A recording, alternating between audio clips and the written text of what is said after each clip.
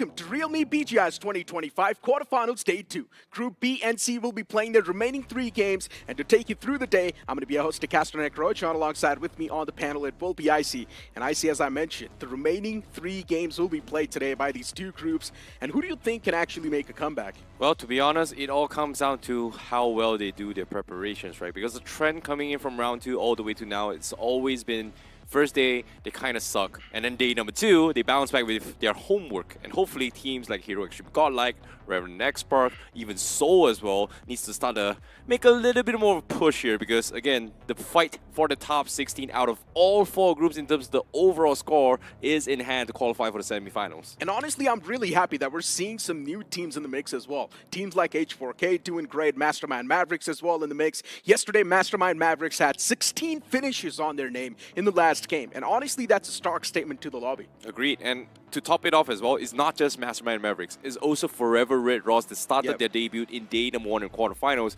with a very, very interesting banger. We didn't see too much action, but they were able to get themselves 16 or 17 finishes in a game itself in Erangel to be the table toppers in Group B respectively. And let's not forget NRI Esports from Group C. It was also a team that was absolutely delight to watch. The way they were playing, super consistent, game 2, game 3. NRI Esports were getting back-to-backs in their hands, and the way they were playing, honestly, I would love to see them play the same way even in the upcoming game. But what are these teams exactly fighting for? That's going to be the prize pool, which is on the line, 2 crore rupees for this realme BGIS 2025. And as we know, the champion team will be getting 60 lakhs in their hands. Keep this thing in mind, the in-game crate, which is of course the BGIS crate that's already been announced.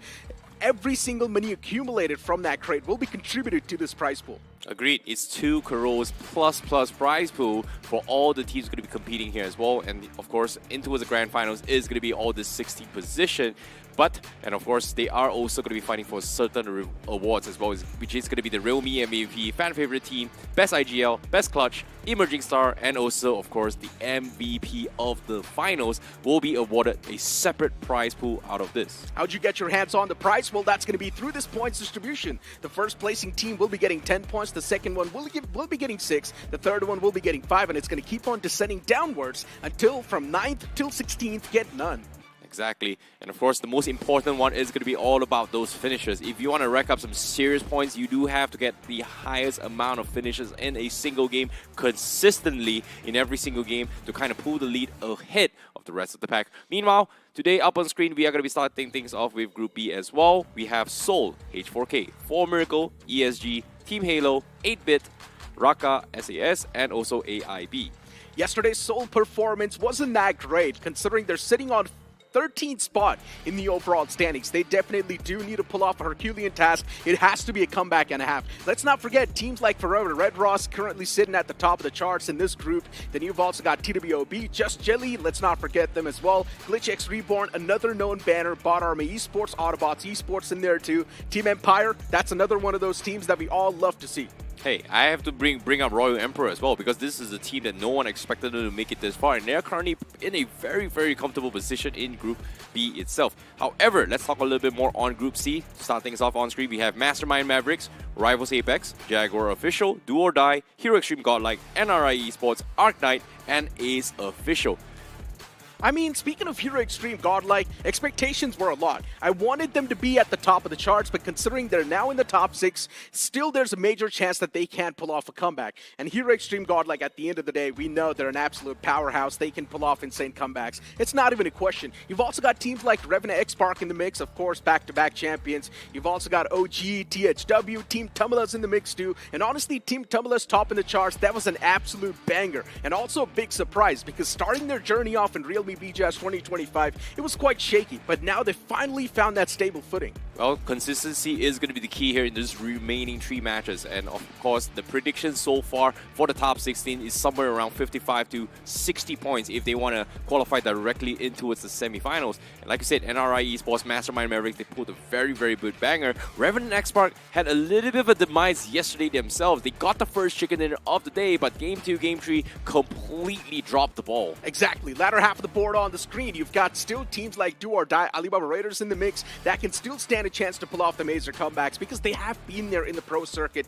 for such a long time. Anything can happen. Still, the overall standings are super unpredictable. All it takes is one massive game to once again bring yourself back in the race. Let's move on towards today's schedule. I'm pretty sure nothing really is going to be changing over here. Instead, we're going to have Group C this time to kick things off, and Group B is going to be playing their remaining 3 games. Agreed. This is going to be the decider here for both Group B and C, and who is going to be able to qualify in the semifinals or not is based on their performance in this final 3 matches each respective group. Erangel, Miramar, Sanok, and then Sanok, Miramar to Erangel for Group B respectively. And this is where things get very, very tough, like we said as well. The table toppers are going to be looking to pull the lead for the semifinals, and the people at the bottom is going to be looking to try and break past the barrier and qualify to the semifinals itself. So this is where I would say the best of the best from the grind and also the round stages compete, and this is the only time they will be facing off here in the quarterfinals. I know, right? Some teams, they might just not face off against each other ever again because directly top 16, they move on towards the semifinals. We've got a team spotlight on the screen. It's going to be Team Tumulas with 18 finishes and the damage number of 4,044 with the average survival time of 23.08 and total points 36, currently top in the charts in Group C. And of course, Team Tamilas is currently in the lead, being one of the table toppers here, not just overall standing, because we've only played 1 day. Day 2, he is going to be the team that is everybody's going to be eyeing to take them down from their high horse. But here is going to be a little bit of player spotlight for you guys here. It's going to be Adi from Team Mastermind Mavericks, who is the table topper for Group C itself with total of 13 finishes. It all comes down to that final game, right, where Mastermind Mavericks absolutely popped off and they had 16 finishes in total. So Adi was, of course, a man who had a major contribution behind all those finishes with 13 finishes racked up and the damage number of 1104. Of course, this man has been the main playmaker for Mastermind Mavericks, but let's not forget, we've still got a few more big names that are yet to make that comeback, and I guess Revenant, Spark, and Godlike has to be those. Agreed, and both these teams do have a lot to actually prove themselves to actually qualify the semifinals themselves. We saw a lot of improvements coming from Jonathan, specifically coming in from Hero Extreme Godlike. They struggled during the grind stages. We saw moments coming from Spray, from Sip as well, but for Jonathan himself to actually step up yesterday was a big number, but they definitely need more improvements to actually overtake Team Tamila. So here's the real question. What do you think, how many points are needed to be on that safer side of things? 55 to 63 points. That's what I was thinking as well. At least 60 points. Bare minimum, you need 60 points to be there securely in the top 16 and secure a spot directly in the semifinals itself. But the good news for the fans is that no one gets eliminated over here. You directly move on towards wildcard if you do not manage to qualify to the semifinals, and you still have another chance to qualify to the semifinals as well. So it's all good in the hood. Inside of this stage, at least, it does come with that cushioning, but it's better to directly qualify for the semifinals because it's also going to get rid of all those overthinking moments that you're going to have. Exactly, and of course, you know, when it comes to wildcard stages as well, it's so unpredictable. But again, right now in the quarterfinals, it's the best of the best. The best of both worlds are going to be gathering here again. I've repeated this one time just now, which is the best of the grind and the best from the undergrounds are going to be facing off in each other here in the quarterfinals itself. The best of the best, they are going to be facing off against each other, but it will happen after this short promo. You guys enjoy this.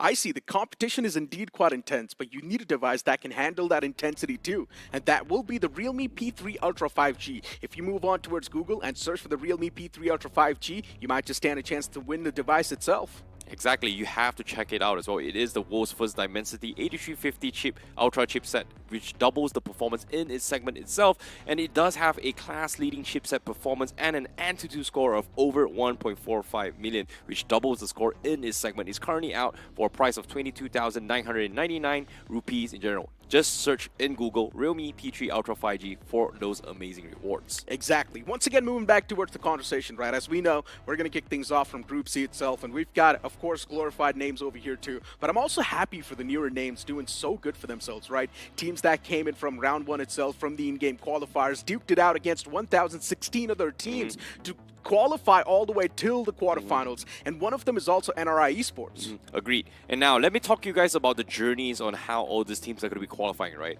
Here in the quarterfinals, if you are part of those top 16 in the qualifying semifinals, in the semifinals, you need to be in the top 8 and you directly advance to the grand finals as well. So that means 2 stages is all you need to make it into the grand finals. However, for teams who do not qualify to the semifinals, they have to go through the wildcard stages, wait for the semifinals to finish, and then compete in the semifinals too. And during the wildcards, they have to fight their slots into the semifinals too, and then make it to the grand final. So it's a longer journey. You don't want to be there. I mean, look, at the end of the day, at least you've got a second chance, right? You do not really get a lot of second chances in your life, and I guess we all pretty much have been there. We do not really get those second chances. So at least for these e-athletes, they've got a second chance to move on towards the semifinals and get their slots secured in the grand finals. You know who has a second chance? Who? Wildfangs. Oh yeah, they have found themselves on the lucky side of bed yesterday, and now they are going to be in the wild cards, which you guys will be able to see in the future stage, of course. Before now, we've got the 16 teams from Group C waiting to duke it out against each other. And another name, that is Rival Apex. We need to talk about them as well, because even they're starting to make some waves. They are in the... I wouldn't say they're making waves. They made a little bit of comeback during round 4 itself, but in the quarterfinals, they had a very shaky start in yesterday itself. So I feel like in today's games, it all comes down to whether or not can they break past the 60-point barrier here to get them safe and secured into the top 16 itself. So that's something that I want to see. They're in the top 8 right now.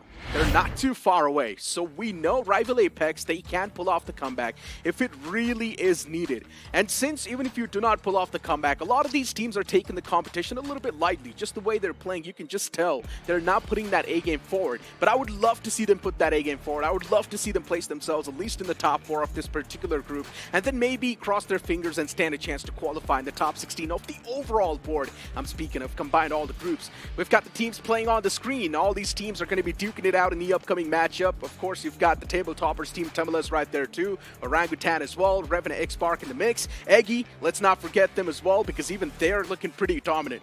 Yep, to be honest, I think I'm a personal fan of Iggy after what Iggy was able to do his plays yesterday as well, because he was the guy that blocked the perfect nade to take down Team Mastermind Mavericks and then securing their win in Miramar itself. So because of that, I've put my hopes on Iggy to maybe try and push past the barrier to qualify into the top 3 at least. Meanwhile, the rest of the world, we have OG, we have Revenant X-Pac from Spiro, we have Rivals Apex, we have Team Mastermind Mavericks, we have Johnny with OG, and you with Hero Extreme Godlike, huh? Interesting. Look, they're not too far back from qualifying, considering Hero Extreme Godlike is currently sitting on the 6th spot. I assume all they need is just one decent game, and easily they can propel themselves in the top 4. But at the same time, they need to have one thing on their way, and that is going to be the teams in the top 4, they start to choke. Yeah, I think it all comes down to just being consistent in general, right? Like, do they have those circles? And unfortunately, say for those, why there's a big split in Group C is because yesterday's map for Group C in particular, especially for Game 4 and 5 of yesterday's game, which is DR Game 1 and 2, was a complete disaster just because we had at least like 6 to 7 teams in the final circle, which is stage 9, in the city itself. Like, we have urban warfare after urban warfare. It was so unpredictable to a point that skills and tactics can only come so much, because eventually the circle is the one that will be giving certain teams an advantage. But still, the way Revenant X-Spark played that was absolutely phenomenal, right? They waited for the right moment to strike, and in the end, when all the action was concluded, they took a shot against the players of Team Tumulus and came out on top in that Cow City. But once again, moving back towards that conversation of the predictions, right? We saw Maisie going with Rival Apex, and now I'm kind of worried for Rival Apex. Maybe they can move up. Well, maybe. Maisie's predictions has been pretty good so far from round 4 until quarterfinals, which is kind of surprising. English Stats hasn't been doing well for round 4 and 5, and quarterfinals itself when it comes to our predictions itself. So I feel like in this situation, it's going to be a do or die situation for some of these teams. They have to push past in towards top 16. Again, we talked about safety net. It is going to be 55 to 60 over points. Team Taminas in the prime position to go all the way. Only, and I mean only, if they are consistent in this next upcoming 3 matches. 10 points per match. That's all they need. And Icy, you want to speak a little bit more about what happened to the players of Sour Esports? Because the engagement that we saw on top of the hill, it was a little bit weird. One man fell to his death, then the second player just got taken down by the players of Seoul, and slowly and steadily things were just completely spiraling down. I think it comes down to just advantage, right? Like, Yeah. I would say Senseiboy's small little mistakes usually will be overcome because he wasn't knocked by any other people. Yeah, So he fell to usually his own people death. would not realize that, hey, they're kind of weak. So being aware of the finish feed gives you a little bit of advantage, which is a skill that not many people actually train for it as well, especially in BGMI. Most of the time, you're training for those gyro recoils, you're training for scopes, you're training for rotations, you're looking at map, etc. But paying attention to finish feed and remembering which team is who and what scenario, and when you're facing up with specific teams, that is a skill that takes time, experience, and it's not just something you learn overnight. It is something that you learn months, maybe even years to kind of pick up on. Yeah, I don't exactly remember which team was that who took down the players of Sour Esports on top of the hill, but it was definitely a major mishap that happened from them, right? Considering it was the last game as well, a final chance for them to at least set things better. It was Hero Extreme Godlike, I guess. Yeah, they were the one to take them down. And considering it was the last game, and considering they had so many things on the line, they knew that this is pretty much going to be the final opportunity for them, at least yesterday, to get something done. And now if you move on today, they do not have any sort of momentum. They're currently sitting at the bottom pack in the overall standings, and just imagine the amount of thoughts that are going to be processing through their head at the same time, the amount of panic that's going to be there when the game actually begins. See, it comes down to experience, it comes down to confidence. Eventually, that is what is going to be a make or break for all these teams here if they want to farm some points, because now we're going to be starting the game very, very shortly here. Necro, what are we going to be expecting? Look, I genuinely think this game might just be taken away by Hero Extreme Godlike. What about you? I don't know. We Let's shall see, find out. because right now.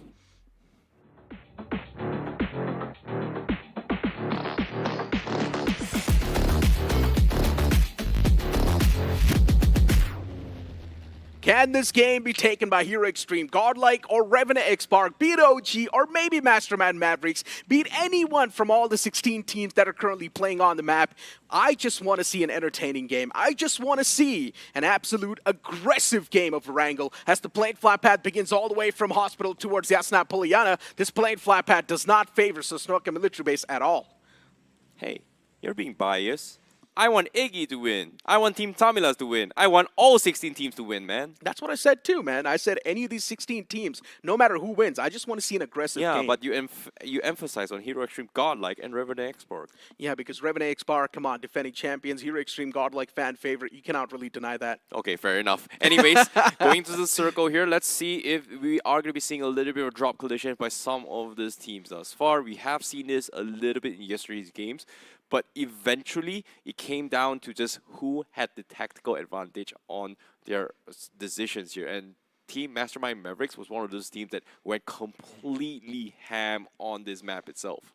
Genuinely speaking, I want to see a tough challenge for these known names. I want to see a new team just rise up to the occasion and make things even more tougher for these newer teams. Maybe go ahead and take them down as soon as possible so that in the later phase, you're not going to be facing that many issues when you to actually take a fight against them in the late game. So things can be taken vice versa. You've also got Arc Knight. Yesterday in the game one itself, they were seen in Cow City. They were actually doing pretty decent for themselves. But then in those latter two games, Arc Knight was nowhere to be seen.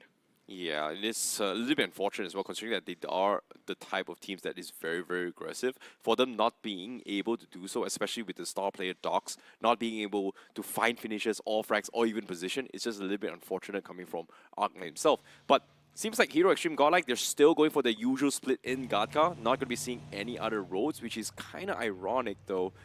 But on the screen now, we do see Alibaba Raiders, going to be a raiding rather early. They do catch remnants of Team Mastermind Mavericks, but I don't think they will want to consider pushing past the barrier, considering that the circle is going to be on the west side instead. Yeah, since the circle is on the left, that means Sour Esports is once again going to go for that hilltop control, which means there's a big chance the mishap can happen once again.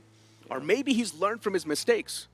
Yeah, it might be the case as well, but we do see 3 teams inside George Bull itself. So Ace Official going to be on the north, NRI on the south. We also see Sour Esports lurking around as well, which is interesting towards the hospital, but I'm more concerned on whether or not Mastermind Mavericks on how they tackle this approach, right? They are in the school vicinity. They are very, very close to the zone as well. So it's not going to be too much time for them.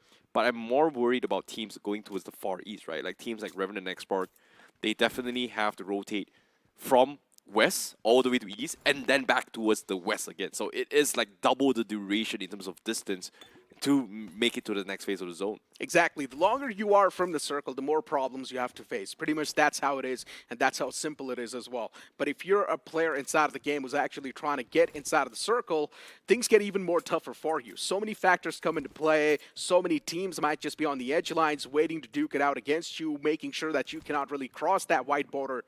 And a while ago, we did see Team Tumulus on the screen. Team Tumulus is known for their proactive nature to instantly go on towards the center and get a good spot in their hands. Right now, they're all the way down south towards Primorx. Taking a good centric part might just be tough, considering Hero Extreme Godlike is in the smack center right now. I have to disagree with you on that. Like, it's funny because Team Taminas, when they were proactive during every single round, they kind of fumbled.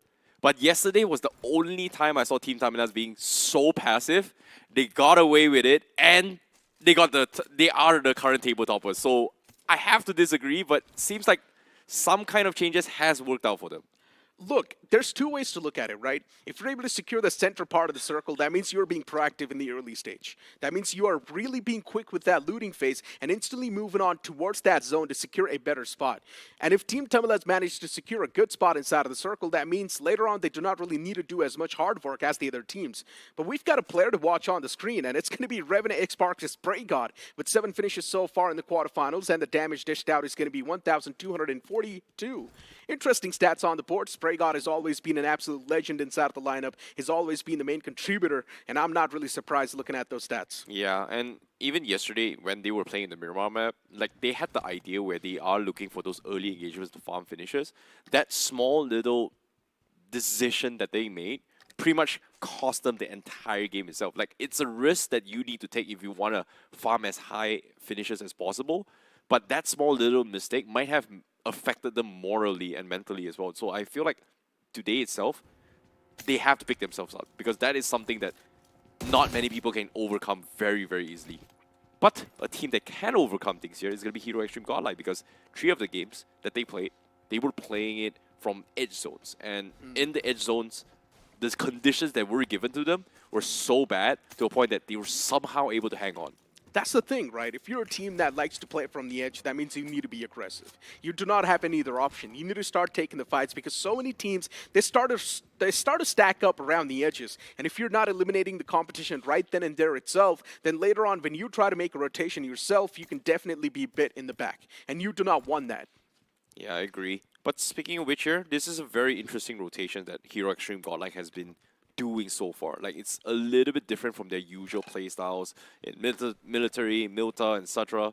But this time, they're going for Gadka, especially when the circle is like this. It feels like, based on the flight path and how the circle spawns, Hero Extreme Godlike may or may not switch up their drop spots, to be honest.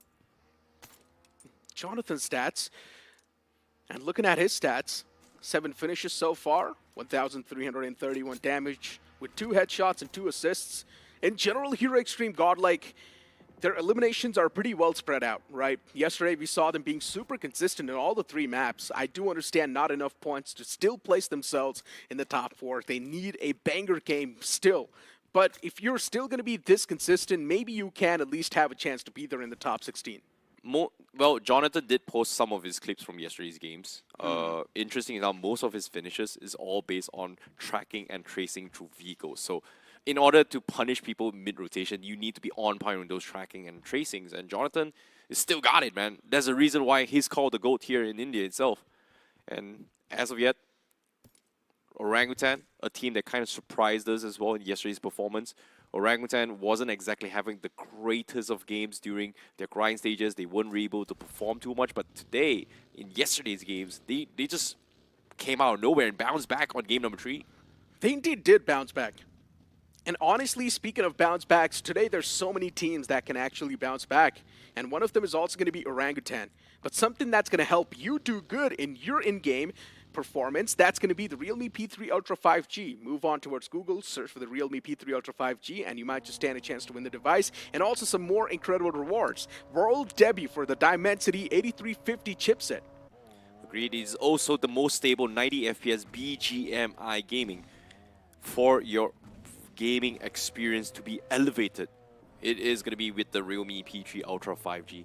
Meanwhile, on screen, we do finally see Revenant X-Pac making their move to rotate into the zone from all the way from Yasnaya. They do have a decent amount of mets as well, but interesting enough, the meta has kind of shifted for some of these teams there. 15 bandages is going to be the requirement, just because it is much more efficient to actually bandage up on those vehicles. But as of yet, as soon as I say this, guess what? Rival Apex, they do have a hovercraft, and they are getting shot from afar. It's fine. The hovercraft, it's not going to be scratched at all, since it's so tanky. The next zone shift's going to be right on top of that hill. As I like to call it, the Big Boy Mountain. Oh boy, Everest. Yeah. Going to be occupied as well. Seems like we might have a very, very similar circle path based on yesterday. And all these teams, they do have a little bit of experience to actually play with it as well. So who is going to be on top of Everest is going to be the question. It seems like NRI already making their way there. Salary was completely dodging it. Here, Extreme Godline not going to be pushing up top as well. They are going to be playing on the compounds instead. So every single team is going to be eyeing for those insane compounds. But as soon as I say this, guess what? Ruins compound going to be taken out. It's going to be Alibaba Raiders going up against Orangutan. OG locking horns against Alibaba Raiders. And as these two players from OG, they really do try to take it up close and personal. Aru from the back finds a man who was lacking around the compound. But even Viscott gets taken down, return. Trades now starting to happen back and forth as Athinki inside of the compound is making sure he's being the punisher and punishing the opponents for all the mistakes that they make. OG, for them, this fight's not going to be too easy since they've only got the final two men standing. And Athinki right now has found himself a bit of that shelter to play with. But look at what's happening. Even Revenant Spark, they close on up towards this compound. A third party comes into play, and Revenant Spark with the maximum advantage in their hands. And Athinki's still posted in that corner. And he's also going to go for the revival on the fallen comrade. There's a big chance OG can recover from this fight. But since Revenant Spark is making that pounce, Sarang gets caught, and even the second man gets caught by the nade place from Alibaba Raiders' Rio. Revenant Spark can be eliminated as well, but as soon as I say so, they eliminate the last man standing of OG and even Alibaba Raiders. They take everything in this fight. This is a big, big comeback coming from Revenant Xbox. This is exactly what they need to bounce back. However, it is sad to say for both Orangutan and also Alibaba Raiders that they will bow out rather early in this debut match here in day number 2. Orangutan and also Alibaba Raiders will be bowing out on 15 and 16 place respectively. But Revenant X-Pac, they were just driving by, they heard all these commotions, and they just took advantage of it. Nicely done though. Which makes a lot of sense, right? Third party always gives you maximum advantage. Since Revenant Spark had all the 4 players intact, they were like, you know what? Let's go ahead and take this risk. They were already reading the elimination feed. They knew a lot of damage was being dished out back and forth. And since OG was taken down to just a 2-man squad from which 1 man was knocked out, already the maximum advantage was in the hands of Revenant Spark. And it was quite an easy scoop for them. Speaking of scoop, let's take a look at some of these teams here, because I was just mentioning about those compounds that they are going to be prioritizing in this circle. Hero Extreme Godlike finds one of the decent ones down the south side as well. If the circle shifts down here, they will have a decent amount of cover to protect those vehicles and also trade very, very effectively unless somebody crashes into them, which is very, very likely. And in this case, Revenant X-Spark was able to be one of those victors from the east side though. Taking down both Orangutan and also Alibaba Raiders was a huge win for them. But all those commotions, as you can see on the map itself, we do have Mastermind Mavericks also going to be pushing from the southeast corner. And surprise, surprise, a majority of the teams are going to be coming from the south side as well. It's quite interesting. So many teams now starting to stack up on the edge. And as I mentioned, if you're Hero Extreme Godlike playing from the edge, you need to be aggressive. You need to start taking those fights and eliminate competition as soon as possible. Because when you start to move yourself in the center, you are definitely going to get bit in the back. And speaking of getting bit in the back, that's what Mastermind Mavericks are doing, biting the players of Revenant X-Spark in the front. But luckily enough, the players still managed to skedaddle away from that spot. Good call coming from Revenant X-Spark. Like, it's a decent amount of compound, but because of the angles that Mastermind Mavericks was having as well, you can see every single angle is going to be exposed. Those vehicles are going to be chipped up very, very quickly here. As soon as they spotted the zone, Revenant X-Spark reposition, they find a little bit more better cover And because of this, they're going to be able to hold out a little bit longer. But the question remains here is, where will the circle shift? Because a majority of it is still on top of Everest. And it seems like whoever is on top has the highest chance possible to take the cake. And currently on top of them, Everest is going to be do or die right now. They indeed are. And honestly, as I mentioned, high ground comes with pros and cons. When you're on the high ground, you will have a lot of information. That's understandable. You can also rack up a lot of elimination points. You can also find a lot of those stray eliminations too. But when yourself are on the high ground, all the other teams as well, they know your position. And there's not a lot of way out from the high ground itself. Well, speaking of high grounds, look at this. Team Tamilas, they scout out all these rotations from the southwest corner. And this little compound gives them a little bit of a shelter and cover. But it does give them a little bit of a nice angle to actually push up the mountain steeply as long as they are going to remain contested. So this is a very interesting position that Team Tamilas have. They indeed do. Playing on the edge, there's no one really around them. It's looking all great. And something that's looking even greater, that will be the realme P3 Ultra 5G, 90 FPS BGMI gaming with smartest AI gaming control, and let's not forget, world's debut for the 8350 Dimensity chipset, which was going to be insane as well. Speaking of insane, where is insane? Oh wait, they got eliminated. I'm sorry, but sorry, insane fans, but had to do it. But all things considered, let's take a look at the fights here, because Team Mastermind Mavericks, they are going to be moving all the way to ruins themselves. It seems like they will occupy the church, and Egi is going to be in this vicinity. Now, I want to see how Egi is going to be playing this year. Wizard was able to pull a big game yesterday for Team Egi, but despite all odds, he's going to be the first ones to get eliminated from Egi itself. Unfortunately to say. I mean, the way things are going right now, it's really quite scrappy. We don't exactly know what sort of a pattern can be brought up. Looking at the positioning on the maps itself. A man getting knocked out by the play zone too. Man, things getting rough, all right? For GG, it's not looking too fluid. They do want to make it inside of the zone, but there's so many teams just camping them out in the edge lines. You've also got Team Tamilas right there. You've also got Godlike on the right side. And GG in the mix, it just makes things even worse for GG. Arc Knight, though, I like that proactive control as Dox has moved up a little bit towards that high ground of the hill, but it still will be tough to contest it. Speaking of contesting right now, how will Sour actually push up the mountain? Because in front of them is going to be Arc Knight, going to be gatekeeping them. We have Duo Die on top of the mountain. And even God's Given Esports, who is going to be stuck out in the open in the south side, they're pretty much done for. They've got Hero Extreme Godlike completely pinning them down. And I don't think they have any way out as well, because as soon as they drive by, they are going to be sprayed out by not just Hero Extreme Godlike, but the rest of the lobby as well, from the east and also from the west side. But look at this. Hero Extreme Godlike, they're just making sure they're keeping them in check. And there is actually a far team all the way far east, which is rival Apex. So I'm very surprised Jonathan is looking to push this. He does want to do it. He's looking for an alpha angle, some sort of a glimmer of the opponents. But since there is a smoke shrouding their presence, it just gets even tougher. Jonathan just looking to find that little glimmer.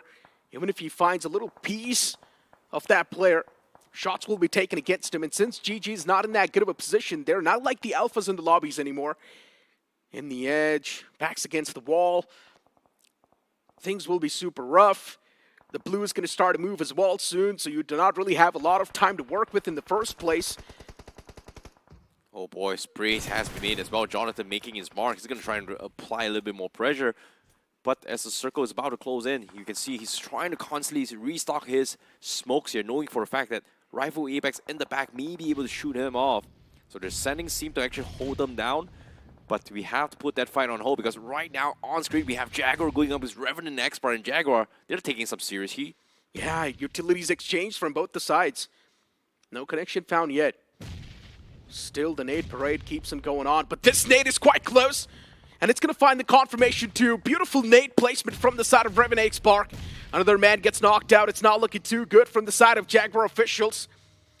They now need to back away, but since the man wants to get the fallen comrade up first, this might just give the open window for the players of Revenant Spark to make the pounce. And that's what they're looking to do. Shadow gets caught, instantly knocked out, but the return knock as well that instantly hit back.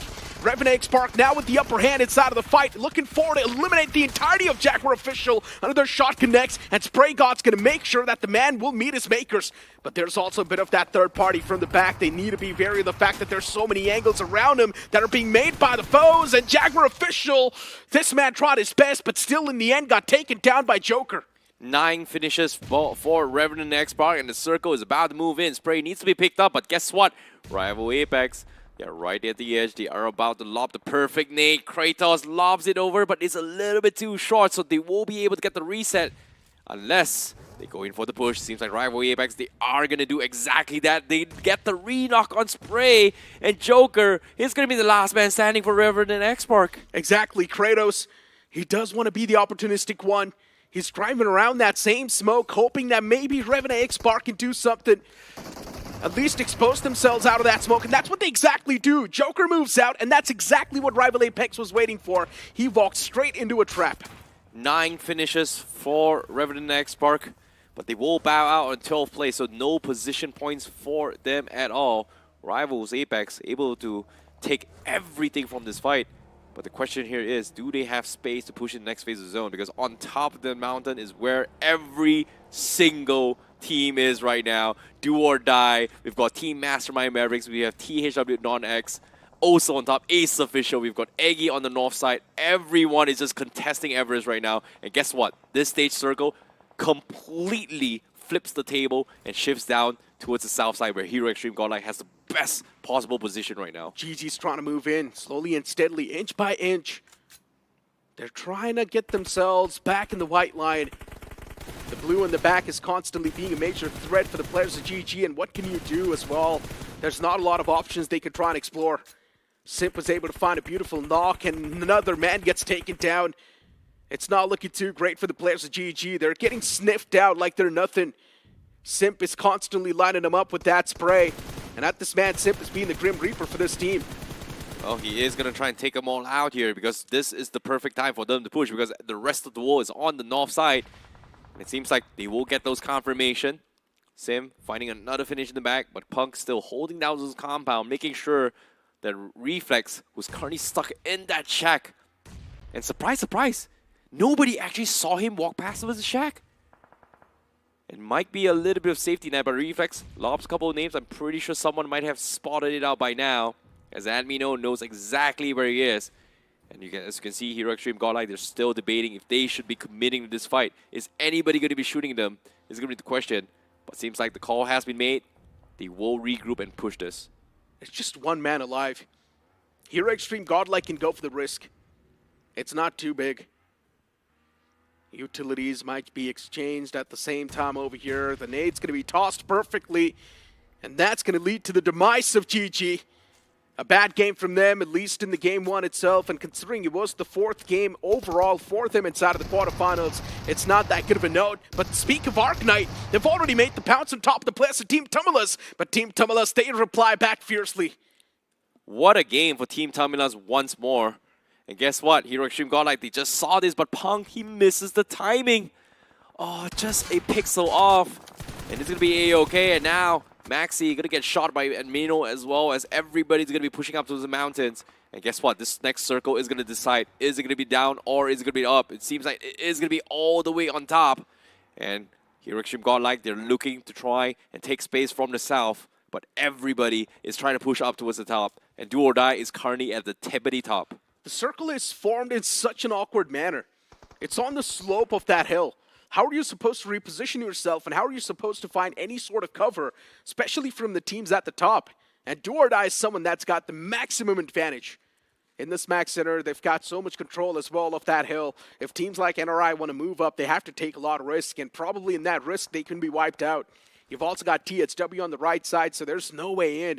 Rival Apex, they've sent Trigger inside to get some sort of scouting job done, but I'm not exactly sure how much space the man can create. Well, only time will tell. As the clock is about to take their way, Do or Die, they have to hold down the fort, but as soon as they say that, guess what? NRI, they get a knock on towards them. And look at this.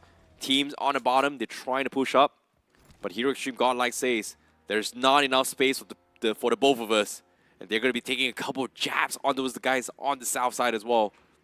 But eventually, this split coming in from Hero Extreme Godlike is all about strategically taking space. And giving it away is not going to be helpful for them at all. Do or Die on top is able to find another finish on towards NRI as they're struggling to push up. Do or Die Reaper. He knows NRI is right underneath him. But what can you do to avoid them? Reaper is looking down right at them.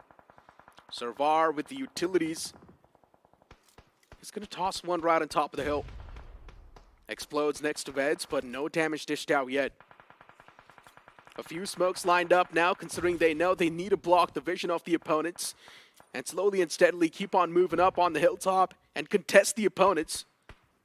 But Do or Die is going to be that constant annoying pest.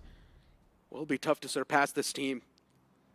Sarwa, the star player from NR Esports, has got a lot to work with. And look at this. He doesn't have a lot of options to rotate. And guess what? Right beside him is going to be another team as well. It's going to be Team Mastermind Mavericks.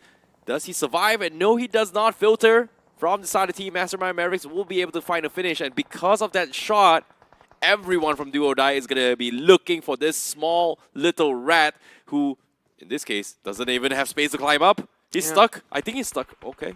Maybe not. Here he goes. He's sneaking. He's sneaking. He'll be filtered out by the blue. He does take a lot of shots, but no confirmation out of those. He did not really have a lot of breathing space in the first place, so you can't even blame the man anymore. It's fine. He tried his best. And Team Mastermind Mavericks, they can't afford to lose at least one game. But now they've got 2 more games to go, and they need to be super consistent in those upcoming 2 games. Speaking of Do or Die, they need any sort of points that they can get at this point, and this game has been incredible. 7 finishes so far. The positioning looks immaculate. Well, speaking of positioning, you know who has good positioning is going to be Team Tamilas as well. They've heard all these commotions. And they are going to be sharing the mountain for now, but eventually they need those pixel-perfect shots. Maxi scouts out a little bit of a remnant here of where Sim is, but doesn't seem to be able to find those connections. I think that's Admino actually on the other end. And Trigger actually getting scouted out by Hero Extreme Godlike. That's going to be 1 more point in the hands of Hero Extreme Godlike. All the 4 players from Hero Extreme Godlike on that southern side. They do want to make some sort of space for themselves in the circle, but since the team's at the top, they've got so much line of sight. Hero Extreme Godlike cannot make any sudden movements. If they do, a lot of shots will be taken against him, and then they will be on the receiving end of things. And they do not want to be on the receiving side. Again, only time will tell where the circle shifts. This is a circle that favors the teams on top. And right now, nobody is inside the zone. And everyone from top is going to get down there. And as soon as they get down, the teams at the bottom is ready to be pouncing on them as well. They have to find those shots. They have to find those connections. THW non-X deciding if should they push down or should they take Do or Die. But as soon as I say this, Do or Die, they get the connection. They find Punk on the other end. Not a good sign for Hero Extreme Godlike. Indeed. THW with that line of sight. They can definitely dish out a lot of damage. And now they're slowly and steadily moving down too, so I like that. Cautious approach. Not a lot of movement made, but they still need to be wary of the team at the top, and that's going to be Do or Die. And Do or Die is not leaving that high ground at all, because they know that's going to be the maximum advantage they can have in this circle. Yeah, I agree, but gunshots has been made as well. A major fight is about to break down. Team Tamilas in a head-to-head fight against Do or Die. And that means there is going to be more space for Hero Extreme Godlike to try and pounce. But as of yet, this is the only time they've got because Team Tamilas, they are taking some serious heavy fire. And look at even the ammunition on Do or Die. They're slowly lacking as well. Pong finds a knock onto his Do or Die. Palu knocked. Not a good news for Do or Die at all. They're getting the revival on the fallen player, but still the rest, they need to create some sort of a distraction. Team Tamala is a team that is currently sitting at the top of the table, and still they're so consistent, untouched in my opinion.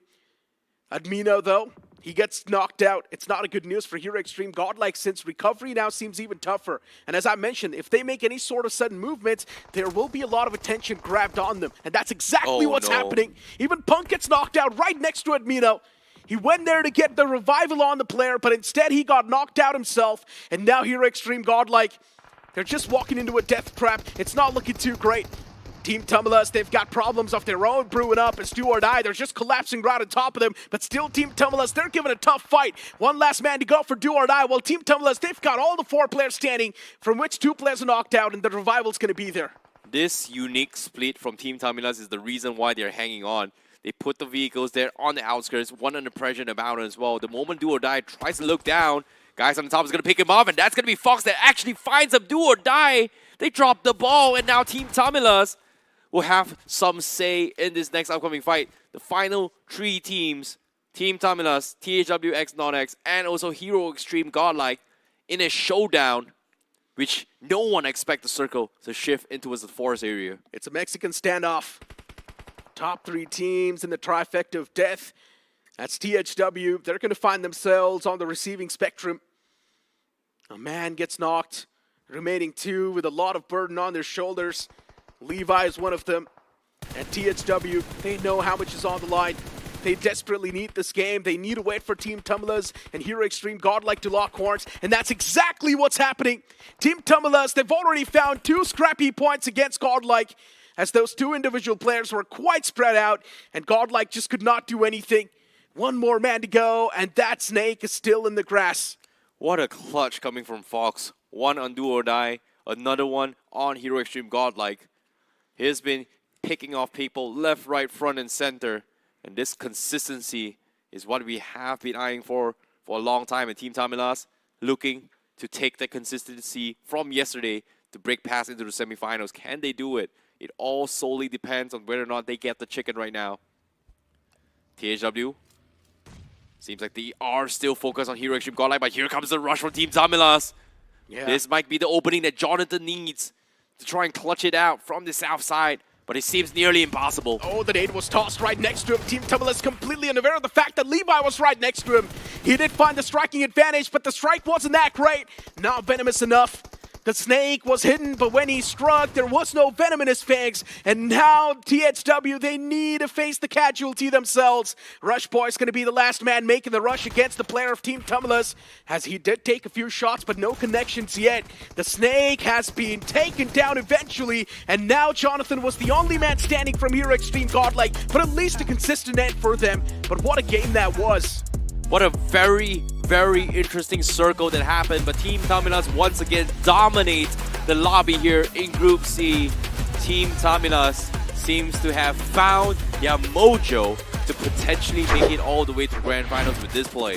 They seem unstoppable with their positioning game. Every single time they find themselves somehow in a great spot, and even their rotation pathways have been incredible. They know exactly what sort of way they want to use to gain intel and what sort of way they need to pave to make it inside of the circle. The micro formations that Team Tamilas has been making as well, the 2-2 split down at the bottom was just insane because do or die has got them completely pinned down, and Fox was the only reason that allowed Team Tamilas to do what they're doing in the Final 4 fight was taking down the members coming from Do or Die, because the moment Do or Die went down, that was pretty much easy games for Team Tamilas. But Do or Die also got a little bit too ahead of themselves, right? 2 players, when they moved downhill, they instantly fell prey. And I don't exactly know why that move was being made in the first place. If you guys want to take more control, it is understandable since the blue zone was right on the back.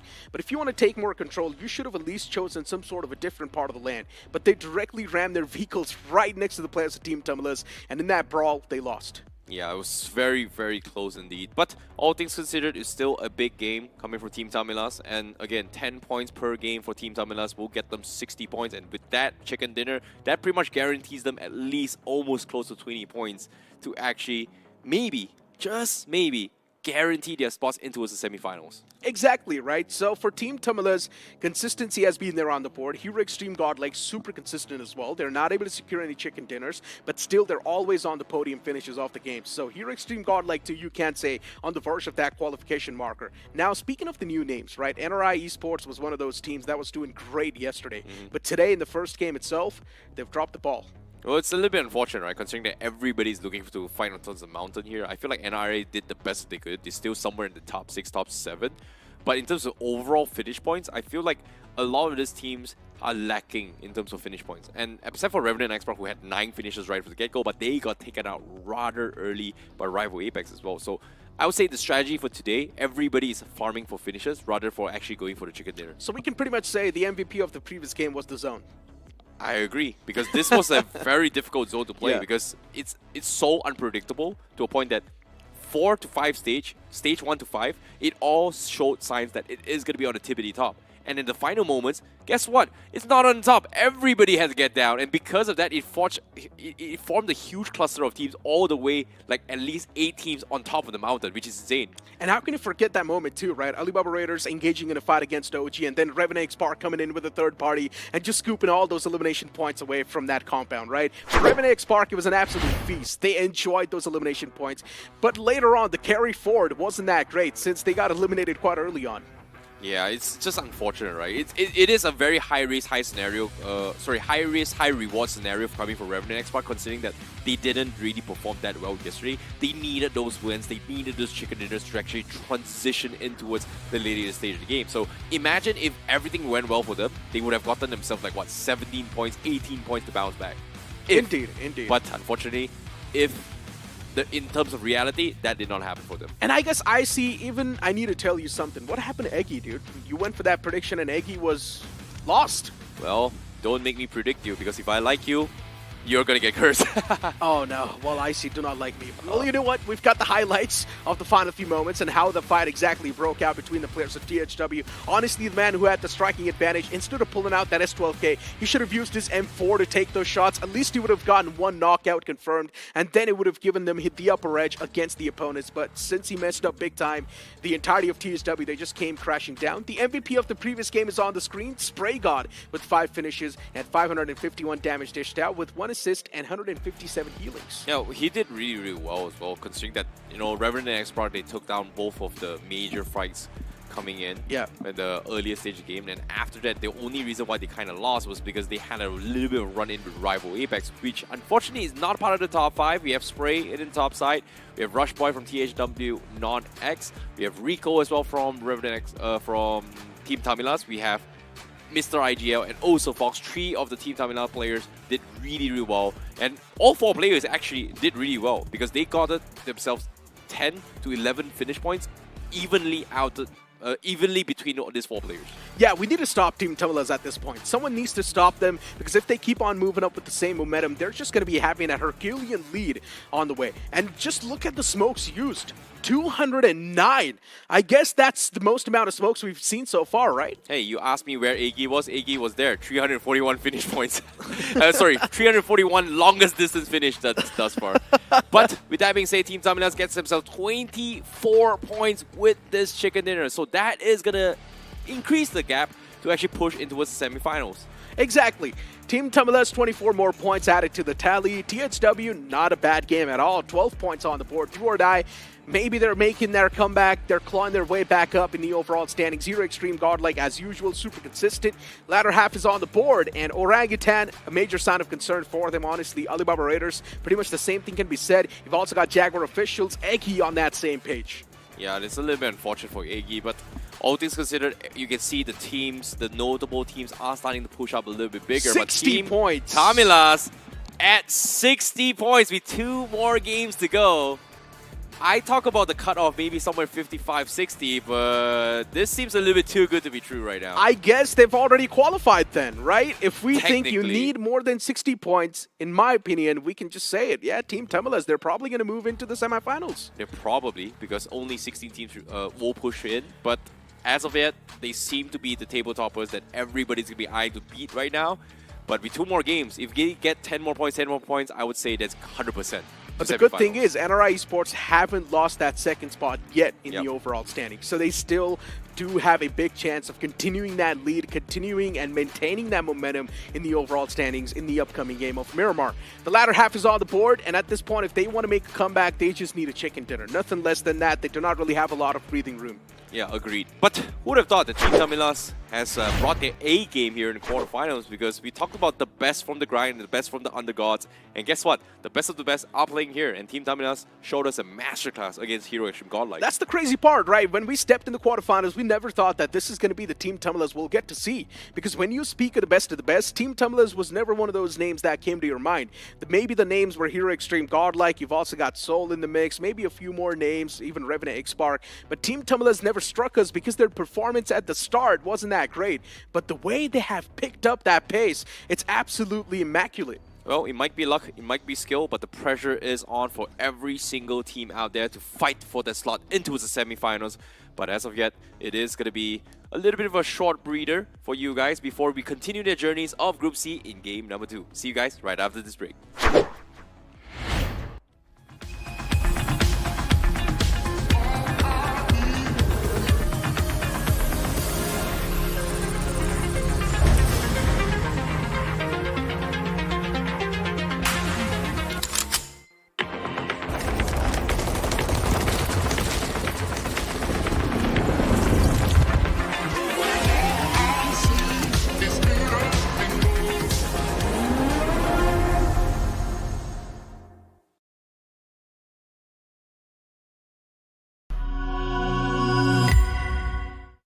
Scout भाई petrol भर दो ना।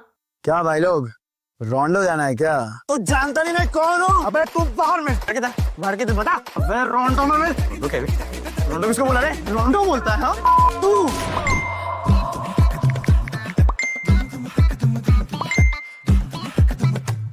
रोंडो? Run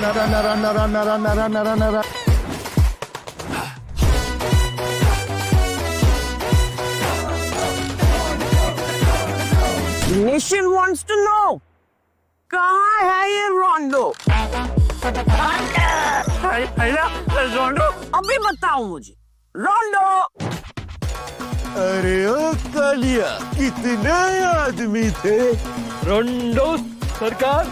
रोंडो? कहाँ है? क्या है ये रोंडो? क्यों बेटा कन्फ्यूजन में? आओ कभी रोंडो में। रोंडो आगे। क्रेज चढ़ेगा सबको क्योंकि BGMI में आ गया है नया रोंडो मैप।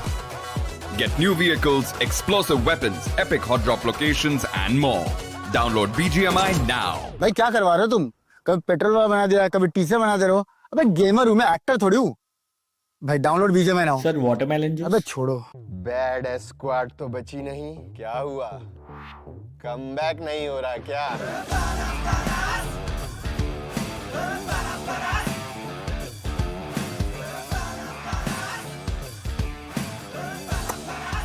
प्रो स्क्वाड जो मैप खेले उसे मीरामार कहते हैं और उसी स्क्वाड को जो बिना स्कोप के निपटा दे उसे विक्टर कुमार कहते हैं।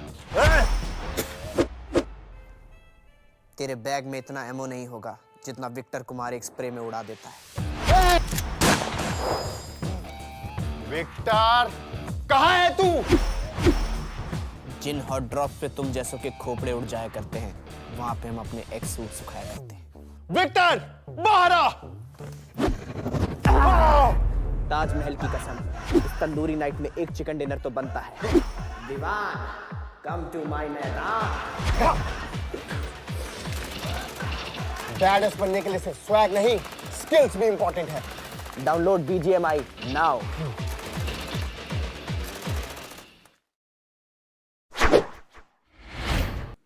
Welcome back after that short break, and now it's Johnny with me on the panel. And I'm pretty sure, Johnny, you were sitting in the back and looking at that game. And just the way the circle was formed, it was so weird. It was weird, but it was an entertaining one as well. So Yeah, nothing taken away, man. And I enjoyed that game because of the chaos that was caused towards the end shift of the zone. Exactly, right on the slope the circle was, and so many teams were just in that chokehold. They were not even able to make it. And speaking of that choke, GG, they never found themselves inside of that zone at all. Yeah, God's Given has been struggling since yesterday, to be honest, and I don't know how they will be able to pick up the pace with just 2 more games remaining. So I think this is one of those names that might already be thinking about that wildcard stage and how to try and bring themselves towards the semifinals from the wildcard. Look, for God's Given at this point, as you mentioned, yeah, the chance for them to qualify is next to none. Unless if they get a 30-pointer in the upcoming game, then instantly they can swing back to life as well. But just that 30-pointer is not going to do anything. They need another banger game in the last game itself. So that's a little little bit too much to ask for, especially from a newer team that's coming in here. And you got to understand this as well. There's nerves setting in. There's always a lot of pressure, especially when you're facing off against teams like Revenant, Spark, and Hero Extreme God. Like, automatically all that nostalgia kicks in. So it will be super tough for these players, right? But hey, something that's going to make your journey a little bit easier, that will be the Realme P3 Ultra 5G. If you move on towards Google and search for the Realme P3 Ultra 5G, you might just stand a chance to win the device and some more incredible rewards. Exactly. We have been talking about this device for a long time, the Realme P3 Ultra 5G, the world debut of the Dimensity 8350 Ultra chipset. It is an amazing device, comes with a lot of AI-packed features that make your gaming experience smoother and better. And can't even start to talk about that 90 FPS smooth gaming experience that you get. Also, you keep talking about it, right? BGMI certified. What else do you need, man? Exactly. What else do you need? So move on towards Google and check out the device right now. But once again, moving back towards the conversation, the upcoming map is going to be the map of Miramar. Who do you think is actually going to be the one to make a major comeback now? See, right when we had the leaderboard for that previous game, and of course the overall leaderboard, you pointed it out, big signs of concern for Orangutan. So I want Orangutan to step up. The players have it in them. This organization is loved by their fans. The players are loved by their fans. And with all of that love comes expectations as well that the players need to live up to. I understand for a team like this, it should not be a big ask or a task, in fact, to qualify from the wildcard stages. But why go that route? In my opinion, now it's a major task. Because if OG does want to qualify, they've only got final 2 games. And in those 2 games, if they do not do anything, well, then it is quite bad. Because if OG is not able to move up, then honestly, a lot of those fans, once again, are going to start to doubt the entirety of OG. What exactly is going on with this team? We had so many hopes when they moved on towards this 2025 era, and they played so good in the previous third-party tournaments. But now in the official, once again, OG is choking. So OG, they've got a lot to live up to. Exactly. There's a lot that has been left lacking for the fans and for us as well. Because, I mean, it has been a long time since we've seen this team where they deserve to be and where they should be, at the top of the tournaments that they play. But we did see that amazing esports crate on our screens a few moments ago. And ladies and gentlemen, just a reminder, it is going to be out. So it is going to be available for you guys to grab that esports crate for yourself. And of course, the proceeds that will be generated through that esports crate will be added to the prize pool of this BGIS 2025. There's going to be something for everyone to walk away with, and especially for the teams that make it to the semifinals. Because guess what? It's not just going to be the top 16 teams that will be getting that prize money for themselves. Exactly. And I was also checking out the entire set itself, and I love that Juicer Uzi skin. It's incredible. I love that skin. I want to get my hands onto it, so I am spending UC.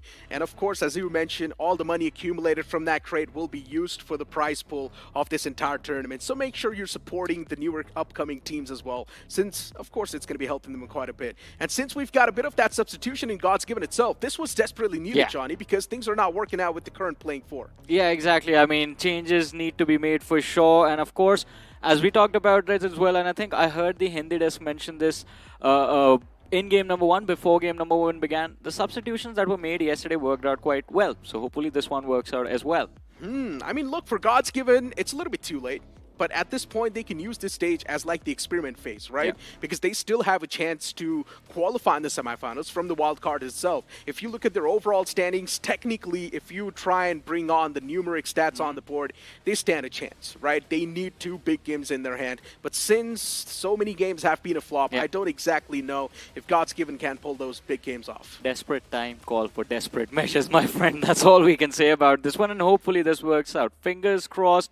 Good luck to the boys. Last 2 games to go. And as you mentioned, maybe they need somewhere over 30 points in one game, which is unrealistic. So I say at least go for 20 to 25 in both the matches. And if they can pull it off, they can qualify. Maybe they can qualify. I can imagine it's like a panic situation for the players of God's Given at this point. They're like, yeah, the main playing 4 is not work out. Let's pull out all the cards we've got so far. Let's bring in the substitute as well. Let's see what he's got to do. And if they are feeling confident with this substitute, well, you might as well try and make sure that he plays in the playing 4, and maybe things can be better for you. But for now, let's move on towards this game of Miramar.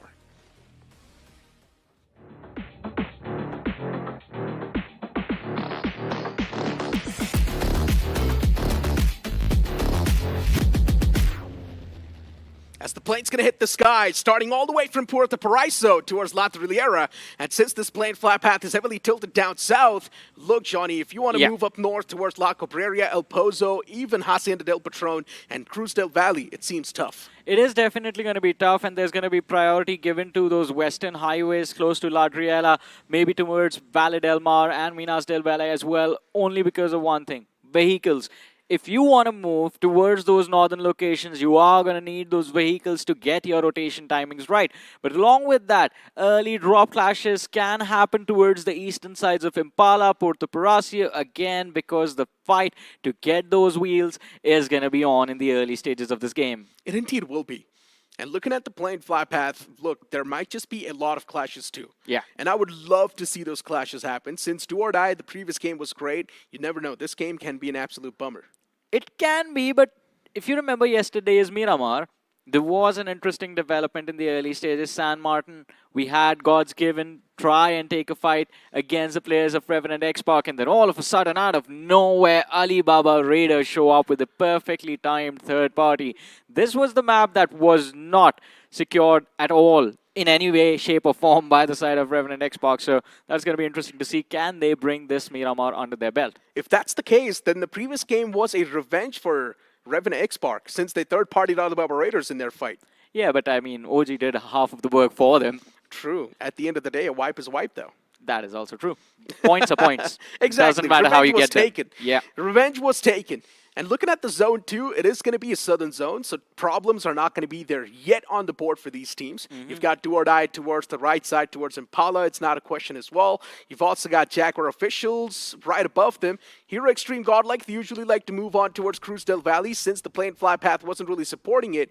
Now they're going to take a pit stop, get their hands on the vehicle, and then move in towards their main primary drop location. Also, the drop clash that we were talking about from yesterday's Miramar has been avoided this time by God's Given. They have dropped towards La Driela, and from there, I believe they are going to try and stick towards the western half of the map.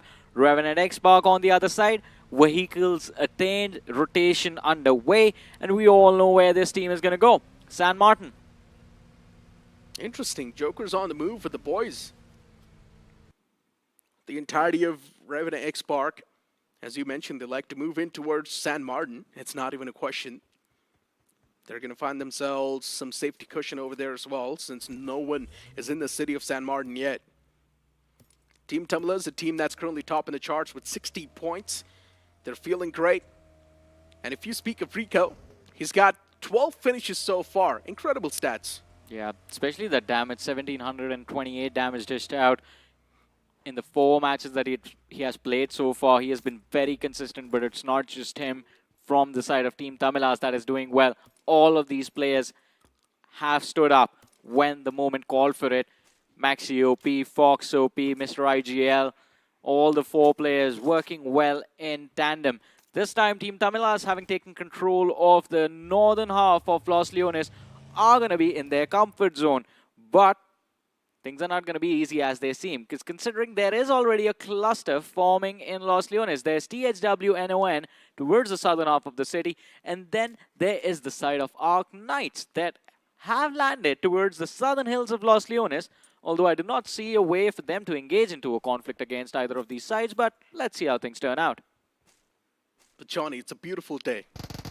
It is indeed. Yeah. For these teams, maybe not so much. Oh, not for Ace official. Yeah, Alibaba Raiders too. Concerns rising up. For Ace, Hypnos is the only man alive. In this compound, at least. Since he does not really have his teammates backing up, this is going to be a tough fight to convert, but still he's managed to find 2 knocks. How is that even possible? Pulls out the TMR, connects that headshot, and Hypnos instantly swings back to life. And even his teammates in the back are now there to support him. This is great from Ace official. Hypnos, he just single-handedly turned the fight. Alibaba Raiders, what a big mishap this was. And this was the only game they could have posted a comeback. Yeah, definitely. The Raiders of the Lost are getting lost themselves this time. Alibaba Raiders, a big price to pay today to go for that early conflict. This time, Ace official, and as you mentioned, Hypnos, brilliant turnaround. Man, literally took my breath away with that one. And now it's going to be Rio stuck in a 1v4. Can't really do much. Ammunition is lacking. The armor and helmet not good enough as well. And burns in the fire from that molly. It is going to be Hyper Ash securing that final finish for his team. Brilliantly done. Perfect execution from Ace Official and especially Hypnos. That early 2 knocks secured are the only reason Ace Official finish off this fight in a very clean manner. You would never expect that. He was the only man from his team in that compound. And still somehow he just flips the odds against the opponents. Alibaba Raiders, I'm pretty sure they do not even know what exactly hit them. For sure. They are going to be struggling to recover mentally after this. They're going to be kicking themselves in the shin for sure. Yeah, and the crazy part is he did not even have a shotgun. That is true. It's just the SMGs, man. SMG and the DMR, by the Yep. way. Yeah, the tap was deadly. It directly connected on the skull. The man could not even do anything. No fighting chance. But honestly, you gotta feel bad for Alibaba Raiders. How unlucky can you be in that scenario? It was, I would say, a little bit of luck involved and a little bit of overconfidence on the side of Alibaba Raiders. Never underestimate anyone. I think that's the lesson to take away from that entire situation. Yeah, but I don't think so they were underestimating either, right? Both the players were pushing at the same time, so they were respecting the opponent. If a solo man pushed up, then that would have been an overconfident move. They swung from either sides one by one. That was the mistake they made. Yeah, maybe the coordination was off, I guess. And plus, did not account for the fact that no one is going to be alone in Miramar for no reason at all, right? You see a man out in those broken buildings, for sure his teammates are going to be around him somewhere. And those hills, they had eyes for sure, and guns as well, because the third party came in at the perfect timing from the backlines. Not a third party, but the engagement, the re-engagement from the side of Ace Official came in at the perfect time. Yeah, the teammates were pretty quick too. Yeah. But hey, speaking of quick things, even the realme P3 Ultra 5G, the performance is quite nice. You've also got the smartest AI gaming control, world debut of the Dimensity 8350 Ultra chipset. If you move on towards Google and search for the realme P3 Ultra 5G, you might just stand a chance to win the device and some more incredible rewards. There's an Ultra there for a reason, right? Yeah, it's Ultra. Everything's going to be Ultra. Your performance is going to be Ultra once you get the realme P3 Ultra 5G. But, incredible. The teams of Los Leones have exited the city, moved out into the open, moving towards Chumasera slowly and steadily, and neither one of them have engaged against each other. You see Team Tamilas west of Los Leones along with them, THWNON and the side of Arc Knight, although towards the southern edge is where I see a little bit of conflict brewing up with Do or Die and Eggy 4AM being present towards those hills. I mean, Team Tamilas in the Smack Center once again. You spoke about Arc Knight. There's Do or D right next to him, and even Eggy's moving up now slowly and steadily. If these two teams do decide to engage, then Eggy has got an easy third party to convert. I mean, anything could happen. What if Eggy 4AM and Do or Die engage in a conflict? Then that swings the favor of the fight in the favor of Arc Knight. But towards the right-hand side of our screen, we did see Godlike on our screens a few moments ago, moving in from that northeastern edge. Mastermind Mavericks are going to have the opportunity to block their way. Team Tamilas was there a few moments ago. As you mentioned, Smack's center of the circle is where they are. So the most comfortable team up until this shift of the zone, where all of a sudden Orangutan, I feel, has the prime position. OG at the top, yes, they have a great spot. They can acquire a lot of intel too, Johnny. Yeah. But that also means their position will be exposed to everyone as well. And this is what I'm talking about. Shots were taken against Athenki. Now he's trying to find exactly where the shots were taken from. But speaking of OG, they need these two final games desperately. And I'm pretty sure they're going to try to do whatever it takes. They're going to try to pull out everything they've got in store. Maybe even pull out that Veron card if you need.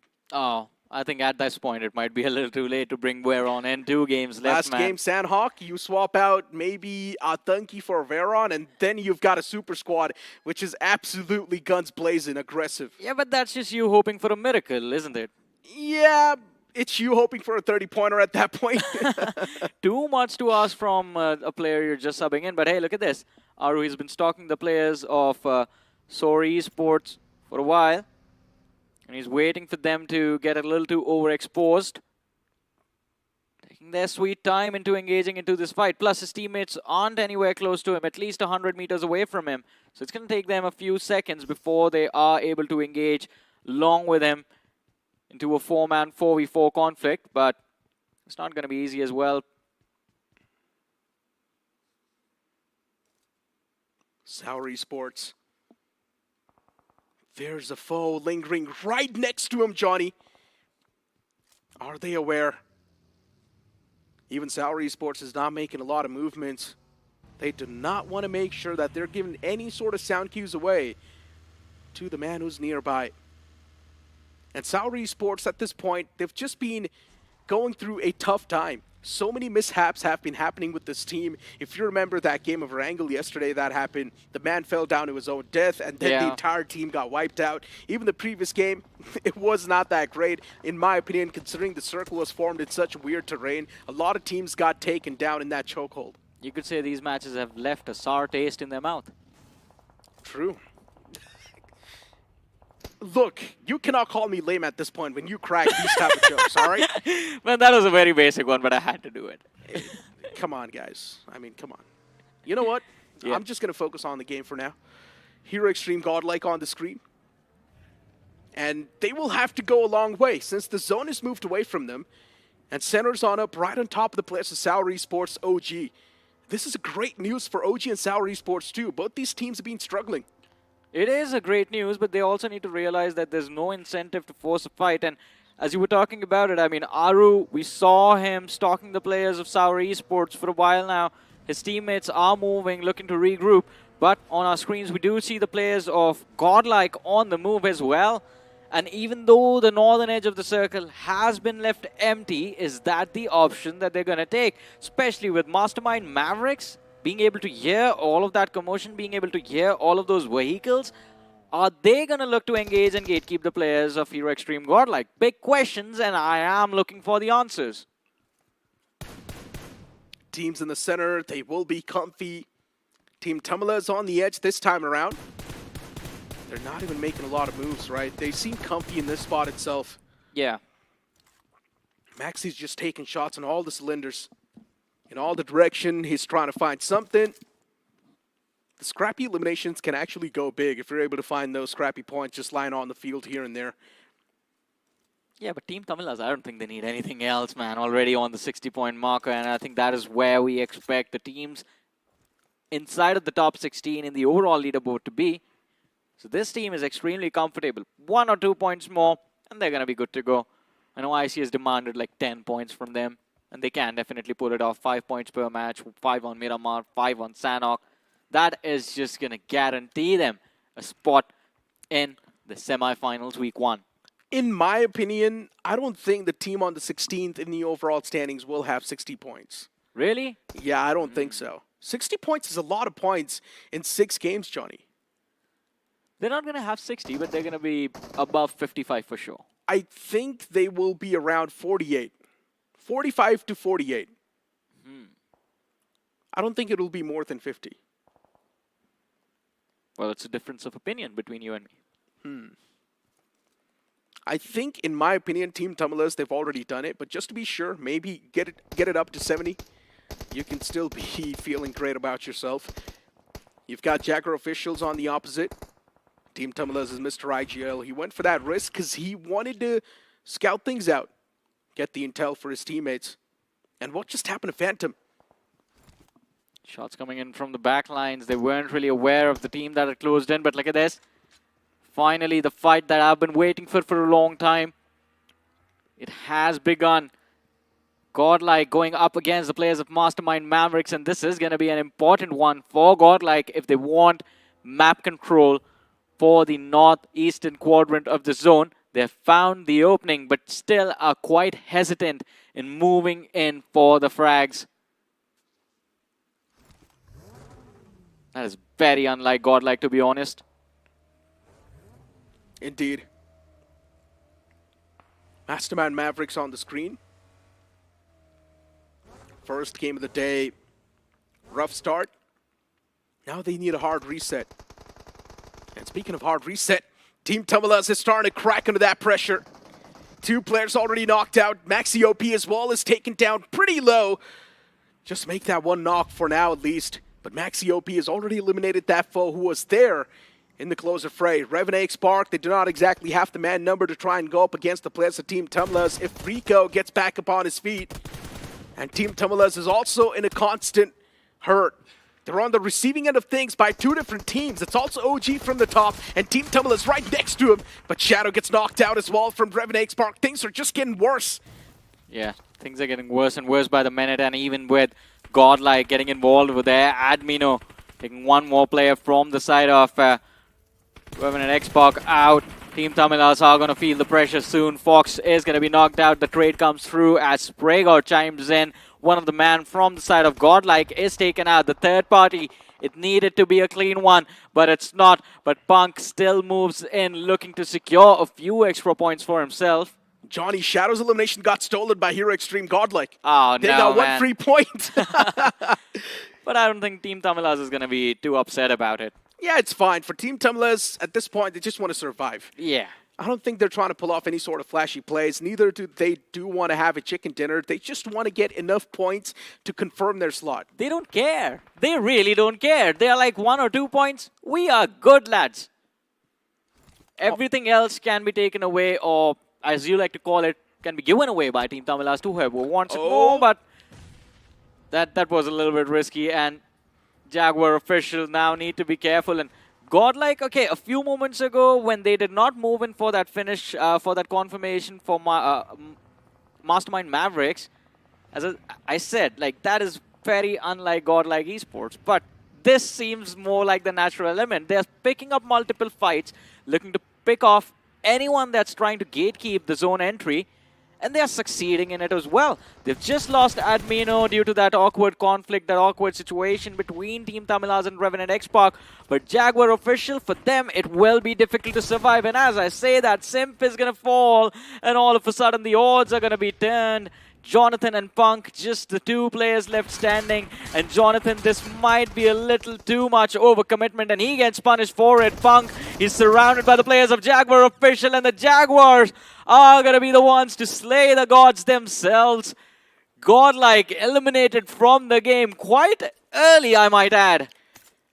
Really early. Hero Extreme Godlike, the way they were moving was through consistency. And now 1 game is already dropped. The upcoming game has to be a big one, no other option. Or else Hero Extreme Godlike, they stand a chance to move on towards wildcard. And wildcard is always going to be risky, man. You never know what's going to go down in the wildcard stages. They need a big game in Sanok. That's the only way they can recover towards this quarterfinals. It has to be at least more than 23 points. That's the only way Hero Extreme Godlike can at least stand a chance to move on towards the semifinals. Or else they will need to go through wildcards the longer route. But you know what? Focusing on what's going on right now, Team Tamilas, even they were taken down with 2-man squad. But as you mentioned, they've already done the heavy lifting. So they do not really need to worry too much. Joker's out in the open. Revenant X-Pac, they're not looking too comfortable either. Final 2 men standing. Just like Hero Extreme Godlike, even Revenant X-Pac is struggling a lot. And Team Tamilas, they're being a constant threat in the back. Constantly taking those shots against him. And Revenant X-Pac just not having a lot of room for error. I mean, this is revenge from Team Tamilas for the awkward fight that happened between the 2 sides a few moments ago. But look at this, Mastermind Mavericks playing like masterminds themselves to charge upon the players of God's Given. 3 players knocked, 2 finished off. Reflex, the last man left standing, finds the trade as Maxmer is going to be knocked out. But a sliver of HP and shots coming in from the back lines. It's going to be Rickson who finds that last frag for his team. 4 finishes on the board. Mastermind Mavericks still survive, or should be able to survive with a full roster from here on out. Even the substitute did not work out, Johnny. Yeah. Even that was down the drain. Mastermind Mavericks, 2 players lost, Maxmer and Filter. For them, recovery is needed. Mastermind Mavericks not doing too bad in the overall standings as well, since they're on the 2nd spot right now with 37 points, right above NRI.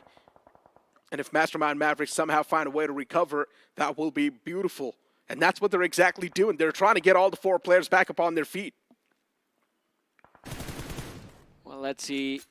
It should not be too difficult. 1 player knocked out. The revive comes through and he's back up. Ready to be a part of the action, but Team Tamilas playing the hill slope towards that northeastern edge.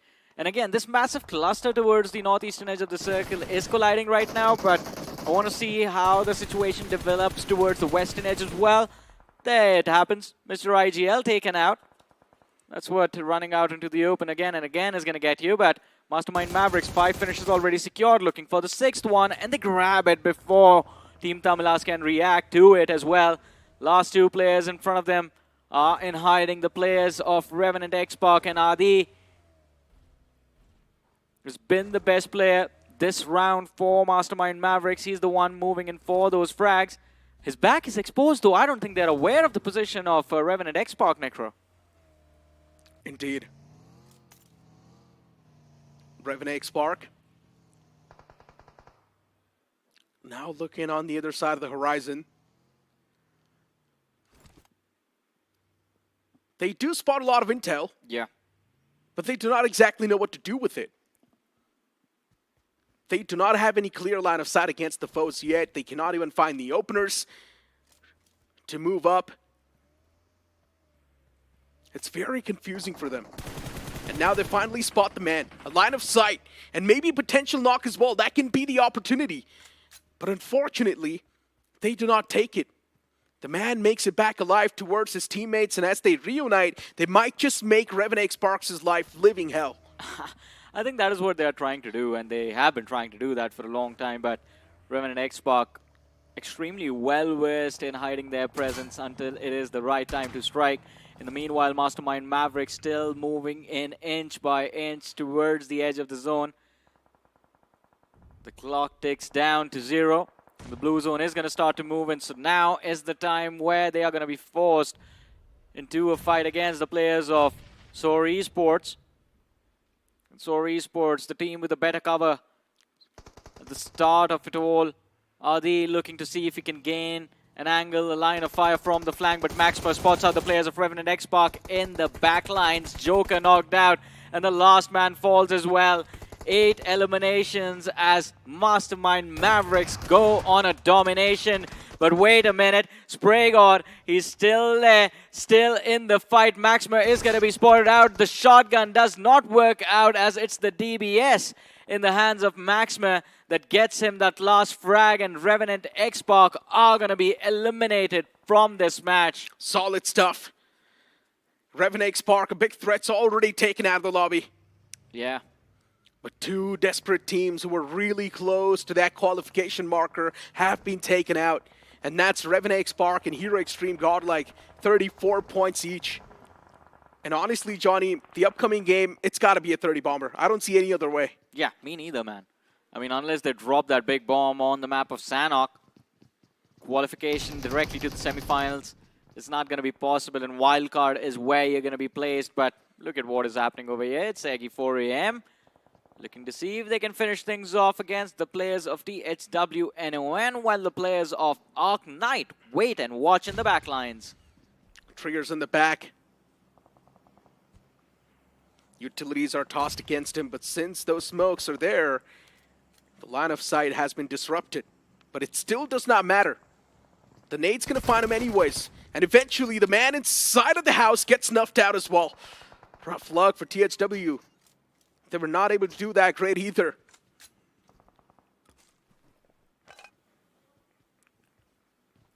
Well, Eggy 4 AM though. 7 eliminations secured, so they have definitely turned things around compared to how things were going for them yesterday. And now it will just be all about how consistent they can be in this match and in the next one, already making their way into the top 6. As it is stage 6 of the game, 21 players still alive. And Mastermind Mavericks looking to keep the domination going. 9 eliminations secured in this match by Mastermind Mavericks. They are looking for a few more. And it is going to be the side of Orangutan blocking their way. And look what the shift of the circle has done. It has forced the players of OG into a 2-2 split. They are going to try to regroup, but the question is, will all of them be able to make it towards that compound sitting smack center of the circle? Top 6 teams alive. OG's one of them in the smack center, and that's the best possible compound you can ask for. OG's got the perfect position and the prime spot. Rival Apex towards the left, still looking to breach inside of the zone. They do not have a lot of cover to work with. And that's where teams like OG can take the advantage. But if OG decides to expose themselves too much, that will be unwanted risk too. They need to play this brilliantly. They need to be smart. They need to pick and choose between good fights and bad fights. NRI, even they're desperate to make it inside of the circle in a better spot at least. Get a hold of better ridge. There's Sour Esports in the back. That's going to make their life tough. And as long as Sour Esports is alive, NRI cannot freely breathe. Of course. Passive pressure of seeing those or hearing those sounds from the back lines. It could force you into making unfavorable decisions, but Naman is going to be so grateful that he was able to run behind that cover. Nades lobbed out towards the players of NRI. It bounces off the tree, and it seemed for a few seconds that it will land in the right spot. But NRI, they've been cut down to 3 players. Chandan OP knocked out. The counter nade from the lads of NRI onto Naman finds no connection at all. Rivals Apex, they need to find those knocks for themselves before NRI end up wiping them out. There's a little bit of assistance coming in from the flank as well, but it amounts to nothing as of now. On the other side, look at what has happened. Eggy 4AM taking on the players of OG. Rival Apex, even they want to be in the mix. NRI spotted at the hilltop. And shots are taken against Soham too. No time to react though. Some quick peeks from the man. NRI once again suppressed. And since Naman is knocked out, Rival Apex too, they do not really have a lot of breathing options. What a nade that was. It's going to chip the man down super low, but Tiger, you do not have a lot of room for error. And look at TMM. Mastermind Mavericks, they've made the pounce on top of the players of NRI, and since NRI does not have enough man number to defend themselves, there's a major chance they can be lackluster in this fight, and that's exactly what happens. Team Mastermind Mavericks, they wipe out NRI, but now it's time for Rival Apex to step in the fray. Yeah, and the timing of this is going to be perfect for Tiger as well. He sees the prey on the other side of the ridge, and the nades being lobbed out towards the players of Mastermind Mavericks, but no connection found. And if the Mavericks recover, then it is going to spell doom and destruction for Rivals Apex. 2 players left alive. The revive comes through. Naman is back in the mix. But Mastermind Mavericks, look at how good this team is this time around. Necro, 16 eliminations secured, and all 4 of them are still left standing. In the meanwhile, though, an update. OG has been eliminated by the side of Eggy 4AM. Completely wiped out in the building that they were hiding in. It's hard to believe. But as I mentioned, they need to pick good and bad fights. And that's where I guess OG did not really pick the good one. Instead, they picked the bad one, and that's why OG is not in the game anymore. And honestly, that's quite rough since OG had the best possible compound they could have asked for. They're in the prime position. Rival Apex, they do not have a lot of HP to defend themselves. Neither they have the man number. And Naman, he will be overwhelmed by the presence of Mastermind Mavericks. 18 eliminations on the board. Apart from these 4 Masterminds, it's just the 3 men from the side of Eggy 4AM left standing. And Pro is going to be spotted out. The spray comes through, but no connections found. Maxima whiffing a few shots, but still they are aware of the position of one of the players from the side of Eggy 4AM. Utility is lacking on Mastermind Mavericks, but at this point I think just the raw numbers advantage, especially considering it is the end game stage 9. They should be able to clutch it out, but even before I finish that sentence, Adi is going to be knocked out, and it is an even Steven 3v3. Maxima taking a lot of damage as well, and things are just getting from tough to worse for the Mavericks themselves. They tossed out Eggy. They want to be the dominant one, apply that pressure. But how can you do so? Mastermind Mavericks too far away. The knock they had found. Already, Mastermind Mavericks have managed to find a way to recover.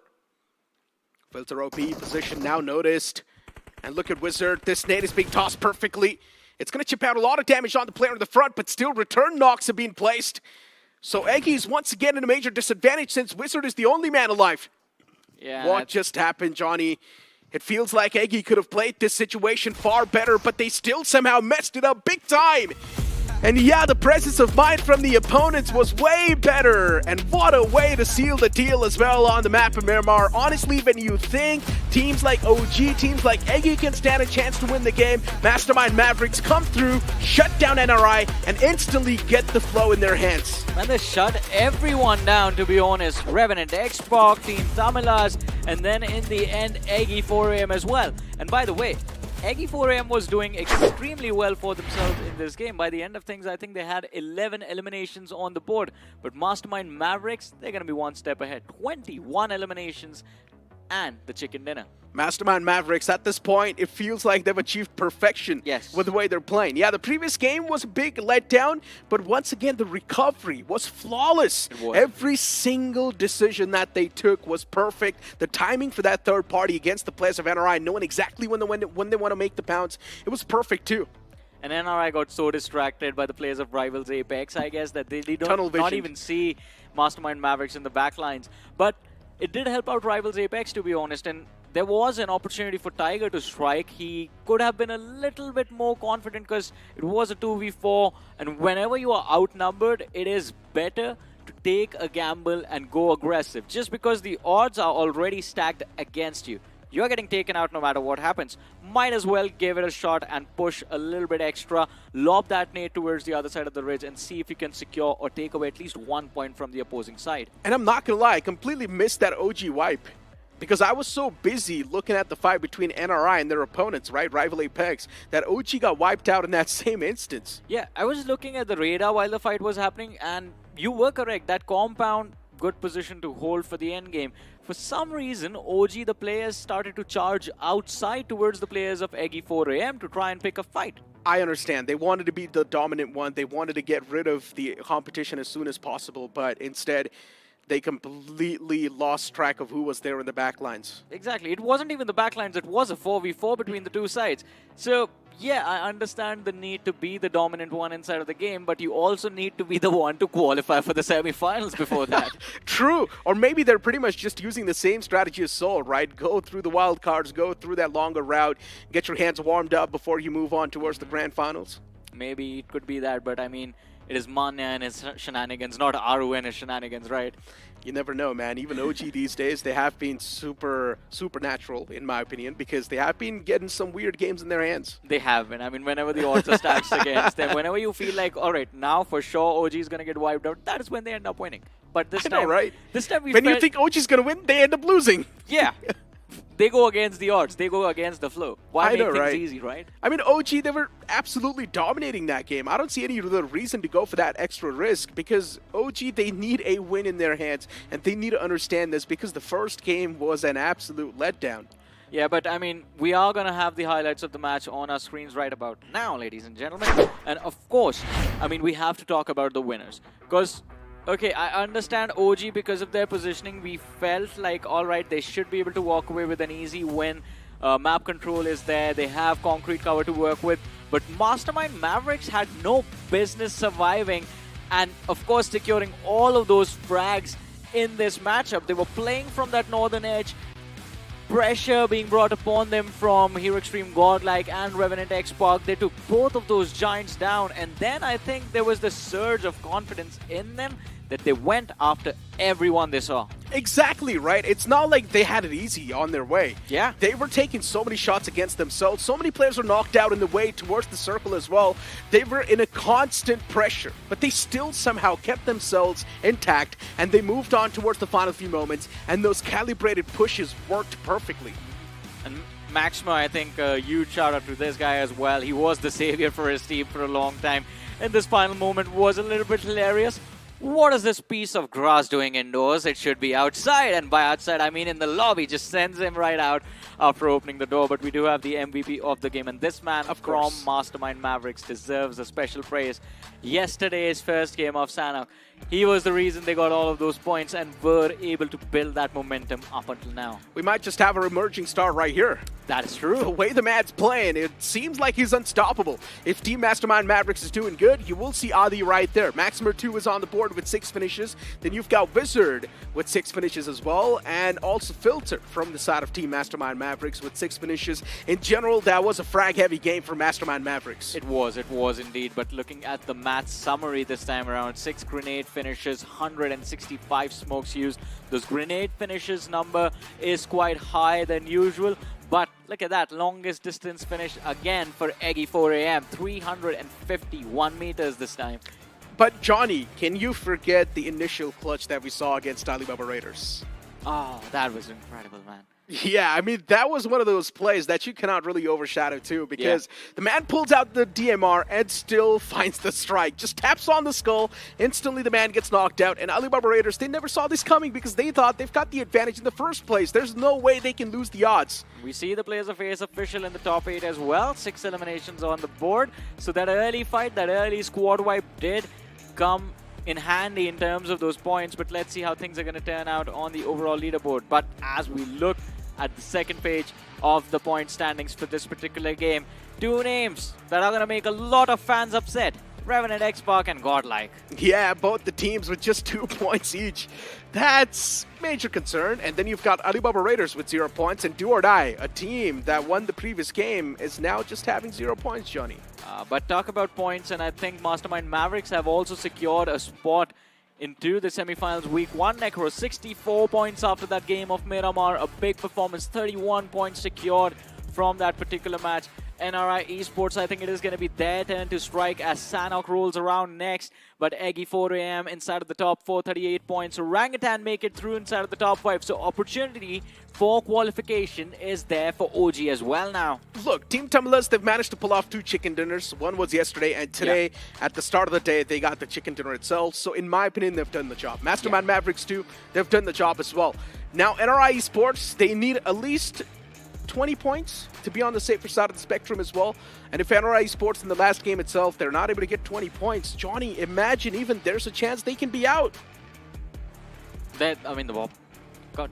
Yeah, I mean, running the numbers, crunching the numbers in my head, I think the probability is there.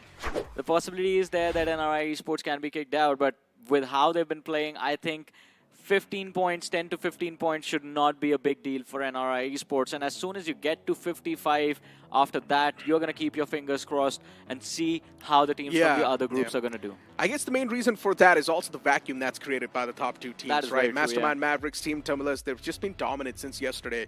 And honestly, no one has found a way to stop these guys. And you do not even have the time to stop these guys because you've only got 6 games to play.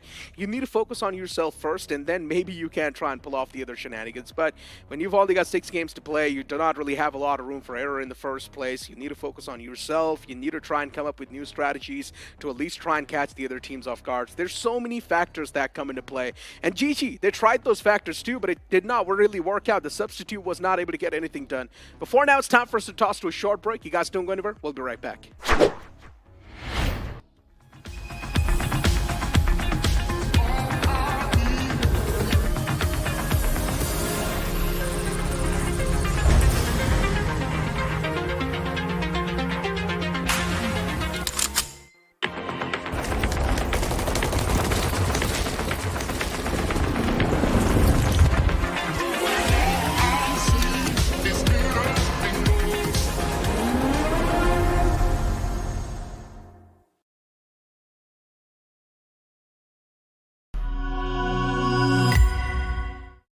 Scout भाई petrol भर दो ना।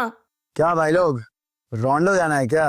तू जानता नहीं मैं कौन हूँ? अबे तू बाहर में भर के तो बता। अबे रोंडो में रोंडो किसको बोला रे? रोंडो बोलता है तू।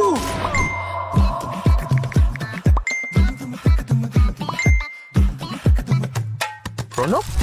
Run.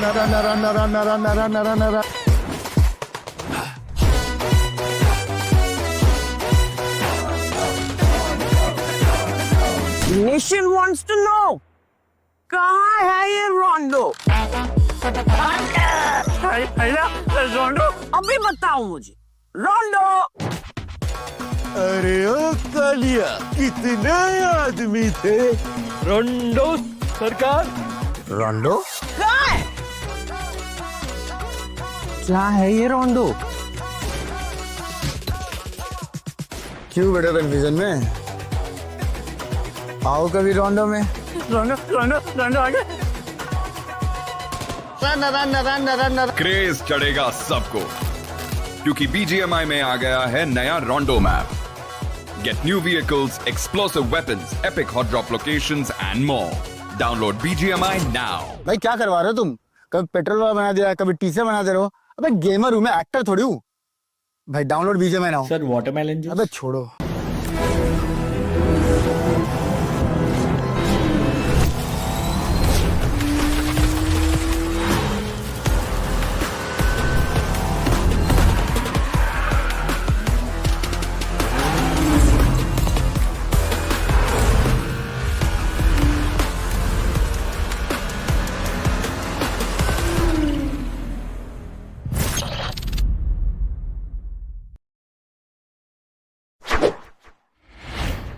Welcome back after that break, ladies and gentlemen, to the realme BGIS 2025 quarterfinals underway.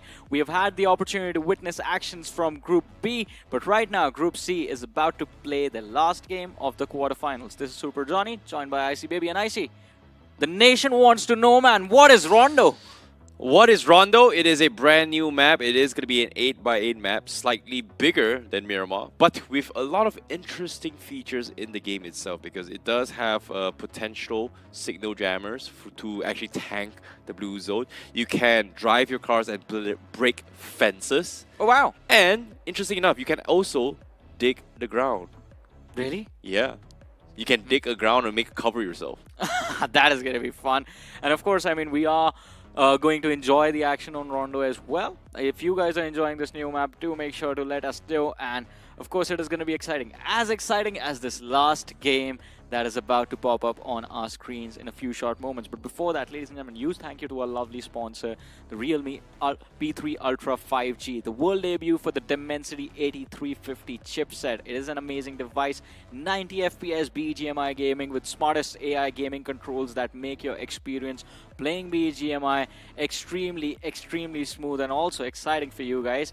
And of course, BGMI certified for a reason, right? Agreed. And it is currently priced at 22,999 rupees. All you gotta do is just search Google the Realme P3 Ultra 5G for that amazing rewards that you guys are gonna be looking forward to. But all things considered, now it comes down towards the final moments here. Who is gonna be part of that top 16 so far? You guys have mentioned, brought a couple names, which is Mastermind Mavericks and of course Team Tamilas. Now, I'm a fan of Hero Extreme Godlike. What are their chances right now? Not good, to be honest. Oh boy. I think a 30 bomb is definitely needed to guarantee a spot into the semi-finals. But if they can secure 20 to 25 points in this upcoming game of Sanok, and I think this is the same for Godlike, Revenant Xbox, and of course for Orangutan, all these three big names in the same bracket, right? 20 to 25 points from this upcoming game of Sanok, and then you just pray with your hands together to the gods of BGMI that the other teams in the other groups just end up having a very close competition so they do not cross that 50-point barrier. Well, it is going to be very tough for them because I don't know about this because mathematically it is very possible. But guess what? Here's a substitution coming from Mastermind Mavericks. They are going to be subbing in Marco in and they are going to be pulling out Rickson. Interesting, but I feel like this is a game time decision coming in from Mastermind Mavericks. 100% agree with that. I think this is just to give their fifth player some play time as well into this circuit, this Realme BGIS 2025. And to be fair, if you're sitting at the top, go for it. Yeah, I think this is okay. It's a pretty okay call coming from them as well. They need to keep their players warmed up in case of any kind of emergencies as well because we don't really know what will happen in the semifinals. Maybe even the grand finals where oftentimes when it comes to grand finals, there is peer pressure, there is the audience pressure, there is maybe some kind of sickness that's going around, you know, people's health, you need to take care of it. Man, I've seen players just get upset bellies just because they get so anxious when people are in front of them watching. Land pressure is something else to deal with. And over there, it's all about who can keep their head in the game and just stay focused at the matches at hand. But that's still a long way to go, right, Kolkata? There's still a few days left before we figure out who are going to be the players joining us there. well, seems to me we have about 2 to 3 weeks to figure out who's going to be part of that top 16 to actually make it into the grand finals, which is going to be live in Kolkata itself. But all things considered, right now, let's talk about stages. Mastermind Mavericks and Team Tamilas, they're 2 stages away from making it to grand finals, which is semifinals 1, and then from there, top 8 goes into his grand finals. But for what if teams like Hero Extreme Godlike, Seoul, or even Revenant X Park not making that cut, how far is their journey? I mean, it might as well be to the wildcard stages itself, because you never know what happens in the wildcard. If you go there, you could be eliminated in the wildcard. And imagine if that happens. It's a risk being in the wildcard stage themselves. But one more game is left. That's the thing. And these teams have the caliber of dropping that 2025 bomber in a map like Sanok, which can turn out to be very chaotic. Especially remember that match yesterday, right? You and I were there. We were talking about it. Revenant X Park, absolutely no business in doing as well as they did. And yet, they were the ones walking away with the chicken dinner and with a lot of eliminations on the board. After that, there was a massive drop in performance. But if this team can do it once, they can do it again. Agreed. Game 1 today, their performance was pretty okay as well. They were drop clashing. I wouldn't say drop clashing. They were more like pushing into his compound to get a couple of finishes as well. They were third partying really, really nice. But what they didn't expect was a fourth party, fifth party later on. So they were able to get themselves 9 finishes in game number 1, but 0 placement points. Game 2, 2 points in total. Same for Hero Extreme Godlike. That's a little bit unfortunate here for the name teams, because this is, I don't know if it's consistency issue, or is it blame game, or is it something happened internally, because this is something that is going to affect them morally. And right now, the only way they bounce back to qualify semifinals, they'd have to pull a 30 bomber, which in this case, I thought was impossible in this lobby. Mastermind Mavericks was able to do that just now. That is true, but I want to know from you, I see the biggest letdown from this group. Do you have any? Hero Extreme Godlike, Revenant X Park, Okay. Iggy right now. Eggy 4 AM. I think the last game was a pretty decent one. No, they got my hopes up yesterday. Today was, I don't know, man. Like, they had an improvement, but again, you need to break past at 45, maybe 50 plus points if you want to stand a chance to qualify to semifinals 1. So I think sitting in the mid-40s, the opportunity is still there. 15 to 20 points.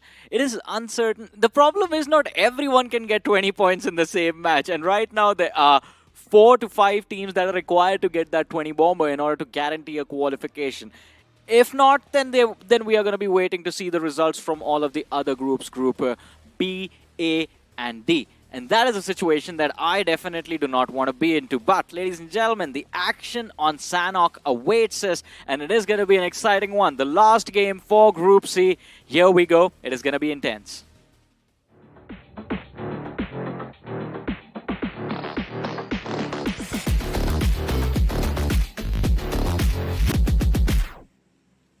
The final map to decide the fates of everyone here in Group C for the realme BGIS 2025 quarterfinals is on its way, and the flight path is going to be coming in from the south side, from the southeast corner, ending towards the north side, which is going to be the northeast corner of Kao. So it is pretty eastern circle path, flight path coming in from this zone.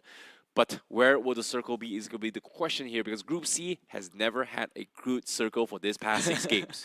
I mean, what are you talking about? I've been loving the circles that Group C has been getting. That cow circle on Sanok yesterday was... Loving for us, but not loving for them, though. Why would I care what they are thinking outside of the game, man? I want entertainment. Well, speaking of entertainment, will we see those kind of drop clashes is going to be the question here, because as of now, we do see Team Mastermind Mavericks heading towards the northwest corner. They were kind of uncontested into his boot camp as well. So I'm surprised to see not... Well, never mind. As soon as I say that, guess what? Revenant X Park expecting some sort of company here. This is a big clash. And Spray, they're going to get taken down as well. It's a trade after trades after trades here. Yeah, back and forth between the two sides. And even now, the Mavericks are falling as Shadow finds the knock with the dualies. Revenant X Park, they have the upper hand in this fight, and the finishes are being confirmed. But Mastermind Mavericks, this fight might not be a big deal to them, but for Revenant X Park, these 4 points make their job a whole lot easier moving forward. Another man bites the dust, and Mastermind Mavericks are on the verge of elimination. Down to the last man they go. And Marco, Not a lot of HP. It's the micro Uzi and he runs into the meat grinder. The squad wipe comes through. Revenant Xbox still standing 3-man strong. Mastermind Mavericks. They tried to take down the defending champions. Now, guess what? They're back to the lobby, but all things considered, they do have one finish point. They have done some damage towards Revenant Xbox, but with this 4-point lead, it does give them a little bit of a edge in terms of trying to catch up in terms of points, but they have to do and continue their journey with the remaining 3 players. Meanwhile, on the screen as well, we have another fight. It's going to be Arc Knights going up against God's Given Esports. Yeah, this is going to be an intense one, and of course, I think both the teams in a lose-lose situation in this fight. Is he using a bow and arrow in this one? Yes, he is. All right, finally switches up. Oh, but from the flank, Arc Knight docks, knocked out. So it's all down to Joel. Helmet all shot up, numbers against him. And it's not just God's Given, by the way. The third party from Soar Esports also coming through with Kira and Rock Lee waiting to show their moves to the Knights themselves. And along with this, there was another fight breaking out somewhere else on the map. I see it was Rivals Ape involved in a conflict of their own. Well, it might be the case, but all things considered, the crossbow did almost nothing just now. I'm sorry to say. The bow, even as a new addition into the game itself, that was the first time we saw it up on screen as well. Felt like it was able to check those corners. Unfortunately, it was not a grenade, so not going to be able to take advantage of it. But Joel, alongside Rock Knight, seems to be a little bit of skirmish, and he gets picked off, and that's going to be Rock Lee that takes him out, and Arc Knight will be the next team that gets eliminated from this lobby. The distraction from Soar Esports has actually worked out in the favor of God's Given, because they do manage to hold on to their numbers advantage, and Soar Esports down to their last man. Kira getting shut down as well, so it's just Rock Lee surviving. And I think God's Given are going to show up in the next few seconds. Looking to wipe the floor with him as well. 4 elimination on the board for God's Given. So the Gods are giving quite a lot of opportunities to them to secure these points. But they are a little too far away in the overall leaderboard. So I think at this point, might as well just go YOLO. Well, speaking of YOLO, there's only so much they can do in this situation for Soar Esports. It is 14 points away, and for Rock Lee to get 20-30 bombers is going to be very, very difficult. So the chances of making it to the semifinals seems to be very, very slim. So most likely, we will be seeing them in the wildcard stages. Same can be said for God's Given Esports as well, unless they get like a 20-30 bombers, and maybe, and I mean maybe, just maybe, they have a chance to qualify into the semifinals. But even then, they are currently in 7 points. So that means they need what? 30, 35 points-ish to somewhat qualify into the semifinals, which seems to be nearly impossible.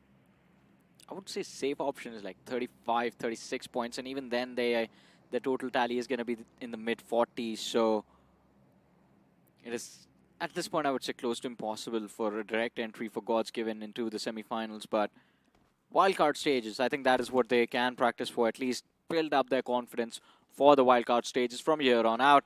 Alibaba Raiders moving towards the players of Ace Official, who have been left damaged by the players of Rivals Apex.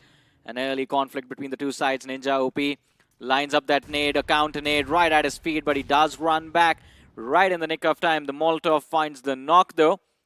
Hypnos has been taken out, and that is the opportunity for Alibaba Raiders to strike and raid this shack and secure the points. Guess what? Another nade comes through, and it is going to be a push coming from Alibaba Raiders. Ace Official, only Tekken remains, and he's down so low, and another nade comes through. Tekken, he's going to be completely overrun, and the push comes through. And Tekken, he's holding on for his dear life, but there's only so much he can do, but he will eventually fall as Real picks him through the cracks of the windows, and that's going to be 3 finishes in the hands of Alibaba Raiders. 3 points on the board secured, but Alibaba Raiders also a little too far away from that qualification bracket. Point tally not looking good. 15 points in the board, in the bag as of now.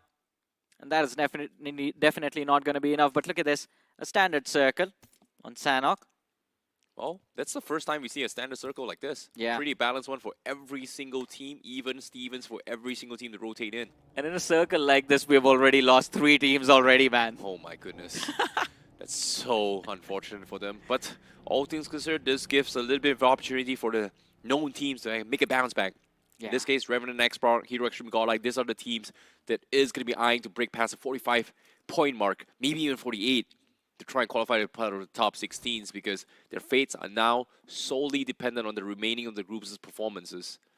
And as of yet, like we said as well, Team Mastermind Mavericks and Team Samilas already very, very comfortable being the table toppers, and they should be fine. But as soon as I say this, guess what? Rock Lee from Sorry Esports gets eliminated, so that is going to be a little bit unfortunate, because why? Lesser points for some of these teams. Yeah, I mean, that is just unfortunate over there. And for God's Given as well, I mean, they have 4-man remaining. They do find that last frag. But if you look at it, I mean, we do have 3 names already sent to the wildcard stages. You have Arc Knight, you have the side of Face Official, and of course, Sorry Esports as well. Not enough points, for sure. But I wanted to talk about this. Look at the center cluster of the map. You have Team Tamilas, a team that has already secured 60-plus points in the overall leaderboard as of now. NRI Esports playing that northeastern edge of the circle, and right behind them is going to be the side of OG. Ahead of them is Revenant X-Pac, with Godlike closing in from the northern side, and Eggy 4AM as well. The entire qualification bracket, teams fighting for that slot in the semifinals, all of them in relatively similar position. This is about to get intense. I think who pushes through and who gets left behind is going to be decided all in the entirety of the northeastern quadrant of the circle.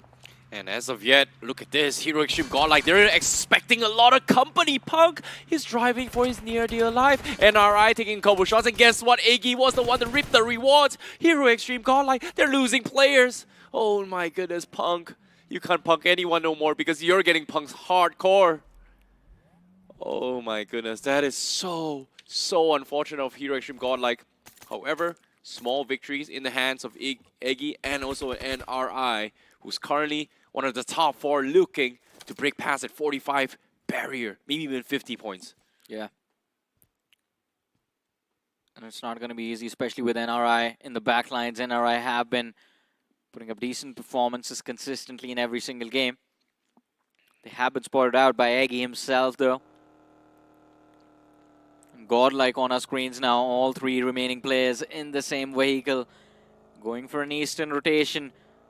That eastern circle breach point not really working out for them right now in Bahan, but I think they're going to continue to move south from here and maybe just enter the circle from the eastern edge of Query.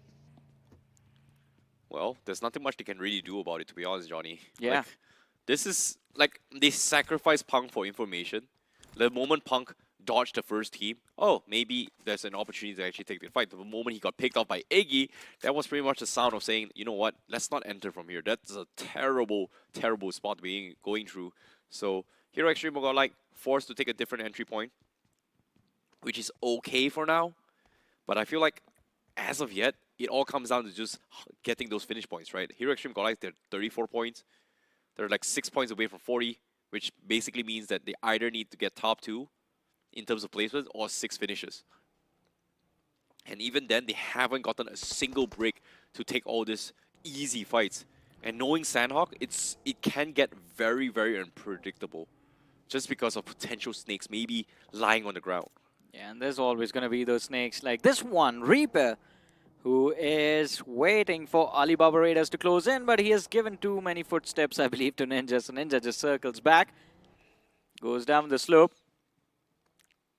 Do or Die also in a position from where one big game can change everything for them. Although a more realistic expectation is going to be an entry into the wildcard stages and not the semifinals. And look at what is happening over here, by the way. Rivals Apex were all the way towards, I think, between Paradise Resort and Camp Bravo, and then they moved down south, looting up at Kampong, looting up at Cave. And Godlike Esports are just following them in their tracks, both these two teams. This is An early decision made to play inside the blue zone. This is tough for Hero Extreme Godlike, because now this is their 3rd shift to kind of dodge players once more.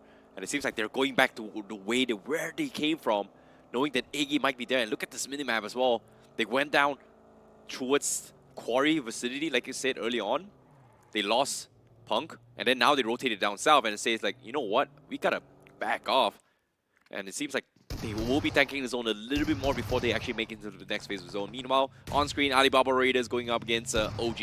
Yeah, and OG is not having a fun time in this fight. They've already lost one man, but the trade comes through as AKOP drops Chris to the floor. Rio finds the trade, and OG down to 2 players. Rio moves out behind the rock. Damage dished out to the players of OG. The nade being cooked, and if it is lobbed to perfection, it is going to be the end of Orangutan and their journey in this quarterfinals, and maybe we're going to see them in the wildcard stages. And there it is, the third party also coming in from Do or Die, and OG are going to be put out of their misery. 36 points in 6 matches. No one expected this to be the end result for these Giants. And Do or Die found the perfect opportunity to third party as well. They take almost everything as well. Look at all the confirmations. Alibaba Raiders leaving with only 1 player's left. Maxus forced to run away, tuck his tails between his legs, just completely skedaddle out of this fight. Do or Die gets himself 4 finishes, and Maxus, look at this. Oh boy, this is so unlucky of them. They've got 6 finishes, but I don't think it even matters at this point. Yeah, at this point it doesn't matter for sure. Alibaba Raiders are way too far behind in this race. You see them on the leaderboard on the right-hand side of your screen. 18 points. Just 18 points. But I want to talk about OG and their elimination, I see. Because them being taken out means the direct competition for Godlike and Revenant X-Park, it is out of the way. But Revenant X-Park, unfortunately, are down to 2 players. And it is Sarang and Shadow, the IGL, and the man who has just been dominating for so long that he has been called the legend now. 4 players coming from the northern side in the form of THWNON. And either you can look at them as 4 players, or in what Revenant X-Park need, 4 points. Well, they did say, respect my team. Team Mastermind Mavericks learned that the lesson the hard way. But the question here is, can they pull the miracle run? Because as of now, the gatekeepers on the top 4 position is going to be Egi, who's currently on 40 points. And same can be said for NRI, is looking to pull a big number in this game. So this is going to be a match between all the table toppers. And same can be said for Hero Extreme Godlike, who's just finally found some sort of space to push in the zone. But look at this, they don't have meds. And Admino is forced to push into his bootcamp to actually stock up a little bit more. It seems like there is company to be expected inside bootcamp itself. Well, there's always going to be company expected inside bootcamp, and especially in a circle that has been on top of bootcamp for a long time. You will always expect uninvited company again and again and again. And right now, that is going to be the players of Godlike, but Eggy 4AM, they've proven a team strong enough to take on anyone inside of this lobby. And even now, 2 points secured in the early stages. They are looking for a few more. I think the total tally needs to go over 50 or 55, so 15 more points needed by the end of the game. So there's still time remaining, and they have all 4 players left. Maxes, though. Are these the snakes you were talking about, Icy? This is exactly just that, because it seems like Maxus is about to make a big jump. Because Do or Die, they were right beside him. They don't even know he's there. And he can't afford to make a play. Vets, he's going to lose his life. THW was able to get a couple of third parties, but Maxus, he's caught in the crosshairs of everyone. And nobody knows he is there. Nobody knows. Oh, boy. Talk about hiding in plain sight, right? Oh my goodness, in the smoke. It's not even his smoke, but still. Yeah. Oh, Maxus. Oh no. Okay, he's gonna be fine for now. He is gonna be fine. But I'm sorry, Alibaba Raiders. Maxus, you can try how hard you want. It doesn't even matter. Because you are pretty much almost guaranteed to play in the wildcards as of now. Yeah. I think that's the only route they are thinking about, but at least it is good practice for survival in the future. And from the backlines, God's Given show up out of nowhere. Can he survive though? That's going to be the question. God's Given, looking to third party his way through. Maxus is literally one with the grass right now. Is he a chameleon? Is he a snake? Or is he a rat? Because as of now, he might be just all of the above right now. Yeah, just completely invisible to the players surrounding him, and do or die, can't say the same about them. At least they are going to be a little bit closer to the edge of the zone. Although NRI Esports is the team that I am keeping my eyes pinned on, because that is a team that can qualify by the end of this match. They need those frags, they need those finish numbers to go up, and yet they have avoided any form of conflict up until now. God's given though, considering this is their last game in the quarterfinals before we see them again in the wildcard stages, this team has finally decided to go all in, not afraid to take a fight, just running after everyone they see. All in or nothing, and NRI, they scout the remnants here. Look at Reflex, he's got the sprays through, but he misses the first initial transition. Can he translate? And yes, right at the last tick, he gets hit, man. What a knock, but no confirmations yet, because Do or Die is looking to try and take them down. Well, and it's not going to be easy to take a team like NRI, but Reflex, oh no. Distracted, gets taken down from the left flank, and one after the other, Gods Given are going to be sent back to the Gods. Rage, can't rage enough as Do or Die find that squad wipe for themselves. Even though it's just the last two players left, they have 7 eliminations secured on the board already. Qualification on the line for the semi-finals, and Balu and Reaper are fighting for their lives, but Balu goes down. Reaper is the last man left alive for his team, and if there was a time to turn from Reaper to the Grim Reaper, it was this.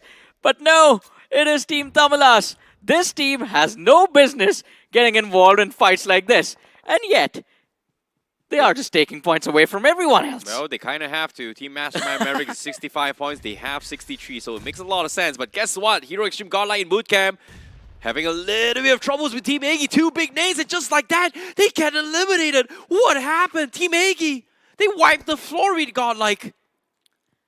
The utility lobbed to perfection, and Godlike can't do anything about it. But the point was taken by Revenant. Xbox? What? What? Sarang. What a shot. This is heartbreaking for Hero Extreme Godlike, Johnny. This is heartbreaking. Hey man, heartbreaking for a few, but exciting for the others. I mean, Revenant Xbox, they're still in it, and if they can win this game, then the 10 points for the Chicken Dinner help them cross 50. So mathematically, it is still possible for them to move to the semifinals. But by the way, the cutoffs that we're talking about are all hypothetical right now, because this will be the first group to complete their 6-map rotation for the quarterfinals. But as we talk about the match itself, I feel THW are in the prime position to walk away with the win, where they have all 4 players still alive, and they have the high ground advantage to work with. But rivals Apex, showing up from that southern flank, are going to try to ruin the day for TSW, or maybe it will be NRI playing from that eastern side, who have in fact found an opening. Well, speaking of openings, we're down towards the final 7 teams, 22 people left alive. That means 22 points up for grabs, excluding themselves. So that's going to be -4 for that. But all things considered, our rivals Apex going to be getting a couple shots in against THW. A couple of nades has been lobbed over, but they have to regroup as the zone is about to close in completely on them. And it's going to be a tough one for them, because if they don't get any kind of connection here, they are going to be pounced by Jaguar, who's looking to pounce on them as well, because look at the minimap. The guys in orange is looking to creep up on rival Apex. Yeah, and they are creeping up slowly and steadily. It is going to be Jaguar official, and these Jaguars right now are hungry for blood. But in the meanwhile, rival Apex moving in for those frags. The jump shot from Naman, absolutely incredible. And TSWNON, I thought they had the prime position, but they are right now getting the floor wiped with their faces. Barely surviving, barely clinging inside this game, and Lavish. Not enough love for the players of rivals Apex, I assume, because he's going to be finished off, and along with him, the hopes and dreams of THWNON are going to fall out of this match as well. Rival Apex down to 2 players, not a lot they can do with that. Well, even Agi as well, they are going to be pushing out of bootcamp. Guess what? Revenant Xbox is going to be gatekeeping them. That's going to be 1 spray. Sarang, he finds another. And just like that, they completely take them all out. Wizard is the last man standing, and he's going to be completely sprayed down. Sarang What is this? 7 finishes, 2-man army from Revenant Export. They have 9 total finishes, and now they're in the top 3. When the moment calls for it, Revenant Xbox, they bounce back to life. 9 eliminations, top 3 in this game. If they can secure the chicken dinner, then I think a spot in the semi-finals is what they are going to be hoping for. In the meanwhile, NRI Esports, they get themselves the frags for the players of Rivals Apex, and now there were 2. It is a 2v2, by the way. NRI Esports versus Revenant Xbox. I think, Icy, it is easy to say that whoever wins moves to the semi-finals. It is going to be close as well. NRI Esports looking for this point. Same can be said for Revenant Xbox. They need the chicken. They need everything. They need these 2 final finishes. And these 2 teams is going to be duking it out. This is got to be the biggest fight thus far in this entire group itself. 2 very, very important finishes from both teams. And Shadow now lobbing the first nade. Seems like he has a good idea where they are, but who's going to come on top is going to be the question. Shadow sees a pixel, tries for the spray, but doesn't find this connection. Oh, he's taking a lot of risk moving on the flank as well. The gaps in the smoke are going to make sure that the players of NRI are aware. In the backline, Sarang falls, and now Shadow spotted out. The trade almost coming through, not enough HP, and there's the final finish. Revenant Xbox sent back to the lobby on the 2nd spot as NRI Esports take the chicken dinner home. And I think it's not just the chicken dinner, it is a spot in the semi-finals as well. What a game for NRI Esports. Shadow just a pixel off. A big game for Sarang. But Revenant Xbox, they do get some points. But is it enough to qualify for semi-finals? We shall see after all the groups concluded here. But as of now, NRI Esports seems to be in good positions here to be part of the top 3 in this respective group. And in the last game, they did exactly what was required, right? Big elimination numbers on the board and the chicken dinner. And of course, NRI Esports before this match were already in the top 3, so they did not need as much heavy lifting as everyone else, but still, a chicken dinner to end the day, end the journey in the quarterfinals, it is pretty good. Yep, agreed. And of course, 60. Our predictions here on the panel between all the casters is somewhere between 55 to 64 points is going to be the safety net to qualify in towards the top 16. Necro has gone in a different way, by the way. The update is he thinks it's going to be 48 points. For the cutoff? Yes. Okay. I think that's he might just be that. It's pretty reasonable considering if we were to base off this top 16. True. I mean, it can be in the 40s, but 48, okay, it can't be in the 40s. I'm not gonna say that. Like, I'll be of a different opinion, right? Because 40 is a little too low. Even 48, 49 is a little too low. Considering, remember, conversation we were having yesterday, top 3 teams of each group, let's just say that safely, top 3 teams, that is 12 teams, a few extra from every single group are gonna move forward. 16 teams in the overall leaderboard get to move forward. I think if we were to base it off this group, right? Top 3 of each group, each team gets 60 points. That's 12 teams. They have 60 points. The top 3 in this group have 60 plus points. So technically, 50 over points is exactly where you want to be in. So it's going to be very close. But again, some of these teams, even for Revenant Xbox, their fates are now solely dependent on the other groups. In this case, this upcoming match is going to be Group B. And then tomorrow we have A and C. A and D continuing their journey. Yeah, and I do not like the wildcard stage, to be honest. It's like the sword of Damocles situation, the sword of elimination hanging over your head every single game that you play. So it's going to be stressful. And a few big names from this particular group are already put in the wildcard stages, I guess, because OG and Godlike got taken out super early in this game. Well, to see Hero Extreme Godlike pull their weight is going to be very, very tough because back in the days, you know, we've seen this happen. 2023, 2024 days, there were some moments where they did. Actually, not even 2023, it's like the entire 2023. We didn't even see Hero Extreme make it in towards of land. Yes. Why did you have to bring those memories up again, man? I know, it's sad. It's sad, you know? It is sad. It was indeed. But hey, we can be hopeful this time. The team is doing extremely well. They made it this far, and of course, hope is still going to be there for the wildcard stages. But this game, as I said, it was exciting, it was intense, and I love the fact that teams like Do or Die to the last moment tried their level best, even THW NON. Although I was expecting THW NON after we saw that position on the hilltop, I expected them to actually be the winners of this game.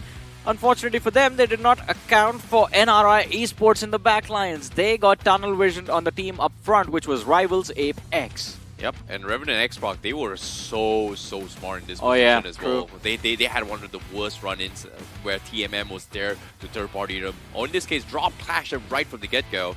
And because of this, they forced Sarang and Shadow to overperform.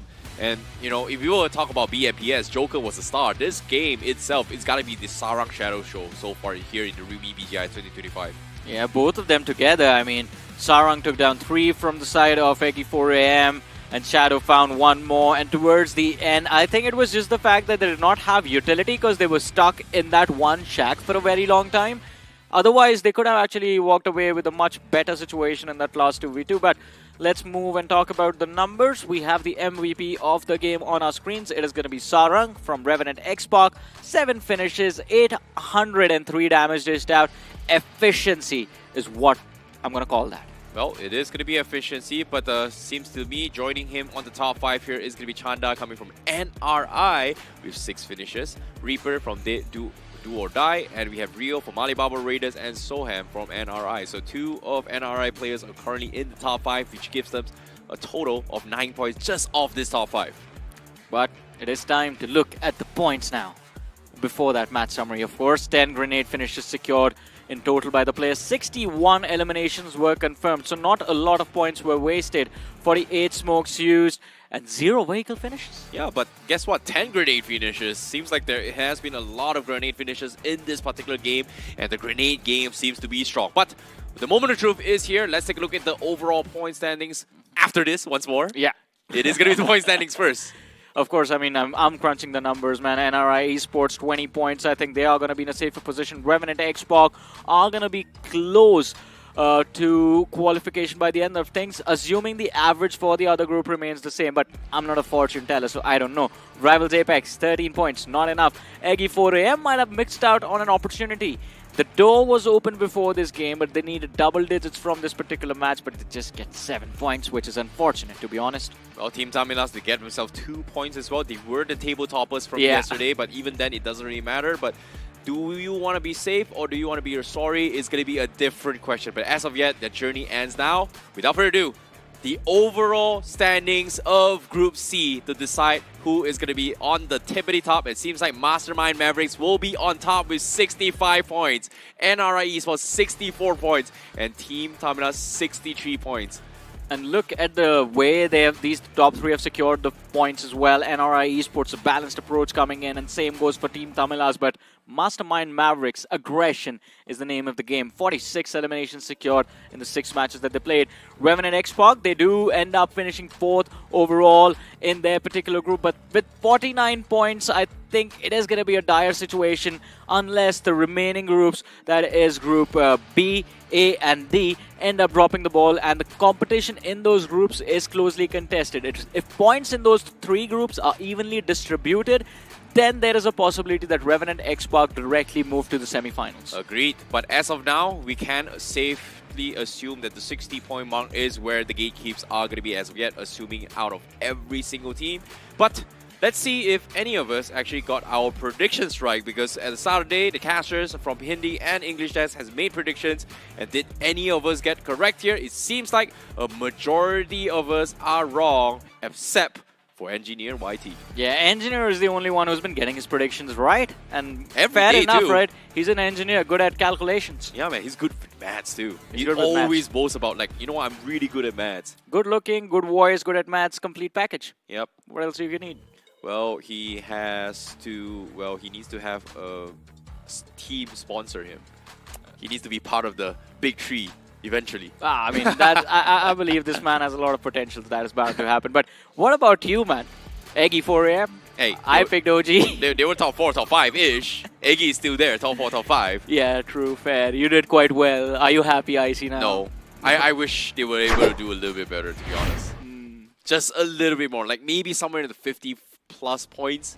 Overtaking Revenant Xbox might have given a little bit of opportunity for them to qualify in the semifinals, but I hope to see them do well, because now their fate's solely dependent on this next upcoming group, which is going to be Group B. Yeah. And then the next few days, we have Group A and also Group D. Exactly. But at least I think the potential is there. That was what was visible in their journey in the quarterfinals. And now all we can hope for is, as you said, that once they are playing the wildcard stages, they put up similar performances on the board and end up qualifying for the semi-finals. But that is going to be the situation for everyone, right? Yep. As of yet, we are going to be concluding it here coming in from Group C itself, but don't go anywhere because we are going to be coming back with the remaining half of Group B, which is going to be right after this break.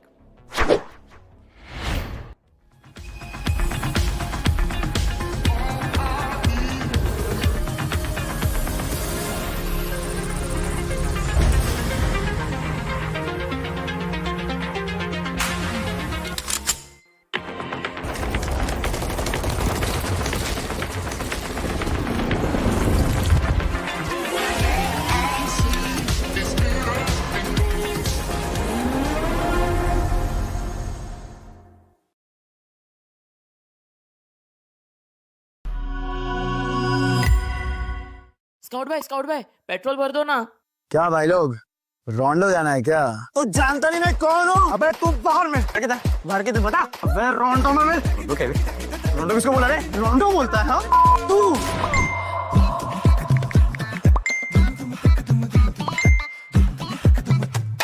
रोंडो? Run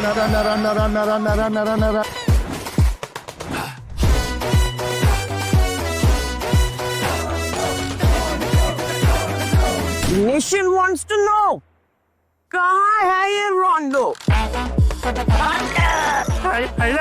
रोंडो अभी बताओ मुझे। रोंडो अरे ओ कालिया कितने आदमी थे? Rondo, सरकार। रोंडो? कहाँ है? क्या है ये रोंडो? क्यों बेटा कन्फ्यूजन में? आओ कभी रोंडो में। रोंडो आगे। रन। क्रेज चढ़ेगा सबको क्योंकि BGMI में आ गया है नया रोंडो map. Get new vehicles, explosive weapons, epic hot drop locations and more. Download BGMI now. भाई क्या करवा रहे हो तुम? कभी पेट्रोल वाला बना दे रहा है, कभी टीचर बना दे रहे हो। अबे गेमर हूँ मैं, एक्टर थोड़ी हूँ। भाई download BGMI now. Sir watermelon juice. अबे छोड़ो। सो नीरज स्लाइड पाथ देख के आपकी लैंडिंग स्ट्रेटेजी क्या होगी? बस सही एंगल, राइट ग्रिप, फोकस और फिर इसको फेंकना नहीं आता। ओके फाइनल सर्कल 20 बंदे बचे हैं, क्या करोगे? प्रेशर नहीं लेता मैं सर, जेवलिन में दिमाग को ठंडा रखना पड़ता है। और फिर इसको फेंकना नहीं आता यार। नहीं आता। क्लोज रेंज में आपका फेवरेट वेपन कौन सा है? सबसे स्ट्रेटेजी और टाइमिंग का खेल है सर, जेवलिन की तरह। अरे मेरा मतलब गन्स, M416 ग्रेनेड फेंक देंगे सर, सब फेंक देंगे। यार इसको सच में फेंकना नहीं आता। नहीं आता। अच्छा ये लो नेट स्पैम करके दिखाओ।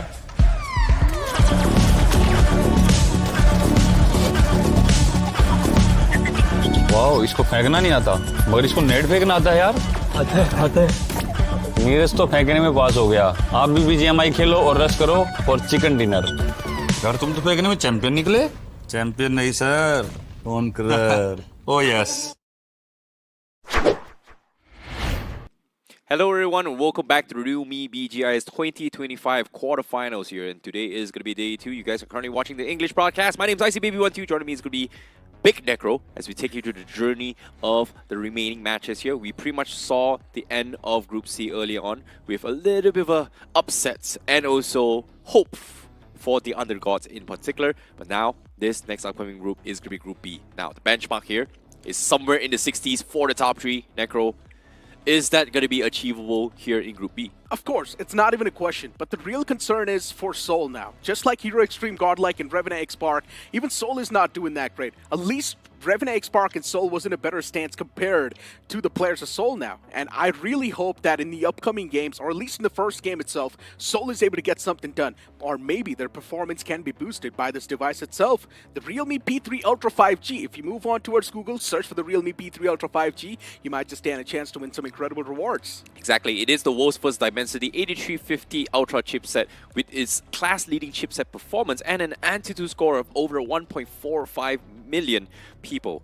So be sure to check it out. It is currently priced at $22,999. Just Google Realme P3 Ultra 5G right now to potentially get yourself some amazing rewards here, because I know there is a lot of guides out there to teach you guys on how you guys can stand a chance to walk away with this amazing device in the near future. Hopefully. But Of course. we pray for your success, but for now, just follow the instructions, and who knows, maybe, just maybe, one of you out there might be the lucky one. Exactly. You can be the lucky man and get your hands on this device for free. So all you need to do is move on towards Google and search for the Realme P3 Ultra 5G. But once again, moving back towards the conversation, right? We are done with Group C so far, and the way things really unfolded were surprising, in my opinion, because we are seeing two new names just qualify directly towards the semifinals. And honestly, because of this, the future now seems bright. No, it might be bright for now, but again, they have one more stage to actually qualify in towards the grand finals itself, because in the grand finals is where you actually start thinking about the money itself. And when it comes to the money as well, we know for a fact that the prize pool is 2 crore rupees, but we have been talking about the 2 crore rupees plus. And right now, the BGIS crate is currently live in-game itself, and with your help, you guys can help elevate all the pro players and show support to your favorite teams who is going to be competing during the LAN finals itself. And guess what? Here's a little bit hint. That AK is very, very popular among the ladies. And I'm also a big fan of that Juicer Uzi. It's an incredible skin too. And honestly, as you mentioned, all the money accumulated from that BGIS crate will be directly contributed towards the prize pool of this Realme BGIS 2025. And once again, moving back towards that conversation, right, I see. Now we're speaking about Group B. Seoul is in a really bad spot in the overall standings, honestly, amongst the bottom pack. And what can they do to make a major comeback? All I can see is just a banger game. Well, they just need to win. Win, and never lose. That's all they gotta do. But introducing Group B here, of course, we have been talking about Seoul. Starting things off here on the first 8, we have Seoul, Team H4K, 4 Miracle Esports, ESG Esports, Team Halo, 8-Bit, Raka SAS Esports, and AIB Esports. And joining them in the first 8 here, we have TWOB, Autobots Esports, Royal Emperor, Bot Army Esports, Forever Red Ross, Team Jelly, Team New Champions, and last but not least, Glitch X Reborn. Exactly. All the teams, we've seen them perform yesterday. They have played their first 3 games on the day 1 of the quarterfinals itself. Performance not exactly there from the known names, but you cannot really forget the performance that Red Ross and H4K showcased so far. Red Ross is currently top of the charts with 36 points, and H4K, they've got 28 points, and Just Chili's not too far back. They've managed to get 26 points as well. Royal Emperor, another new name just coming up, and even they have managed to acquire 26. Yep, 8-Bit as well, getting 26. Raka SAS Esports 25-24. It is going to be very, very close and tight here in this respective group. And currently, the only one that can replicate the success of what Team Tamilas and Mastermind Mavericks are going to be able to do here is going to be Forever Red Rocks, is currently in 36 points. So they need another 30 points here to qualify directly into the semifinals. Indeed, man. I mean, the overall standings on the latter half of the board, I do understand you see a fan favorite team right there, Seoul 2. You've also got Autobots Esports, Bot RB Esports, TWOB, Team Halo. So many known names on the latter half of the board. And all they're going to need to do is to get a banger game in their hands in the game 1 itself, which will be played on the map of Sanok. And we have made our predictions at the start of the day. Ankybot went with 4 Miracle and Red Ross by Sparrow. Honestly, that's quite a safe pick considering Red Ross is already at the top. Yep. At the same time, you know, for us on the English Dash, everybody's going for Seoul. And interesting enough, for Engineer YT is that his predictions ever since round 4 until now has been kinda spot on. And this is the first time for him to join the bandwagon of Anki and Maisie. I have a very, very weird feeling that maybe, just maybe, 4 Miracle might be able to bounce back. However, let's talk about the team that we have to talk about today, because they were the team that surprised us all in yesterday's debut match, and that's going to be Forever Red Ross. But let's not forget, the overall standings in this group in general are super close. We're not seeing any sort of vacuum being formed between the top 2 or even in the top 1. And Forever Red Ross, currently they're sitting at the top with what, like 36 points? That's still not enough to maintain that first spot, because the second spot is not too far back. With 25 finishes, 4,922 damage dished out, the average survival time of 18:26, and total points of 36.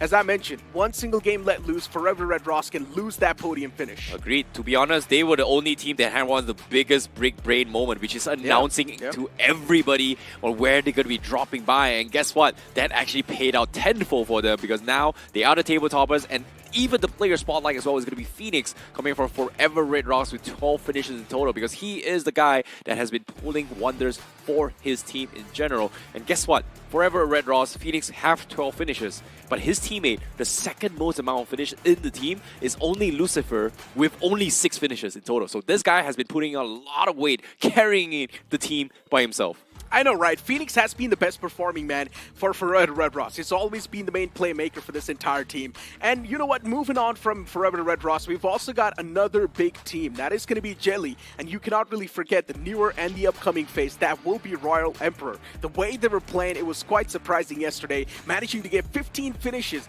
And honestly, they have been doing better than the players of Just Jelly, but just the total points are matching. I think it comes down to just their individual performance, right? Team Jelly, oftentimes you see Jelly and also Ninja kind of pull their weight a little bit here. But for Royal Emperor, it's a little bit of a different story here, because when their first debut, Clutch X was the star. And then after that, the next round came in, we saw Voltrick starting to kind of step up in his performance as well. And then from after that as well, we see moments of brilliance coming from Levi. We saw moments of brilliance coming from Hunter. It feels like from Royal Emperor's perspective, all of the players in this team has shown moments of brilliance.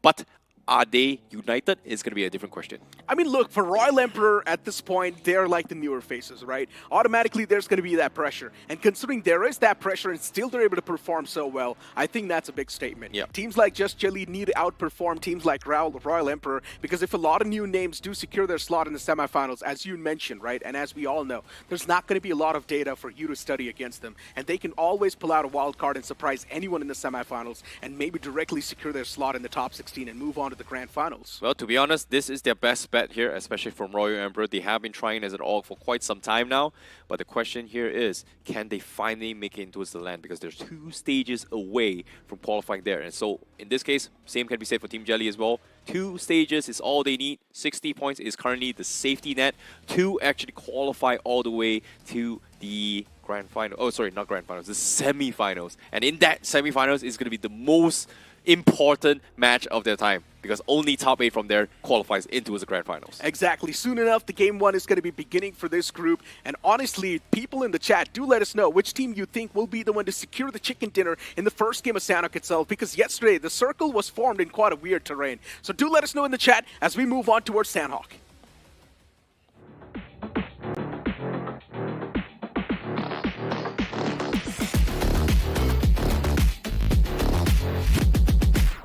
As the plane's going to hit the sky, starting all the way from Lakavi towards the opposite side, which will be Camp Alpha. Once again, the plane flight path equally dividing the map between 2 halves. And this plane flight path, I mean, looking at the way it's going, it really does seem like it's going to be standard circle as well. Well, speaking of standard circle, I feel like as of yet, we are going to be expecting potential drop clashes a couple of times here. I know for a fact that Forever Red Ross, they big brain the entire lobby by announcing their drop spots. Nobody contested them. So, as of now, do they have any kind of contestation towards Paradise is going to be a different question. GlitchX Reborn is going to be heading down north, but we know for a fact that they do tend to go towards Cow and Mognai as well. It's a little bit of a far-fetched stretch coming from GlitchX Reborn.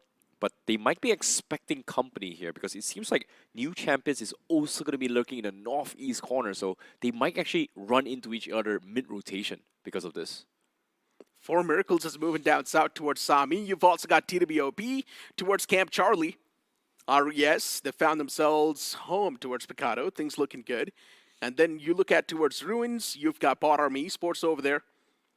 And speaking of Seoul, they've decided to drop in quite an interesting terrain towards Camp Alpha, but this time they haven't really contested that hilltop. Instead, they're scavenging for loot in individual buildings. It's interesting to see that Alpha, the entirety of Alpha, is just completely dominated by Seoul in this lobby. So this gives them so much room to work with. We've seen this happen from Seoul before, where they got punished because knowing that nobody goes there. And sometimes an early mid-rotation may actually punish them, especially to stage 2, stage 3. We saw it during the round stages coming from Seoul. Hopefully, it is going to be A-okay for them. But for now, during their grind stages, sorry. But Forever Red Rocks is going to be a team we have to focus a little bit more, just because they are the table toppers. We've seen moments of brilliance coming from Phoenix, and currently they are in the prime position. No contestation in Paradise. Huh. Very nice. Same can be said for H4K as well. 2 of the top 2s here in this respective group have center control right from stage 1. Decent amount of loots. I wouldn't say H4K has the best amount of loots, but Forever Red Ross definitely has the entire paradise for themselves. Yeah, no clashes yet so far. Smooth sailing on the board all across. Just Chili towards Camp Bravo. Pan empty. Halo as well towards Lakavi. Yeah, Everyone's found themselves their own peaceful home. Yeah, it's pretty spread as well, considering that how much homework they have been doing as well. Even Team Jelly, look at them. They're so confidently split between the entirety outside of Bravo. Even Ninja is so far away. It's going to be A-okay. Same can be said for Seoul. Glitch X Reborn as well. The only wildcard in the Northeast side is going to be New Champions, who's currently hasn't exactly stocked up a decent amount of loots. Mong Nai doesn't have enough loots technically for 4 people to stock up in terms of utilities, weaponry, and maybe even scopes to a certain degree. But from Team H4K, look at this. They do have those vehicles themselves, a very, very early one for them. But for Autobots Esports, what happened to them? It seems like they are going to be rotating into its Alpha Island rather early and through the sea as well. Huh. Yeah, I mean, what is this rotation? Autobots Esports, they've got their own shenanigans that they're pulling off. But I'm a little bit scared that Seoul is right in front. And if they keep on moving in that same direction, Seoul is definitely going to welcome them with open arms. Well, same can be said for H4K. It was a cross as well. I don't think they will be looking out on towards the outskirts first, but they are going to be holding down those compounds first. That's going to be very, very important for them because right now, Seoul's decision is going to be playing on the eastern side of Alpha Island. But considering that almost 70% of it is going to be on Main Island, we might expect a potential cow circle once again. Maybe, just maybe. Or maybe even Paradise as well. Hold on, though. What's going on here? Bot Army Esports, they coming out of nowhere and swing back in the action. But as soon as we see so, even the players of Bot Army Esports are getting knocked out. It's not exactly looking that smooth either. Autobots Esports, even they're on the receiving side of the spectrum as now Seoul's going to be stepping inside of the action and taking all the advantage to themselves. Just scooping up those elimination points that are laid across the board. Bot Army Esports, they walked into a trap. They had no clue what's going on this side of the map. And Autobots Esports, they welcomed them with open arms. But even Autobots Esports, they're taking heavy fire. And look who's in the mix as well. Even 8-Bit, they step in and collect that last elimination point. Oh my goodness, it's so unfortunate for both BAE and Autobots there. As soon as they went into a clash, they made so much noise. H4K was the first one to third party them. Seoul heard the noise, immediately capitalized on those finishes. And then, wow, that fight was dragging on. 8-Bit heard it from across the main island. That was just a shish kebab right there happening in between these teams. So much gunfire, and just like that, 2 teams get eliminated barely 5 minutes into the game. 8-Bit. At this point, they know surrounding lines filled up with a lot of foes. It's better to be safer and quieter. And 8-Bit, looking at the way they've positioned themselves,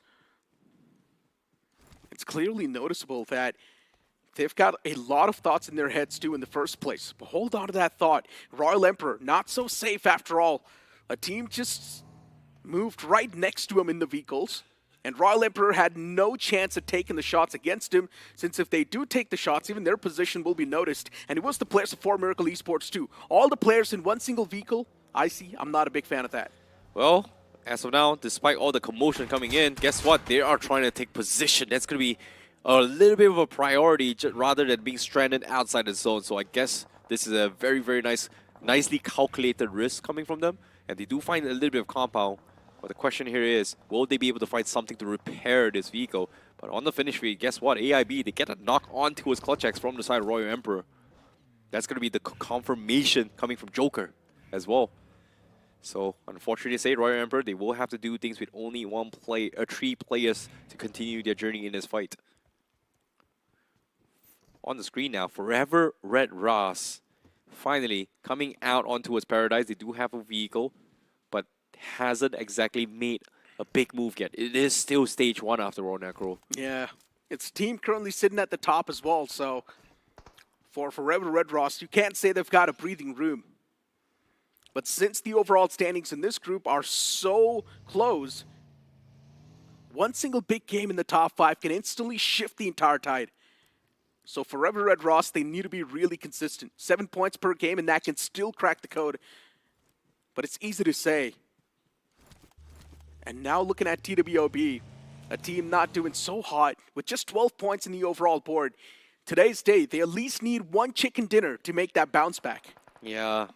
Can they do it is going to be the question. Because eventually, the table is going to be very, very small. But guess what? The circle is going to shift up far north once more. GlitchX Reborn, center of it all. They've got full control of the north. And even then, look at this, 30% of the circle is covered in the ocean. So that means even lesser space in this map of Sanok. It's only stage 2, but it feels like it's already stage 3 at this point. GlitchX Reborn, they've got a great positioning, but let's be honest, a lot of teams will try to take that over. And GlitchX Reborn, now they need to play a tower defense. They just need to post themselves in proper positions, making sure that they've got eyes on all across the board. But hold on to that thought. Royal Emperor, Hunter steps out in the open. Not exactly sure what that move was. The man was too exposed. He should have parked the vehicle in a safer spot. But he moved out in the open like that, got instantly eliminated, and now for Miracle Esports, they might just be gifted a free point. Speaking of points, for Miracle Esports, they've got them completely locked down in this place. Royal Emperor has no choice but to hold this intersection. And it's up to Levi and Voltric to do this. They're going to be able to hold out this compound, but the question here is, will they be able to get finishes? Because eventually those points is going to matter. And despite all that, look at this. Ammunition is not that great on Voltric as well. Not looking good for Royal Emperor. But on screen, look at this Jelly. Oh boy, they're going to be taking jabs on the Forever Red Rocks potentially. They will be. A man spotted too since he's knocked out, and Jelly's already got the advantage. But look at TWOB. Even they're taking a lot of fights.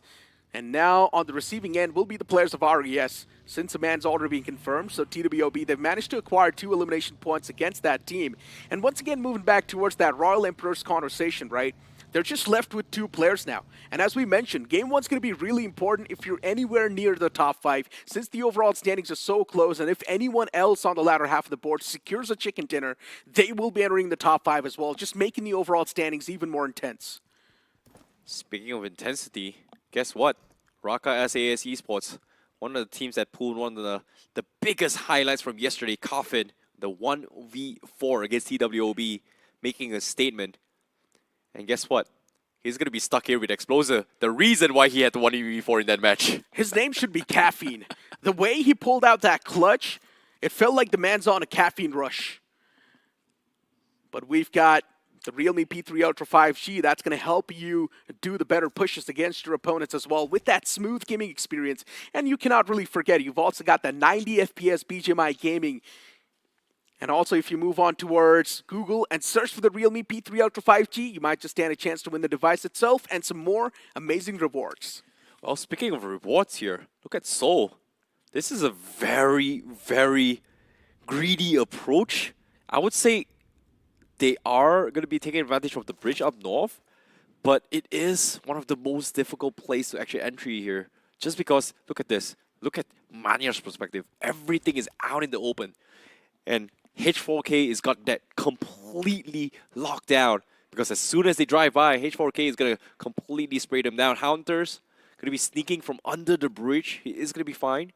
But again, if he tries to walk up to 8-bit, he's going to get shot. He walks to H4K, he's going to get shot. And I wouldn't say it's a great spot to be in, but I can say, Hunter, you're pretty much stuck. He seems stuck, but I'm pretty sure he's got some sort of cavalry arriving, and that's exactly what's happening. Look at Seoul, regrouping towards the bridge, and I'm pretty sure they just want to provide some sort of cover fire to Hunter, making sure the man will be safe on the opposite side. All the 3 remaining players of Seoul in the back lines towards that bridge. They've got their hands on the vehicle as well, but now they're scattering back towards Hathin. I'm not exactly sure what the game plan is for Seoul, but one thing is for sure, they seem confused.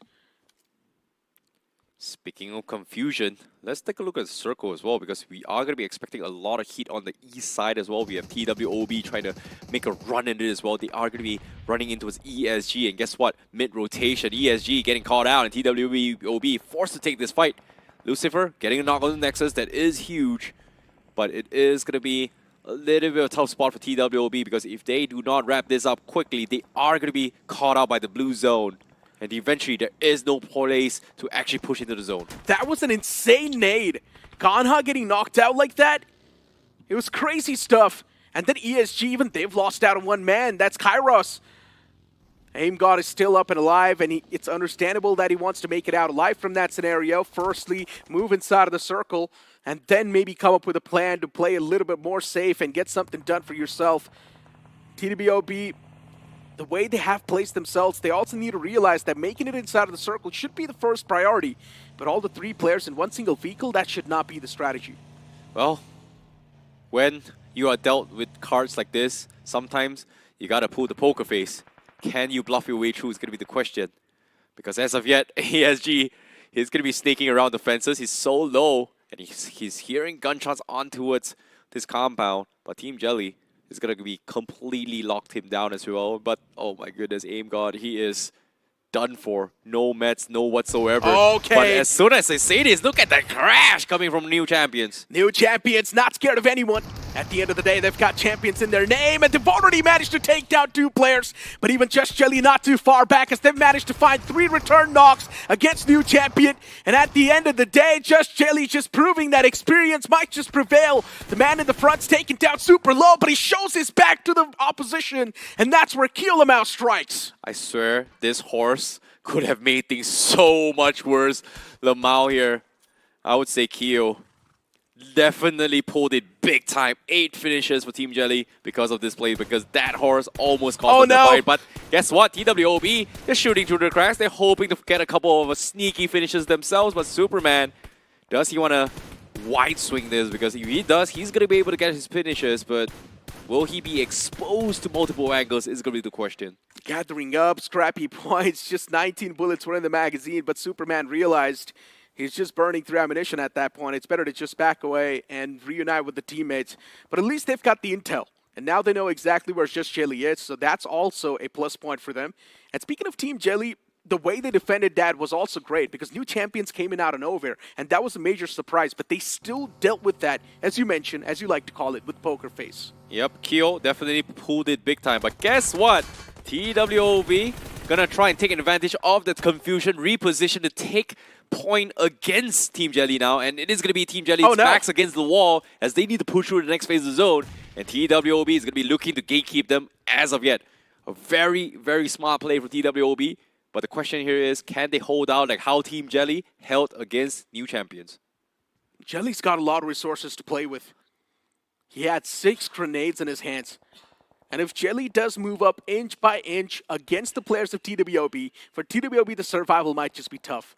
Jelly's already got the default advantage considering they have the man advantage. But hold on to that thought. Soul is pushed up against H4K and already scooped up 1 elimination point. What was that? H4K is now taken down to a 3-man squad. And Soul, it seems like they're going to be unstoppable, at least in this compound. But still, H4K on the defense. They're doing a decent job making sure that Soul's not going to be stepping in their houses. They want to be in their own comfort zone and make sure that the opponents will stay out of it. And what a nade that was from Knight.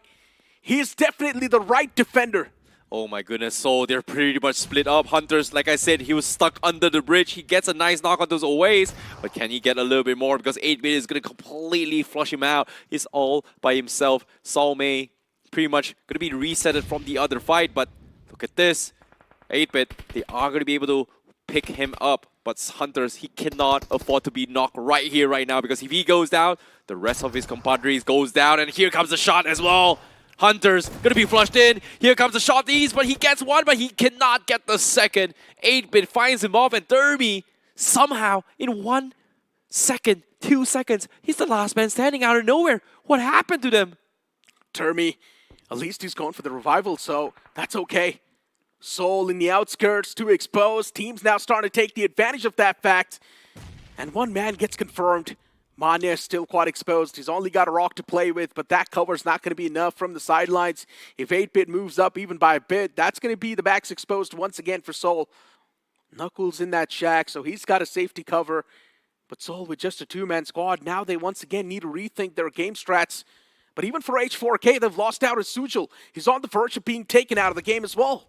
Well, speaking of the game here, guess what? GlitchX Reband, they had the entire circle for themselves for the longest of time. They were in the north. And this time, All they have to do is just gatekeep everyone from coming in. And the only ones that can pressure them now is going to be H4K as well as 4Miracle. If, and I mean if, they have those vehicles. Because right now, Soul going to be starting the fight against H4K. Akshat hears all this commotion. And one wrong move, Manya is going to be taken down by Akshat. Oh, hold on to that thought. H4K, all the 3 players grouped up in that one house. I'm not a big fan of that, and that Nate's going to find the succession.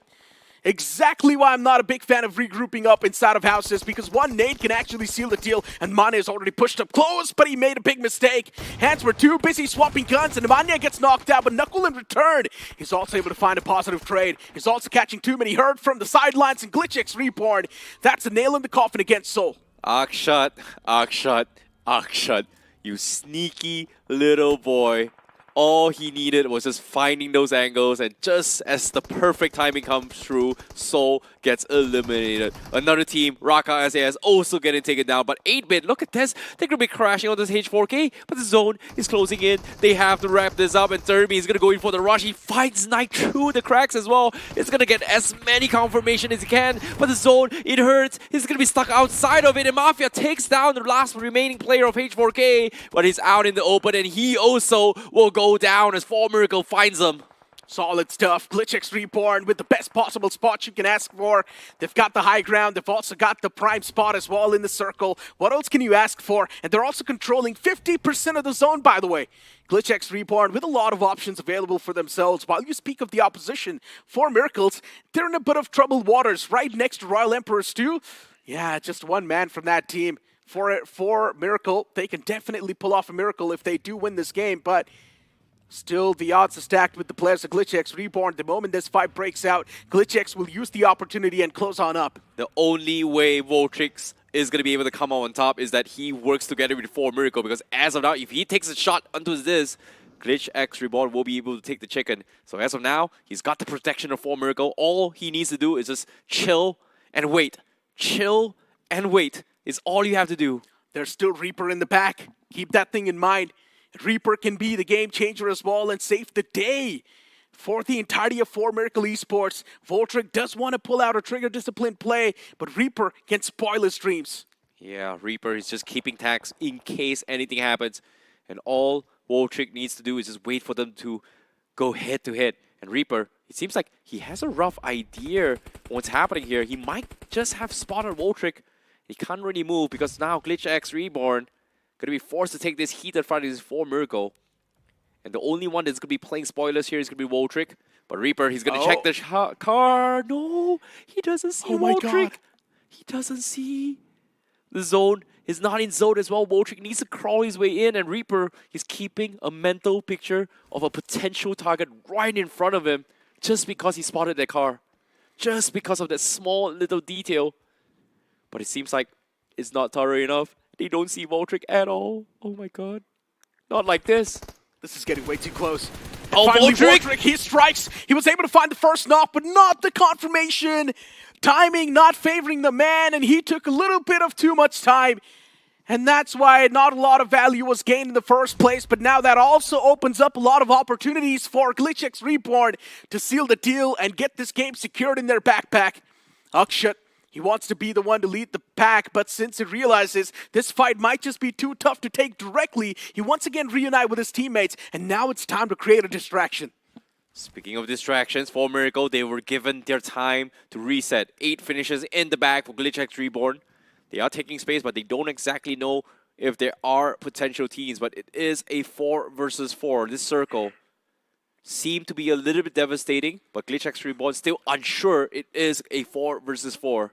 Just because of the fact that this circle's outcome seemed to be having potential rats, potential snakes. And as of yet, 4Miracle still showing a lot of threat here from this corner. But just to be safe, GlitchX Reborn will check and cover all their corners and do housekeeping, ensuring that there are no potential third parties. 4Miracle Esports. Now it's time to take things a little bit more cautiously and maybe safe too. And look at the zone where it's panned out. In no man's land, exposed out in the open. Both the teams are outside of it. And both of them needs to duke it out right now. Utilities are getting real close since they're chipping out a lot of damage. Even the Blues going to start a move now, and GlitchX Reborn, they need to do something right here for Miracle Esports. I like that 2-2 split that they've came up with, and that can definitely catch the players of GlitchX Reborn off guard as Ralph OG gets taken down super low by that well-placed nade. But GlitchX Reborn, a well-coordinated push can actually give them an advantage. Now the fight's taken down to a 2v2 for Miracle Esports. They've got a cover to work with while Rex is out in the open, but once again gets prone back to safety, and Rex is going to be the only man standing. Now it's a 1v2. For Miracle Esports, they out of nowhere swing back to life when we thought it's the game of GlitchX Reborn. For Miracle Esports, they flip the switch and get the odds now stacked up with them. And what can one solo man of GlitchX Reborn do when you've got two legends in front of you, Beard Baba and Poco? It's now guessing game. Rex needs to wait for the opponents to showcase themselves and reveal their positioning since their back's against the wall. And here comes Beard Baba as the first strike's going to be found. Rex once again goes back prone, and now it's down to Poco and Rex. A 1v1 between these two to secure the chicken dinner and get the most amount of points as GlitchX Reborn. They're looking to initiate a major comeback in the overall standings. It all comes down to Rex and Poco in the front. He's constantly poking the player as the DBS has been pulled out, and it will be Rex to seal the deal and get the chicken dinner in his hands. What a push coming in from GlitchX Reborn. The comms was spot on, and the teamwork was perfect because Poco has got all the information from his teammates who is proning. Oh, I wouldn't say proning. It was they were knocked out, pushed forward, gave the information, gave him the confidence to push and take that win. So well done coming from GlitchX Reborn. In my opinion, Beard Baba should not have gone for that push like that all by himself. He just got up and he went for that fight. While Poco, he was not even well informed. You saw that clear disconnect between the players. And I think so that's one of the main reasons why they lost the game as well. Yep, it's a little bit unfortunate, but nicely done coming from GlitchX Reborn. For Miracle, they tried all their best to actually get as many finishes as they can. But eventually, one spoiler in the name of Royal Emperor was the one that made things a little bit difficult. All things considered, they still had enough time. They were able to get the 2-2 split. They did as much as they can, but GlitchX Reborn, they could have won this chicken dinner a little bit cleaner. They could have. And honestly, I say we were also looking out for teams like Seoul in the mix as well. And as you mentioned, Royal Emperor, things could have been done better. But since he managed to acquire a top 3 finish, once again, they're moving up with that consistency, right? They're at least getting 7 to 8 points per game. And I think the Royal Emperor are going to be more than happy with that. And as I mentioned, GlitchX Reborn, they needed this game desperately to initiate that comeback in the overall standings. And with this game, they're going to catapult themselves directly in the top 3. Yep, agreed. You know, it is going to be a do-or-die situation. We've talked about 60 points being the points that they are going to be looking to try and push up into the top. As of yet, GlitchX Reborn having a very, very good comeback for them. Royal Emperor, even though they didn't have a lot of finishes, they still finished on top 3. So that is still 5 points in the bag for them. So it is going to be some points for them to actually continue their grind and push into the upper echelons. But all things considered, we might see a little bit of a closer gap between this group itself, because at the start of this group itself, Group B, we saw it's going to be a gap between 20 to 30s. Like all the way from top 1 and 7 is like 20 something, 25, 26, 27, 28, and then 30, 35, 36. So it's like, this is very, very close. Exactly. And as I mentioned too, if anyone from the top 5 gets a chicken dinner, then there will be a clear separation between the first spot and the second spot. But now that a team outside of the top 6 has gotten the chicken dinner, that means that separation is not going to be there anymore. The overall standings will be even more intense and even more close. But that also opens up a lot of window of opportunity for the teams on the latter half of the board. Yeah, it is going to be a little bit of a close gap here, because if they don't push into the 50 mark barrier, that means it is open seasons for other groups to snatch away the top 16 to qualify into the semifinals one. So all things considered, it is going to be a very, very important one here. But in case you miss out on the action here are the highlights of the map of Sanok here for Group B itself. Because it started out with Team Jelly in towards the warehouse vicinity on the north side. They were able to get a very, very good defense, but unfortunately to say, just could not make it past the top 5 at least. I mean, looking at H4K and that Soul fight, honestly, Soul, it felt like that was quite a scrappy approach. That fight should not have been taken in the first place because they were too exposed. And then we also saw a fight between the players of Jelly and TWOB, where TWOB got taken down in quite a great fashion. But I'm loving the confidence from the side of TWOB. It's oozing out day by day. Yeah, and even this fight as well, 8-bit, they made a little bit of a smart play here just because of the fact that they wanted to take individual fights, which resulted in them being cornered in this compound. But when the circle pushed them out, it was so unfortunate of them because look at this, it was just open seasons for all the teams. Everybody was just running out in the open. And 4Miracle and GlitchX Reborn pretty much has the only best amount of space to take that entire fight. But eventually, it came down to this 2v2. And I felt like GlitchX Reborn, because of this confirmation that wasn't secured by 4Miracle, Ralph and also I think it was Akshat was able to creep up in front here and gave them the information for Poco to actually clutch this fight. In the end, it was a 1-2, right? Oh, it was Rex. And the fact that Rex was able to get that clutch is honestly mind-boggling because at the end of the day, he had the man disadvantage on his name, and if Rex is able to seal the deal, that means there's a clear connection gap and also communication gap on the opposite team. And he's also going to be the MVP of the previous game with 5 finishes and 698 damage dished out and 3 assists. Rex, he deserves it. Yeah, he definitely did as well because that was a well-needed win for them. But sharing in the top 5 here is not going to be Rex here because he's going to be joined by Team Jelly, who is part of the top 5. 3 of the players in the top 5 alongside with 2 players coming from GlitchX Reborn. And it feels like in this 5, we can see that this is a big game for both Team Jelly as well as GlitchX. Indeed. Match summaries on the screen. Just 46 smokes used, considering it was the map of Sanok, so not a lot of smokes were needed. And there was also a decent amount of cover available in the final few moments too. Just that last circle was out in the open. Rest you had the ridges and the trees to work with. 0 vehicle finishes. You've got 4 grenade finishes over here. And Knight from the side of H4K getting 360 meters long finish. Yeah, and speaking of this, let's take a look at the point standing for this match on whether or not who is going to be the table toppers here, because we know GlitchX is going to be on top with the chicken dinner and 12 finishes. They get themselves 22 points. Team Jelly, not enough position points, but they do get themselves 14 finish points. That is 18 points for Team Jelly. Solid. 4Miracle Esports, 14 points. Solid stuff from 4Miracle Esports.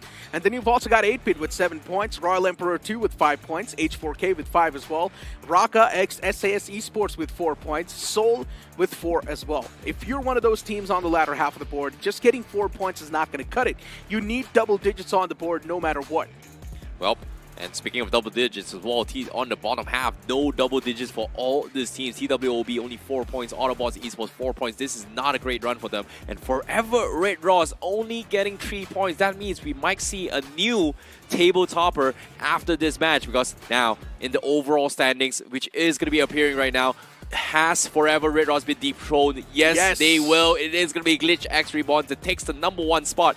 And also Team Jelly still maintain the #2 spot as well. But still the top 8 is not that big of a difference, right? Everyone can move up to the first spot if they get a decent game in their hands. Even a 20 bomber can easily propel them directly to the top spot. And that's the best part about this group. But it's not a good news for Group C, by the way. Because in Group C, there was a major vacuum, which means if this group keeps on going the same way, the cutoff will increase. Agreed. Like you said as well, 40 plus points, right? Yeah. For I think it was here, Revenant Expert was 49 points. So it's that's not a good news. Very, very close indeed, because they have 2 more matches and many of these teams might be able to just overtake the threshold. And 60 points is where you kind of want to be it for some sort of safety net to guarantee your spots into the semifinals. If you're a Revenant X Park fan, all you need to do is pray and hope that there is going to be some sort of a vacuum in the top 3, and they deny all the points to the latter half of the board and even the teams underneath the top 3. Now, once again, speaking of Soul, and once again, speaking of 8-Bit, the known names, they sort of fail to convert that game. And as we mentioned, Game 1 itself is going to be important if you're nowhere in the top 8 itself. So for the fans, now this is going to be a sign of concern, and especially if you're Soul, in my opinion, it's time to go YOLO. To be honest, based on today's performance and yesterday's performance, we might see a completely new era. And that's going to be the era of the Undergods. Exactly. Even the previous group, we had Mastermind Mavericks, right, doing so good. Then we also had NRI Esports, and now over here, we've also got H4K in the mix. You've also got a few more new names, even GlitchX Reborn doing perfectly well. Before now, it's time for us to toss to a short break. In the upcoming moments, there will be more games from the side of this group, but let's move on to a break.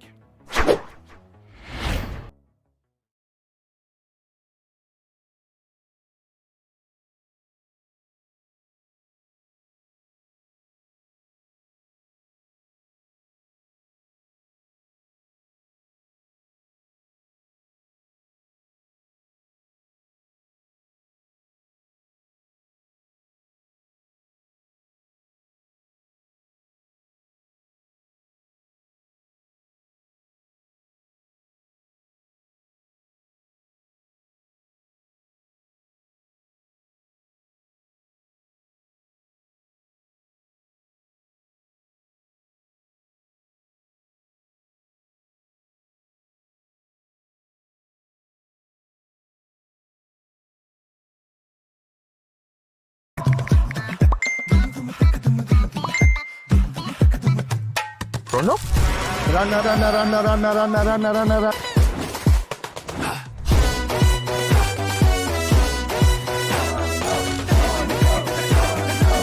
Nation wants to know. कहाँ है ये रोंडो? रोंडो? अभी बताओ मुझे. रोंडो.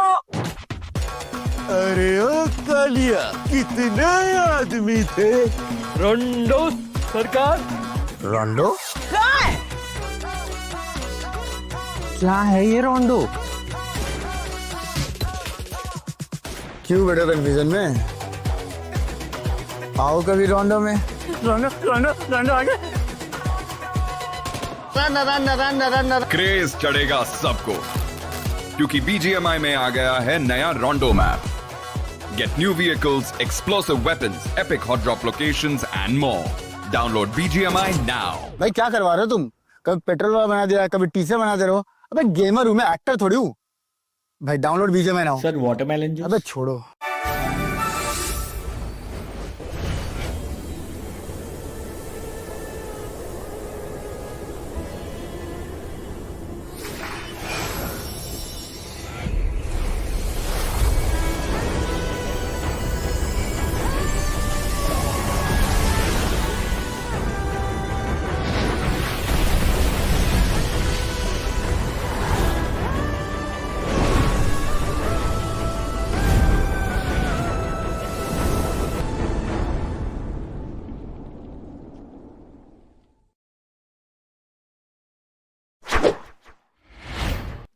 Welcome back after that break, ladies and gentlemen. Now it's Johnny with me on the panel. And Johnny, GlitchX Reborn winning that game for Miracles, securing that second spot. It just means the cutoff is going to increase even more. It can go up, but that all depends on what the teams below Glitch Reborn and 4 Miracle are able to do right now. And in fact, in this group, there are a lot of teams that still have an opportunity with 2 games in hand that they might be able to cross that 50-point marker. And if that actually happens, then it spells trouble for the teams from Group C. But again, I mean, we aren't fortune tellers and we do not know what Group A and D hold in store for us, so can't really say anything yet. Anything can happen, man. The upcoming map is also the map of Miramar, and you remember Seoul has pulled off a record-breaking game on Miramar. So if they pull off it or replicate the similar performance once again, even Seoul can be at the top of the table. That's how close the overall standings are, right? The previous game, it was an absolute bomb even from Seoul, 8-Bit, the other names as well, but now the upcoming game is also going to be an opportunity once again, since the overall standings are not that separated. Exactly, everyone is contested very closely right now. But again, with these 2 games left, I think it is opportunity for these teams to go YOLO. But ladies and gentlemen, if you want to perform in your matches, check out the Realme P3 Ultra 5G. It's right, beautiful looking devices, and of course, amazing in terms of performance as well. The world debut of the Dimensity 8350 chipset, which does double your performance in its segment, and of course, the 90 FPS BGMI gaming. That's the reason this device is BGMI certified. Exactly. That means you are not going to be facing any sort of stutters, any sort of lags while you're playing the game itself. So move on towards Google, search for the Realme P3 Ultra 5G, and you might just stand a chance to win the device itself for free, or maybe some more amazing rewards. But once again, moving back towards the conversation, right? Now we've still got teams like Raka not performing yet. Yesterday's day, Raka was playing great, and you cannot forget Royal Emperor too. The previous game, the top 3 finish, understandable, but they did not have a lot of elimination points. That has been the case for Royal Emperor for a while now. They struggle in terms of elimination, but survival instincts look good. So there's still hope. If they do end up getting pushed into the wildcard stage, then there's going to be hope that maybe they can make a few changes and bring themselves back. For Raka, SAS, I think it was that one clutch that gave us a lot of hope. But ladies and gentlemen, substitutions being made, as it is going to be Aditya being put on the bench from the side of Halo, and we have 7 God who's going to be stepping in for the team. What are your thoughts about coming up with substitution when you've just got 2 games for the last moment, right? Yeah, I mean, if you have no hope for qualifying, might as well experiment a little bit. I guess that's what they're doing too. Before the wild cards, just get all the jitters away, make sure every single person is getting a chance to play, and if that combination somehow works out, you might as well let that man play through the wild card as well. So right now, a lot of teams are actually going through that experimental phase since they already know they can't qualify anymore, or they don't even stand a chance to qualify anymore. And I guess even Seoul can be pretty much on that same bandwagon. I don't think so Seoul can stand a chance to qualify, but if they pull off a major game just the way they did in the past on the map in Miramar, they can. Hey man, the door is still open. Anything can happen. I mean, Miramar, as you keep bringing it up again and again, that was something unrealistic, but this team is known for putting those unrealistic performances on the board. And as I like to say it, it's the rocket ship mentality. Either you go to the moon or blow up trying. Now, the previous game, 8-Bit completely failed. I wouldn't exactly say completely. I would take my words back. It was a weird game from them because they were not able to secure a lot of points, but at the same time, we were able to see them in the final few moments. Yes. But since there were a lot of teams alive in the final few moments, 8-Bit wasn't really able to acquire a lot of points. That is true. I mean, but still, 8-Bit, yesterday's performance did put them in a very weird position. Right now, I think they should be grateful that the teams at the top are still closely contested, because that, again, leaves the door open for 8-Bit to bounce back and secure a spot directly into the semifinals. But let's see how things are going to turn out. Even if a team like 8-Bit gets 15 points, they directly move on to the first spot. Yeah. That's the best possible thing about the top 8 right now. That's how closely it's contested. But you guys as well, do let us know in the chat, who do you think will be the one to make a comeback in the upcoming game? Without wasting any more time, let's move on.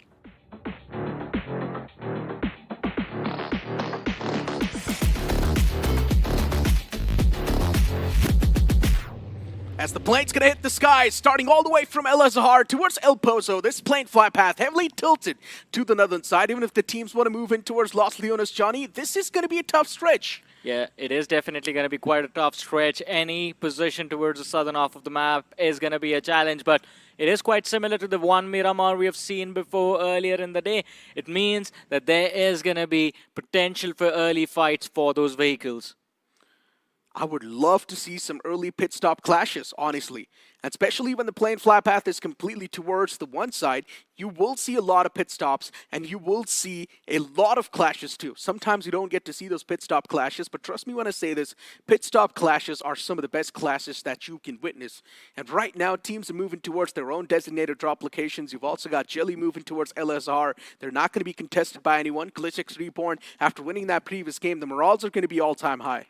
Yeah, but look at ESG. It seems like someone has taken the similar glide path as them. And if these teams land in the middle of nowhere, the probability of a fight goes through the roof. Along with them, a lot of these teams are, as I said earlier, dropping in open positions for those vehicles. And not everyone's going to be able to grab their hands or get their hands on those wheels. So you will have to fight for survival as well in the early stages. As we were talking about 8-Bit Necro, look at that. A weird start all the way from Trailer Park. Look at the zone forming down south. Centering on up towards Los Leones, the plane fly path was extremely towards the northern side, and now the zone's down south. I love the evil games. Yeah, and as of now, the circle is empty. No one has taken any control position inside the circle. Everyone's still gliding. We have H4K. I think potential for them to move towards Los Leones, take early control of that city for Miracle. Quite close to the players of TWOB, and it seems like the conflict is underway, but here we have it. Soul Mania, even in that big game of Miramar, it was him who kicked things off, and even now against Royal Emperor, he finds the opening, but gets baited out by the other lads from the side of Royal Emperor instead. Soul cannot afford this, and they have already lost out on Mania. Rough luck for Soul. And I guess with that, we can also conclude that for them to move on now in the top 4 seems even tough. This is just unfortunate, man, but let's not forget 3 heavy hitters from the side of Soul still left standing. Knuckles, Some, and Hunters. At any given time, they can turn up the heat, but for now, at least, considering it's the early stages of the game, they're going to be forced on the back foot. Speaking of Soul, as you mentioned, yeah, they still do have the heavy hitters online. But at the end of the day, a man advantage is a man advantage. Very true. And if you are starting things off with a disadvantage, that's always going to fiddle up with your mind. And that's definitely going to happen with Soul when they try to take those fights. And Vi mentioned fights over here. It's because Soul cannot play this game passive. If they win a game passively, that's not going to put them in the confirmed slot. Yeah. They need a lot of elimination points. And since they've already got 2 games to play, which one of them is being played right now, then Soul, for them, a lot of things are aligned. That is very true, but... And I agree with that. I mean, they need a big game, man. They need those finish numbers as well. So let's see how things are going to turn out. Still towards La Cobriera. They're going to be left alone for the next few moments of the game. But TWOB, as we were talking about, them landing close to Power Grid, quite close to the players of 4 Miracle. In the early stages, I think we saw shots being fired by the sides, both these sides against each other, but no casualties or no knocks were found by either of them. On the other side of things, 8-bit that dropped towards Trailer Park. They do pick up those vehicles and are again looking to move towards Ladriela Chumacera, although their rotation could be blocked by New Champions. And New Champions playing that 2-2 split is going to put the side of New Champions at a disadvantage. For New Champions, they've got a big split, as you mentioned. And since there's a team between that split, I can see them already in a big disadvantage. ESG spotting out a few players, making that rotation.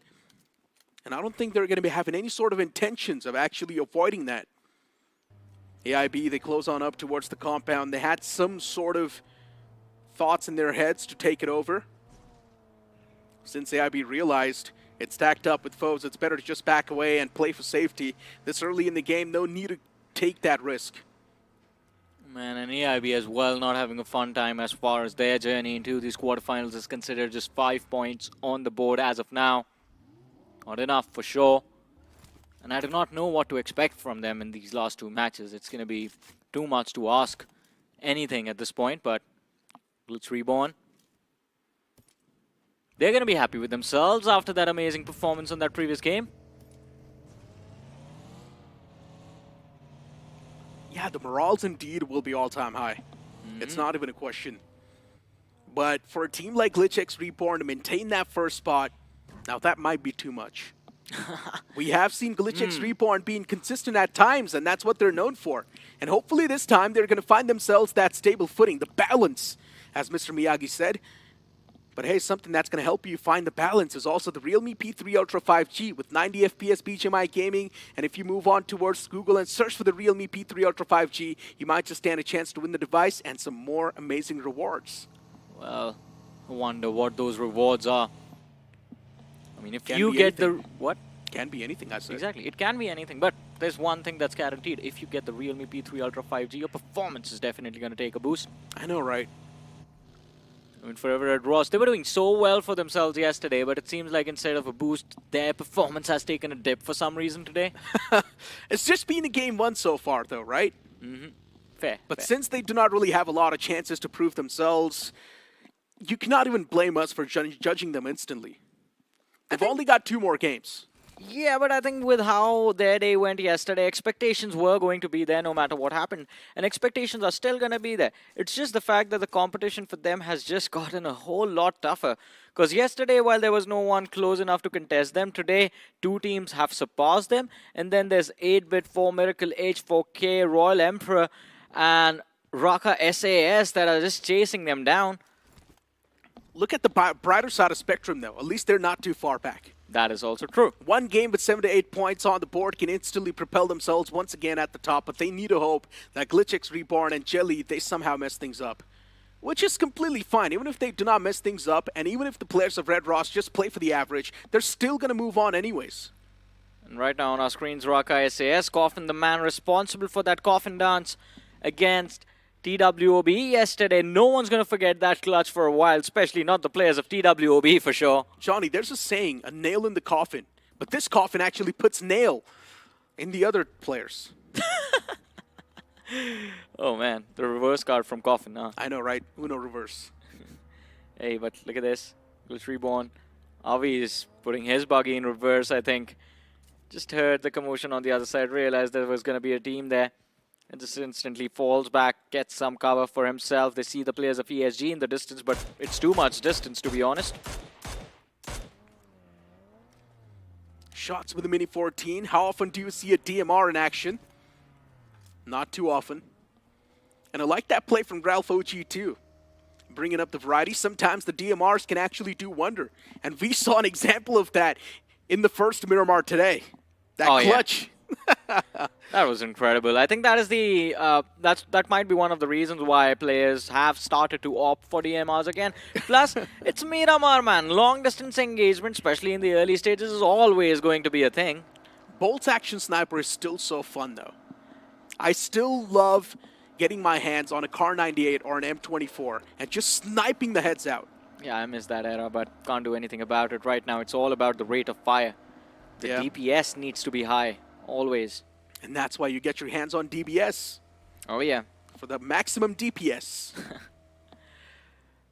But I think we're still going to have to wait for the endgame stages before we see those shotguns in action. But I love the shift of the circle. It seems like we're going to have another urban finish in this Miramar. Los Leones smack center and the cluster already starting to form. Everyone's moving in for some control of that massive city. Shots taken, that spray. Tough to connect. Still the players on the move, H4K. They've got some big ambitions. Taking shots that far away. Connections will be tough to find. And at this point in time, all the players from H4K, they've got a nice stance that they're playing with. Also on high ground that they're working with. And Royal Emperor's right in the front. Positions noticed. Voltric once again closer to the foes. And even Halo is now moving up right next to Draxi. Shots were taken against Halo, but no confirmed knockouts. It will be tough to find though, especially inside of urban cities. And since the circle is centering on up towards Los Leones, Johnny, we already know this game might just be super chaotic. Oh, it definitely is going to be quite chaotic for sure, especially for these late breachers, one of which is Seoul. We saw what was bound to happen. Teams that take control of the periphery of the city early always have the opportunity to strike anyone moving in late. And Seoul, the team furthest away towards the western half of the map right now, crossing that Minas del Valle hills. Even getting to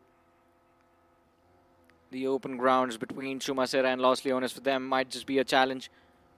For Miracle, quite close to the players of New Champions. Engagement bound to happen at any time, but it feels like it has been denied from both sides. Yeah, if you'd have moved on the right side even more, Legend would have lost his legacy.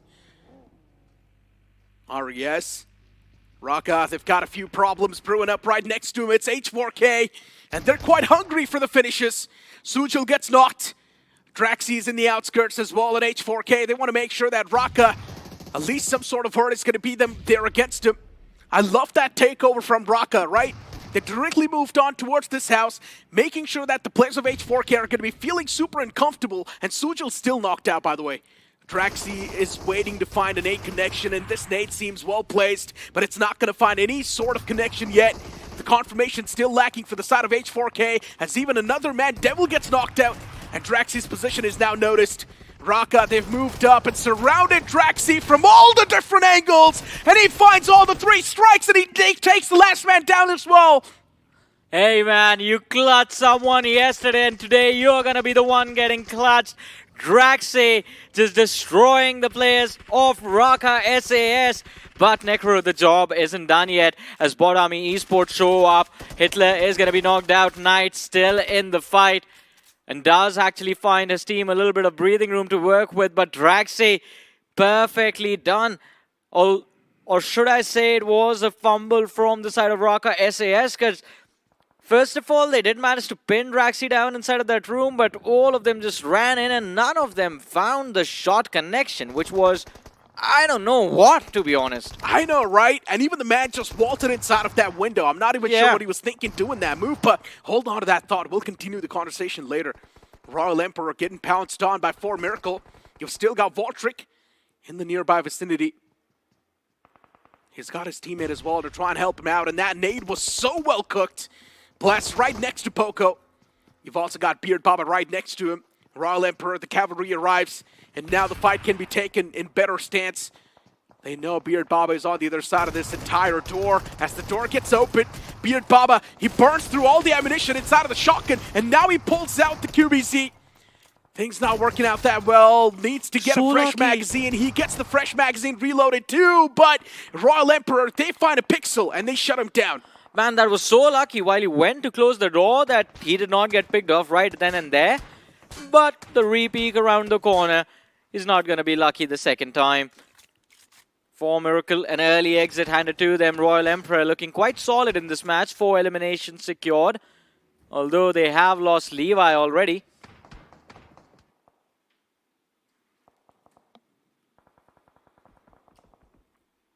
8-Bit right next to the players of Royal Emperor.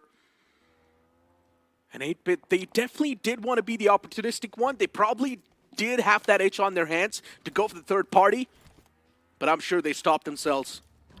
Yeah, I think so too. I think they knew they could have charged forward, but it was an open position, so maybe just playing for a safer position. Glitch Reborn on the other side. You do hear the commotion. New champions on the other side of the ridge. All of those engines just zooming past. Glitch Reborn, as everyone's been wondering, are they going to be able to hold on to that top spot at the end of this game of Miramar? They want to do that exactly. Although on the other side, the shift of the circle towards the western half of Los Leones, half the city still in it. But Forever Red Ross, look at that map control. It looks nice, but it will be a weird position if the players get charged upon, and it is going to be difficult for them to survive, to be honest. It's good for now, though, but charging up on Forever Red Ross will also be super tough, since they've got line of sight on each other and they can easily provide that cover. So charging up on Forever Red Ross will be really tough. And I don't think anyone's going to try to do that in the first place. If they try to do that, they will be super exposed, and in that process, there might just be a lot of teams taking shots against them. GlitchX Reborn right behind the players of Seoul. This can be concerning for the players of Seoul and also the fans. And since GlitchX Reborn, they've already won that previous game, they've already tasted the success. And they want a few more big games in their hands. Just secure that slot towards the semifinals. And I think they are going to kick things off already. Picking off one man from the side of New Champions, Bogey, out of the way. But the players of Seoul moving forward, rotate further deep inside of the zone. They have a Ritz to work with as well. Glitch Reborn in the back lines can start shooting in their direction at any time. Knuckle, Hunters, and Some are all prepared, but it's not going to be an easy fight for sure, especially with 8-Bit and TWOB waiting for them on the other side. Even Autobots is now chiming inside of a fight, Johnny. Skrills was able to find one, and CRV is going to be the one to put an end. ESG, rough start, rough patch. We've seen two teams get eliminated so far, 4Miracle and RES. And now the players of Seoul looking to take out the players of GlitchX Reborn. Shots were taken against the man Akshat himself, but no connections found yet. Akshat, all he can do is just play for cover, and that's what he does. He does move back behind that ridge, but it's not going to be enough. Since GlitchX Reborn, now they're falling short in number. Just taken down with a two-man squad, what can you do? Akshat with not a lot of options available. The nade's going to be tossed right next to him, and Anonymous finds the knock. Oh man, this is looking tougher by the second, and it is going to be an impossible revive for Glitch Reborn to bring Akshat back. Avi realizing the only option that remains for him, it is going to be to fall back, but he might just run into the arms of Forever Red Ross. Lucifer spots Avi out, the buggy turns around, but will this man survive? I don't think so, because he's surrounded from every single direction. Soul up front, you have Forever Red Ross in the back lines, and TWOB taking that southern flank as well. Nowhere left to go, nowhere left to hide, except between those ridges. I mentioned this too. GlitchX Reborn, they've got the first spot, but maintaining that is going to be even tougher for GlitchX Reborn. They have been quite inconsistent, and once again, a bad game in their hands. They've still got one man standing, but with just 2 elimination points, and look at what's happening to Seoul. Knuckle gets spotted, he instantly gets eliminated too. Anonymous is going to be the one to put the bullet in the skull.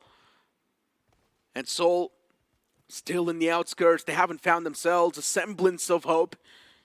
They need to move in the circle. They need to cross that white line. Forever Red Ross towards the left, once again controlling the majority of that zone. They've got a lot of that playing space to play with.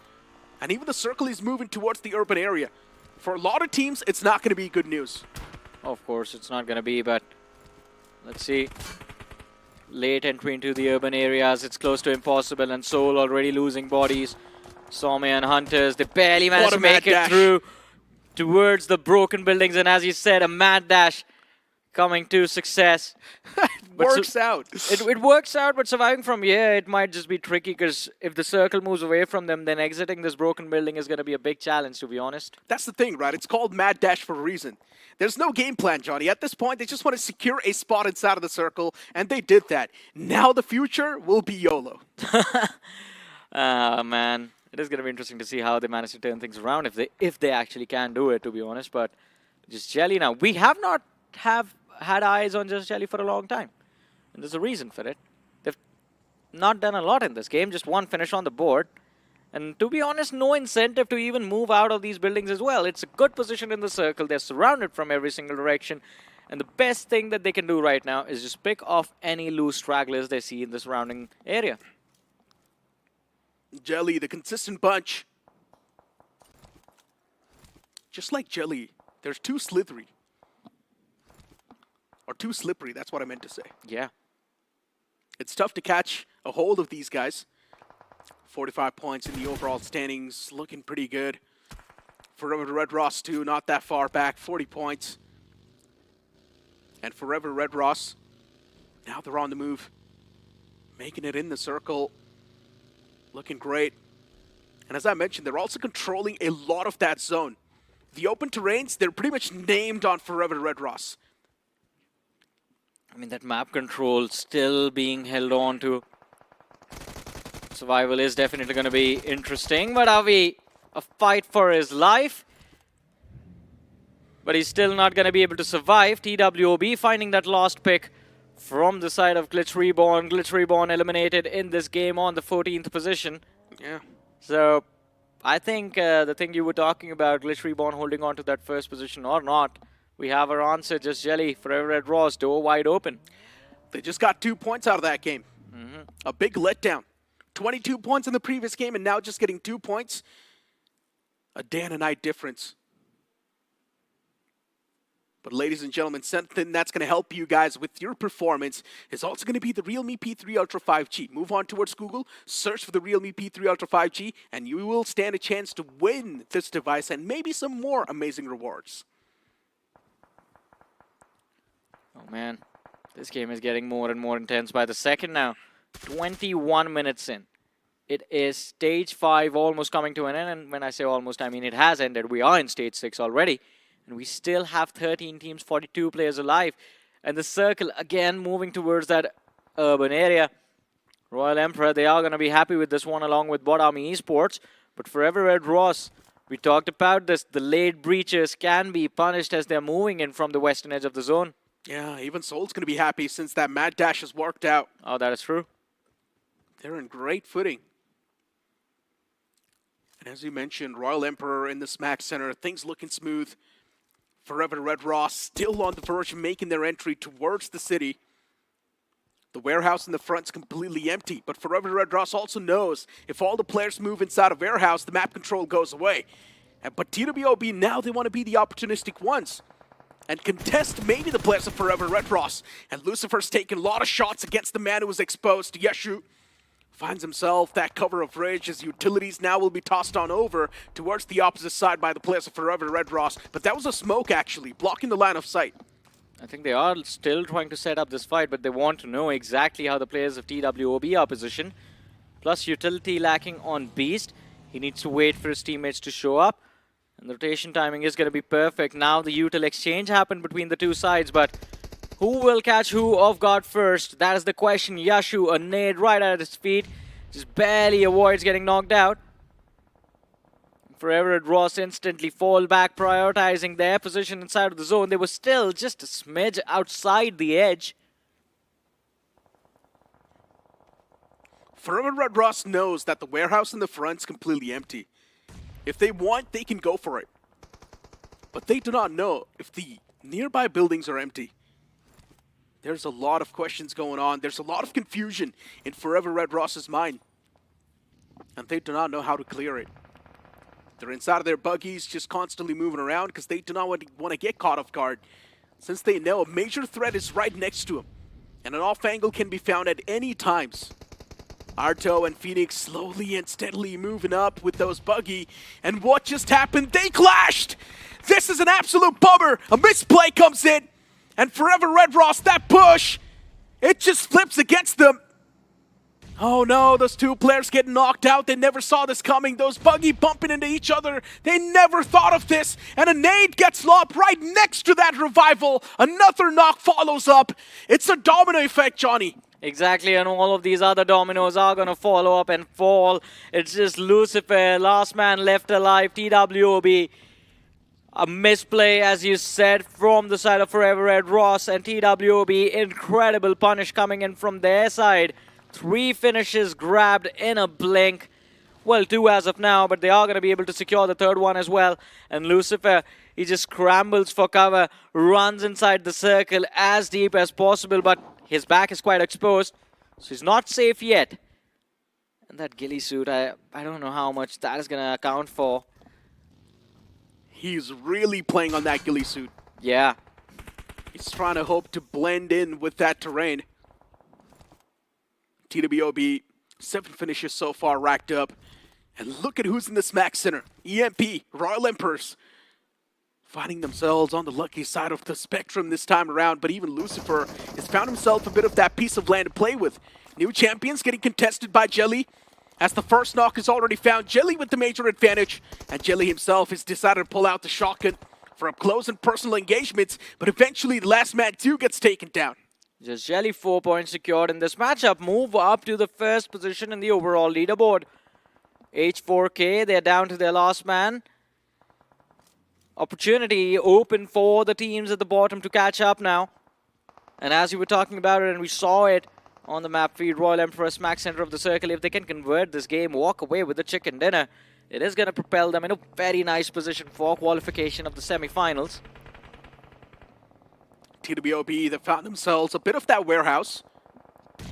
A small spot to play with. This also seems quite exposed, but since they've got the smoke grenades constantly tossed out, that's going to block the line of sight for the opponents. But even for yourself, limiting the information. Jelly now, they make the pounce on top of the players of Soul, since they've already found the advantage, but Sam still gets struck down by Hunters. He's trying to keep the numbers even. Hunters get struck down even low, so he needs to back away and now patch himself up. He's taken too much damage, but the Molotov from the side of Jelly, it's going to burn Hunters alive. Same, he's still up, and he needs to patch himself up right now. He needs to pop a first aid, but even Jelly's lost out on 2 men, so even they need to go for a reset. Soul does have enough time to go for the reset as well. They can get the fallen man back up. In the blink, though, just Jelly, their plans have been picked apart. And as you were talking about it, Soul, they can definitely try to reset, bring the fallen man back up. But same can't be said for the side of just Jelly. Sam does get a revive, but getting the last man back up, it is going to be a big challenge. Sam knocked out again. Ninze, he's still there, but he's going to be the man falling out first. And 8-bit with the perfectly timed third-party pick of both those teams. It is going to be Soul securing a few extra points for themselves, but 8-bit do end up wiping the floor with the side of just Jelly and move into the 3rd position of the overall leaderboard. They had their eyes pinned in the overall. Yeah. And now just look at 8-bit directly rocketing themselves up in the overall standings. That elimination feed, reading it really helped them out. And now looking at what's happening on the screen, Autobots Esports right next to Bot Army Esports. Look at Devotee. He's got a few more players contesting him as well. He's up against the entirety of AIB. And what can you do if you're Devotee? But he still manages to strike the man. The first man was taken down, but in return, Devotee gets taken down as well. Man, these last few days have been so insane that every single time we see a player in a situation like this, I think I automatically start to expect a 1v4. I know, right? We've just seen so many clutches. Yeah. And at this point, it's been common. But for Devotee to pull that off, it was a little bit tough, since that push was really unexpected. Bot Army Esports, even they managed to take care of the man who was right above him. Now they do not really have a lot of things to worry about. Get their hands on the upgraded gear. Bot Army Esports with the high ground. Things can be better. Things can be tested better. And look at that nade from Scary Jawed. The man just casually tossed it and found the connection. AIB in a world of trouble. If another man gets knocked out, Bot Army Esports will definitely make that rush. The second man's taken low. AIB repositioning is going to be the main game at this point. Always, things are not getting easy at all. But even the zone's going to start to move now. It's Scary John. He reveals himself. He needs a few more smokes to block the opponent's line of sight. Another nade's going to find the connection as Oasis and Joker get knocked out, but not for long, as AIB then once again reply back. Well, they do find that last frag, but before going out, the finishes were secured by that man. And that is just... I mean, it was a risky play, but he did take those points away. Stage 9, 4 teams alive and 12 players in total. Johnny, this seems like a chaotic ending to me. It definitely is going to be a chaotic one, but now the question is, who gets the chicken? We have a lot of top contenders in this one. 8-Bit, TWOB, Royal Emperor, and H4K. All stayed it, trying to win it, but it is the side of 8-Bit that still holds on to the numbers advantage. Well, that nade can change everything, but now it's going to be a bit off. Voltrick inside of that warehouse. Kanha moving up. Nade tossed right next to him. Since it's inside of the smoke, Kanha was unaware, but luckily enough, he was not a prey to it. 8-Bit. The nade was right next to Oasis. A lot of damage was dished out, but look at that split from 8-Bit that's going on. A 2-2 split. 2 players on the high ground, 2 players underneath. The players on the high ground, they need to be the one to take a lot of risks so that players on the lower ground can make those insane plays. Oh, but look at this. Clutch X, he has the vision, and that could spell trouble for the players of 8-Bit. He sees them on top of that ridge, and he's trying to lob nades to try and take them out. Ash and Oasis also under pressure with the presence of TWOB on the flank. But H4K in this 4-way conflict are going to be the first ones to bite the dust. 8-Bit might just be next with Ash knocked and finished off. TWOB, they are looking to have a big game for themselves. 12 eliminations already secured, but they're hungry for more as they charge towards the players of Royal Emperor. Royal Emperor, it will be tough to take him out. They're playing this so defensive, Johnny. Not even showing a glimmer to the opponents. How can you pull out a team like that out of their comfort zone? They've just been doing great. 8-Bit is going to duke it out against TWOB. That's inevitable. This is supposed to be happening. Mafia is catching a lot of hurt too from Royal Emperor, so there's a lot of shots taken against 8-Bit right now. And Royal Emperor, they're also going to find Oasis completely. So now it's down to just Mafia, the one last glimmer of hope that's alive. And eventually, even Mafia gets wrapped up in a sheet. Royal Emperor, now all they need to do is get rid of the last foe that's alive. But unfortunately, Kana was able to find a nice piece with that nade. He's able to take down 2 players in Royal Emperor, a team that stood a chance to win the game. Now the chicken dinner is snatched away from them, and TWOB, even they pull out a comeback. What's going on, Johnny? The overall standings, they just keep on getting even more intense. Yeah, this is the group that's going to allow teams from Group A, D, and specifically the teams from Group C to qualify with a much lower point average. That's going to be intense, man. TWOB, brilliant comeback executed. Royal Emperor, as you were talking about them, I think just stayed back, forced to stay back inside of this inside of that building because 8-Bit was there on the flank.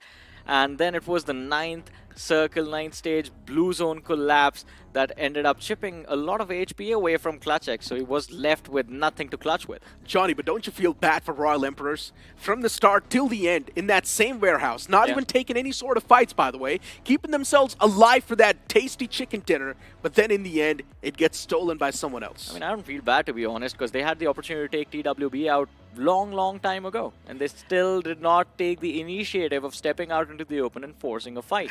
That one nade from Kana just completely spoiled the dreams, right? That one nade finding a 2-piece, and then Royal Emperor was just taken down to a 1-man squad.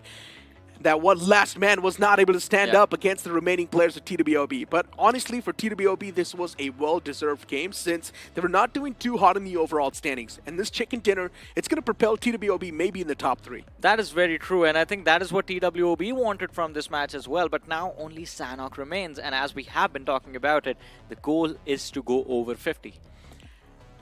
And that means the teams at the top 3 need to be the one to get the chicken dinner, right? True.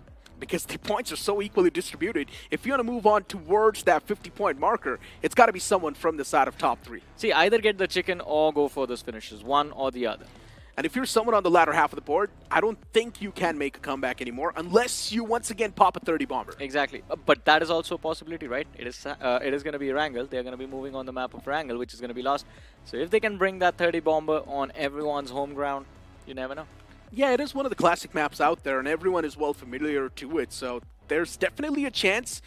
But let's be realistic Yeah. and let's not be too fictional at this point, because realistic expectations are going to be, especially when the head's on the swivel, especially when you've got so much pressure. Pulling out a 30 bomber, it's too much. I think usually I do agree with you. Like, realistically, I think the teams at the top are just going to go a little too YOLO in that last game, cause Yeah. pressure for the teams at the bottom. But, see, look at it this way. If you're talking about competitive scenarios, you would want to put pressure on the top contenders, on teams that you feel like are going to be the top contenders for the trophy. And right now, let's not forget, Seoul, again in a very uncomfortable position in the overall leaderboard. This game wasn't a great one as well. True. And especially in the last circle itself, there were 5 teams alive. That means the points should be equally distributed as well. It's not like we're going to be seeing a major vacuum just from TWOB. I think it's going to be points distributed in the top 3 because 8-Bit had a lot of finishes. Royal Emperor, I think, were able to walk away with a decent number of eliminations as well. And of course, TWOB in this match was on fire.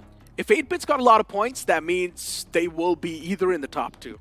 And that can also secure them the qualification bracket. But if 8-Bit's not in the top 3, that means 8-Bit also needs to pull out and ace up their sleeves in the last game itself, because they're so close to qualifying in that top 16. And especially when you're so close to qualifying and when you're not able to qualify, that can actually play with your mindset quite a bit. Yeah, it feels bad, right? Yeah, It feels yeah. extremely bad. But I think let's have a look at the highlights, because this game was filled with a lot of interesting and intense moments. And of course, right off the bat, that early fight where Manya was taken out, I think, was the reason that Seoul was struggling to survive for the later stages. Yeah, and Johnny, the usual suspects are not able to play that well, right? You talk about the players of Autobots Esports, then you talk about Seoul, Bot Army Esports. The performance just not there. Yeah. And at the start of this entire group, we expected these teams to perform really well.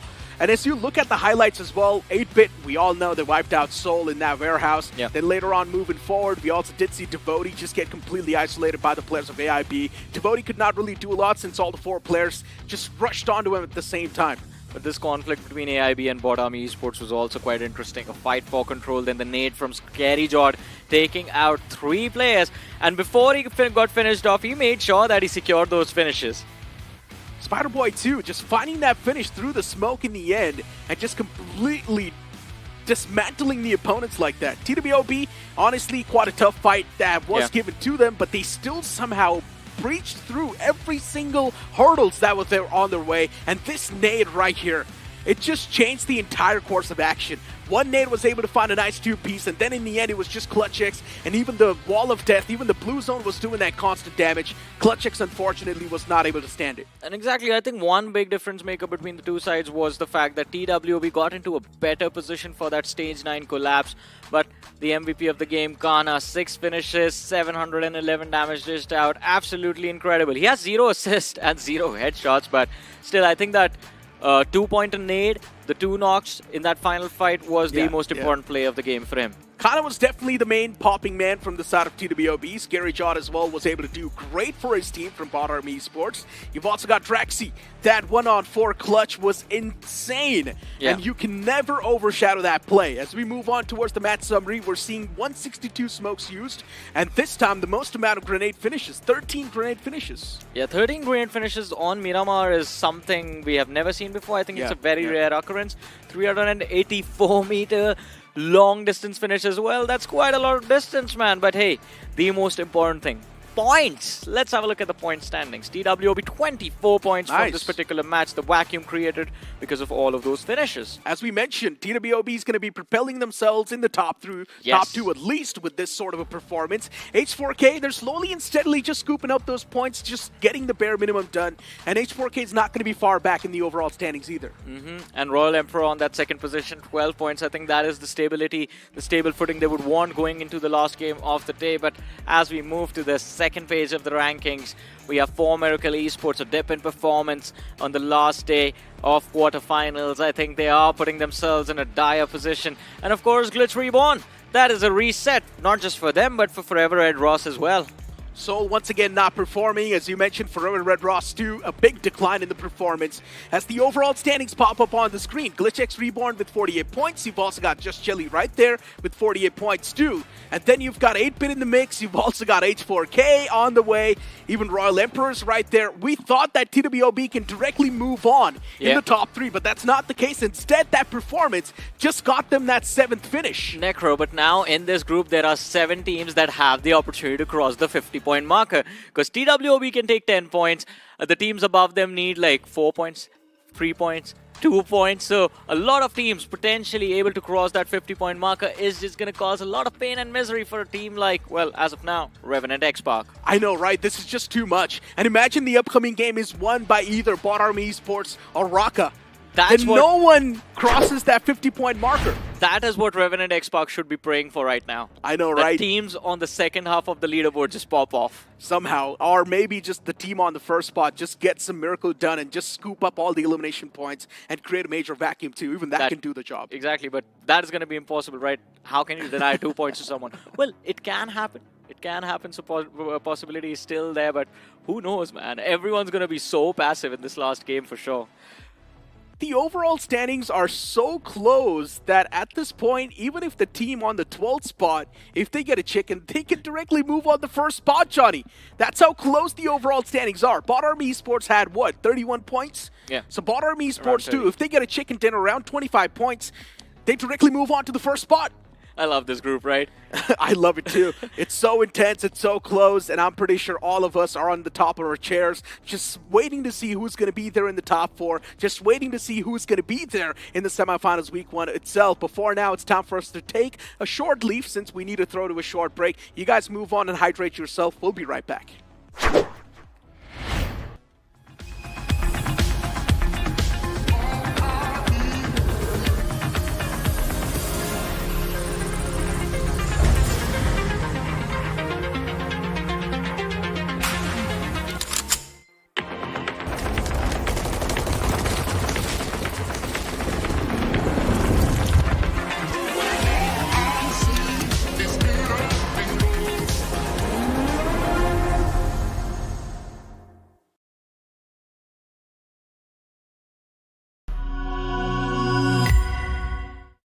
Scout भाई petrol भर दो ना। क्या भाई लोग रोंडो जाना है क्या? तू जानता नहीं मैं कौन हूँ? अबे तू बाहर में भर के तो बता। अबे रोंडो में रोंडो किसको बोला रे? रोंडो बोलता है हाँ? तू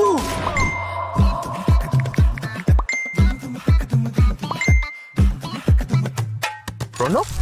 run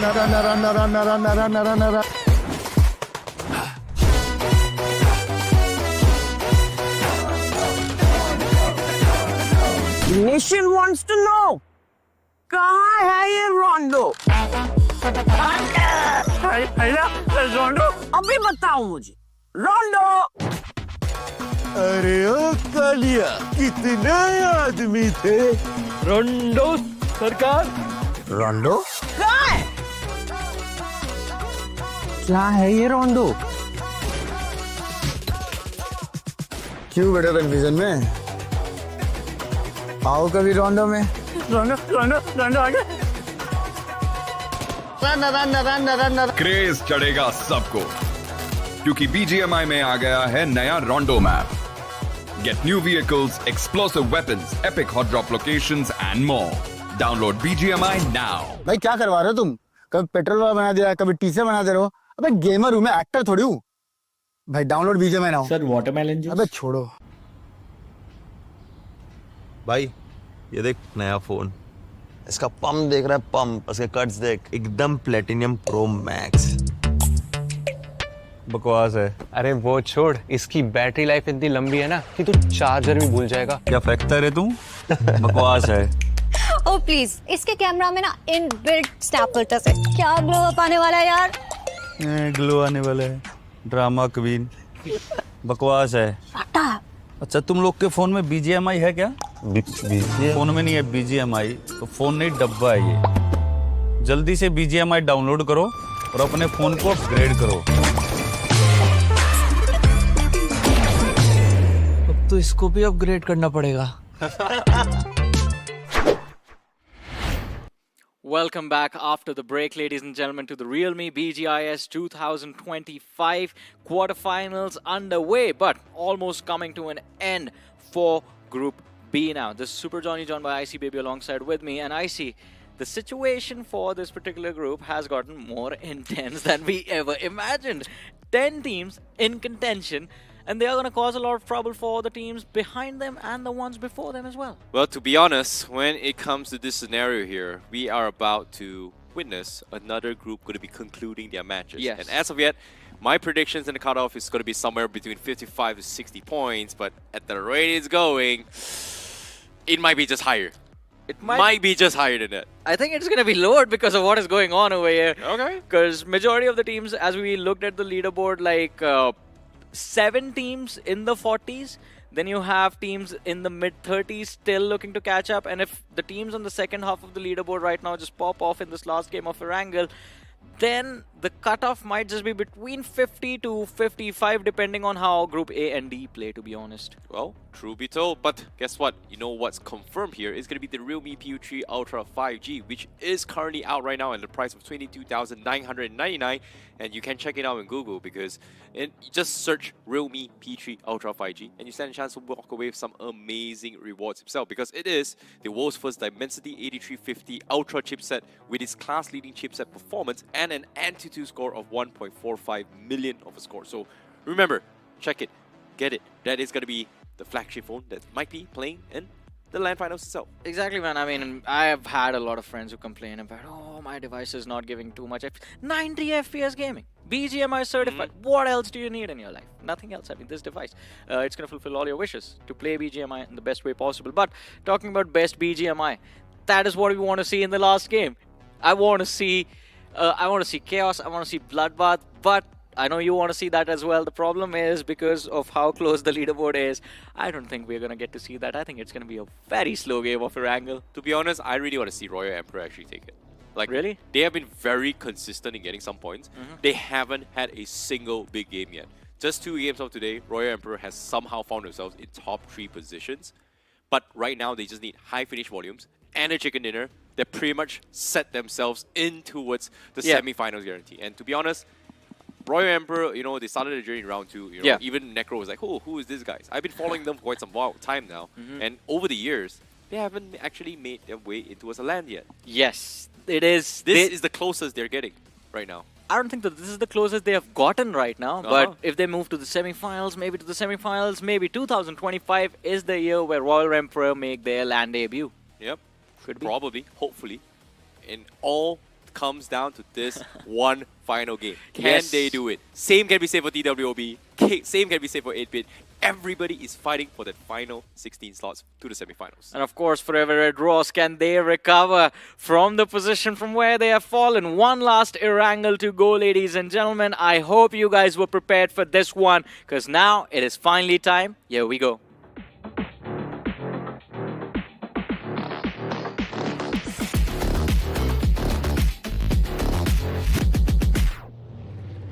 Well, it is time, ladies and gentlemen. The last Erangel for Group B underway. And B, I think, for this group is going to stand for ballistic, because that is the performance that's going to be needed from the teams on the second half of the leaderboard if they wish to qualify. The door is still wide open.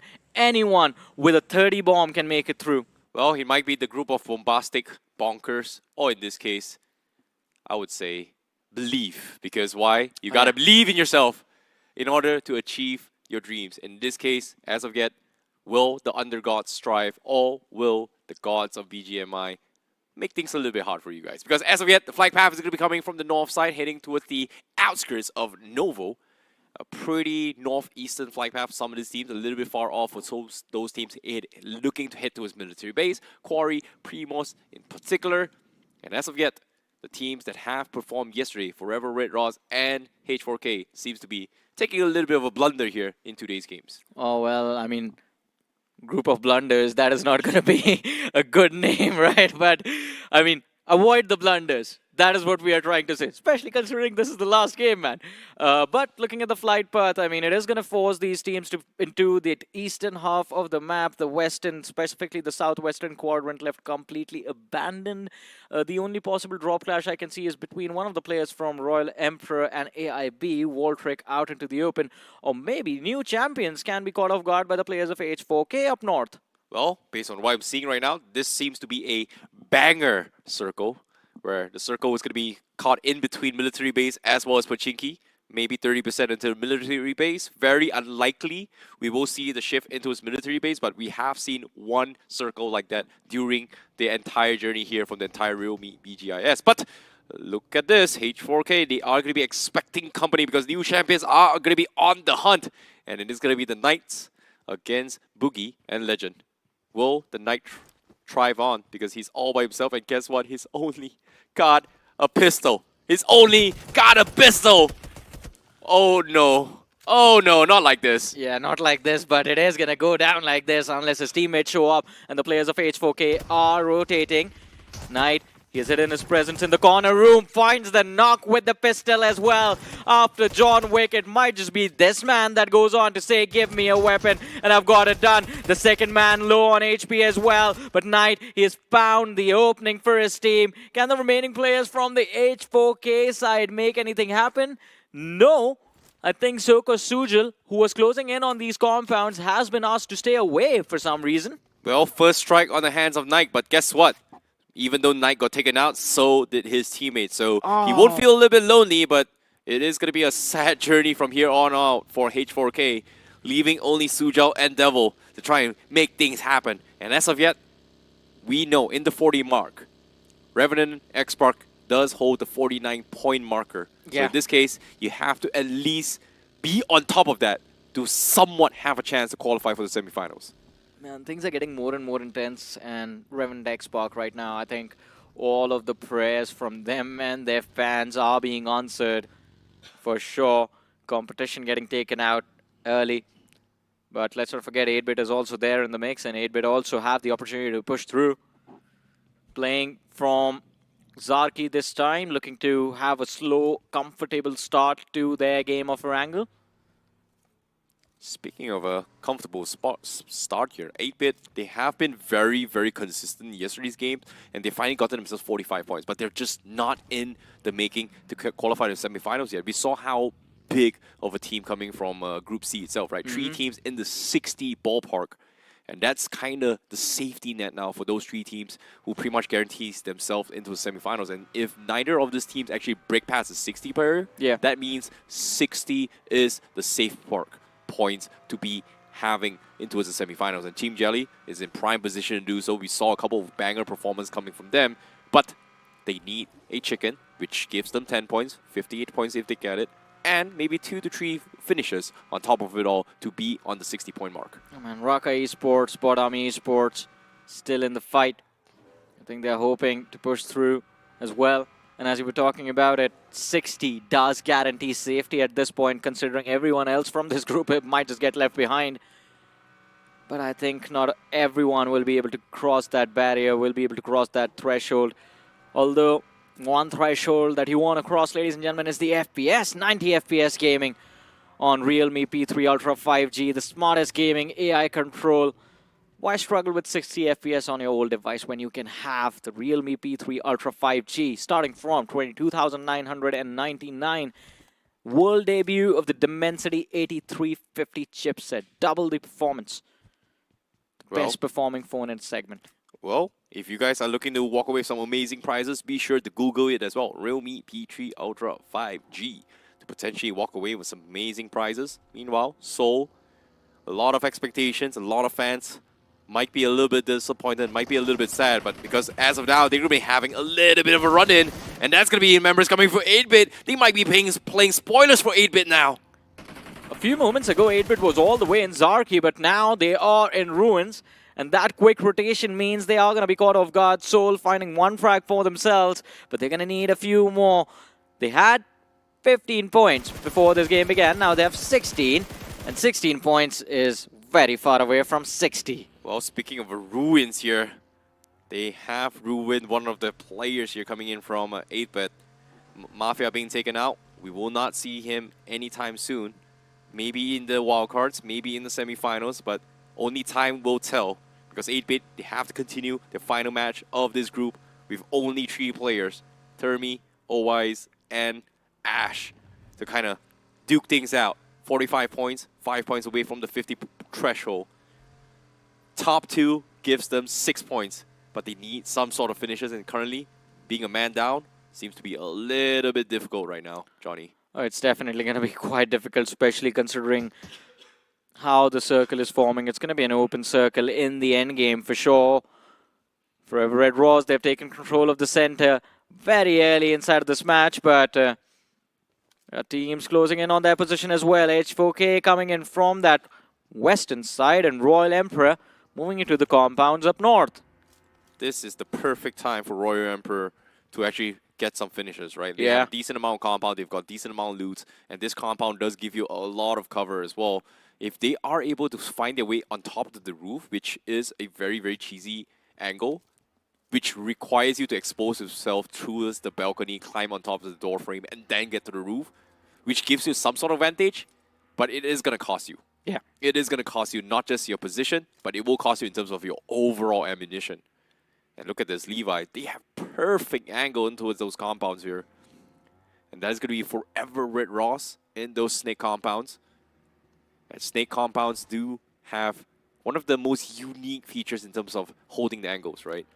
You know, when you were telling the story yesterday about Forever Red Ross already revealing their drop locations, that, oh, we're going to go towards the pancake drop as well on Erangel, I was thinking, like, pancake drop was made famous by Ash and Oasis back in the days.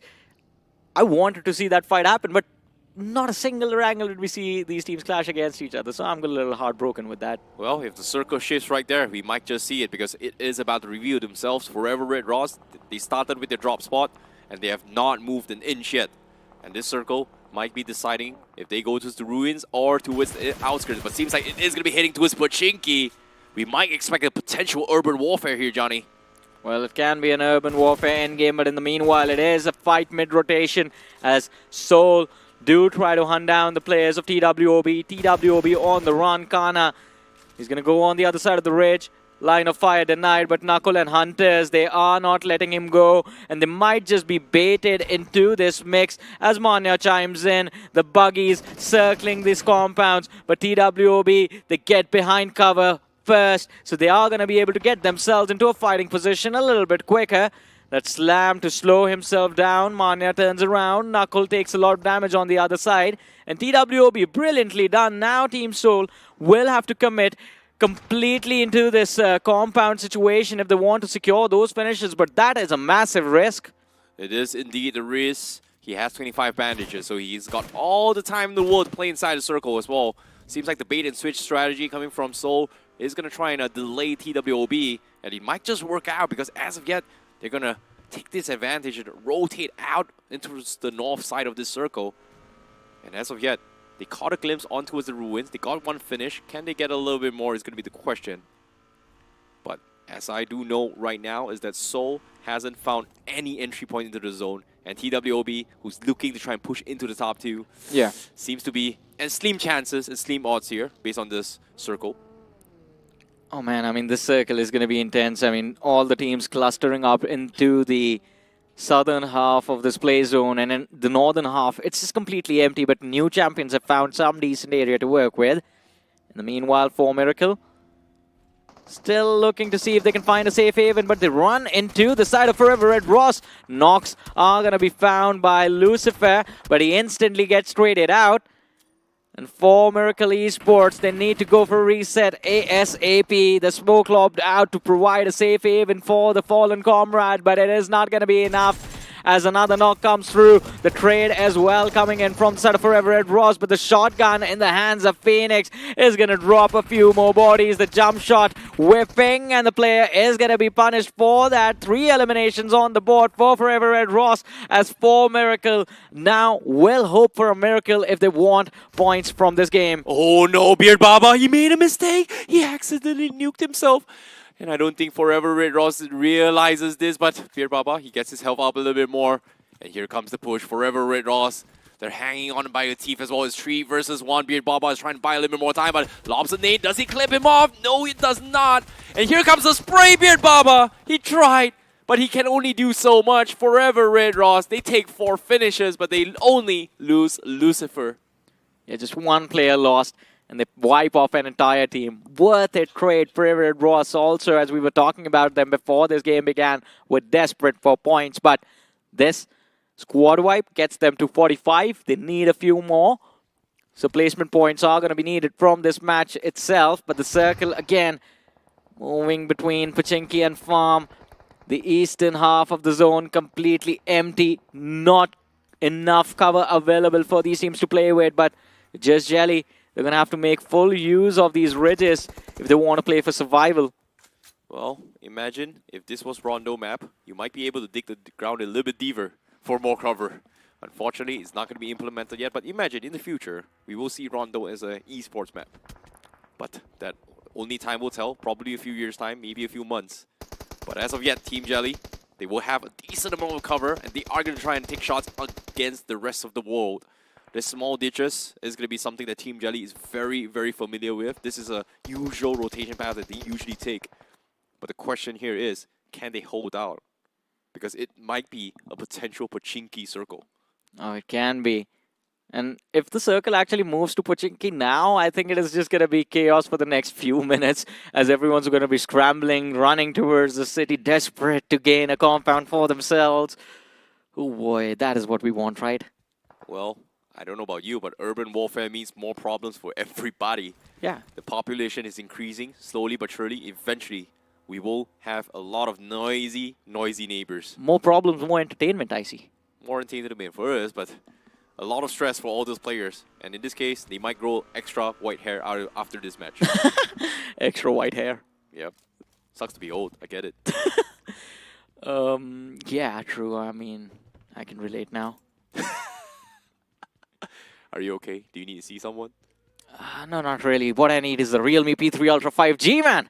That is what makes me feel young. The world debut of the Dimensity 8350 chipset, the smartest AI gaming control in this device as well. And of course, how can I forget the 90 FPS gaming experience?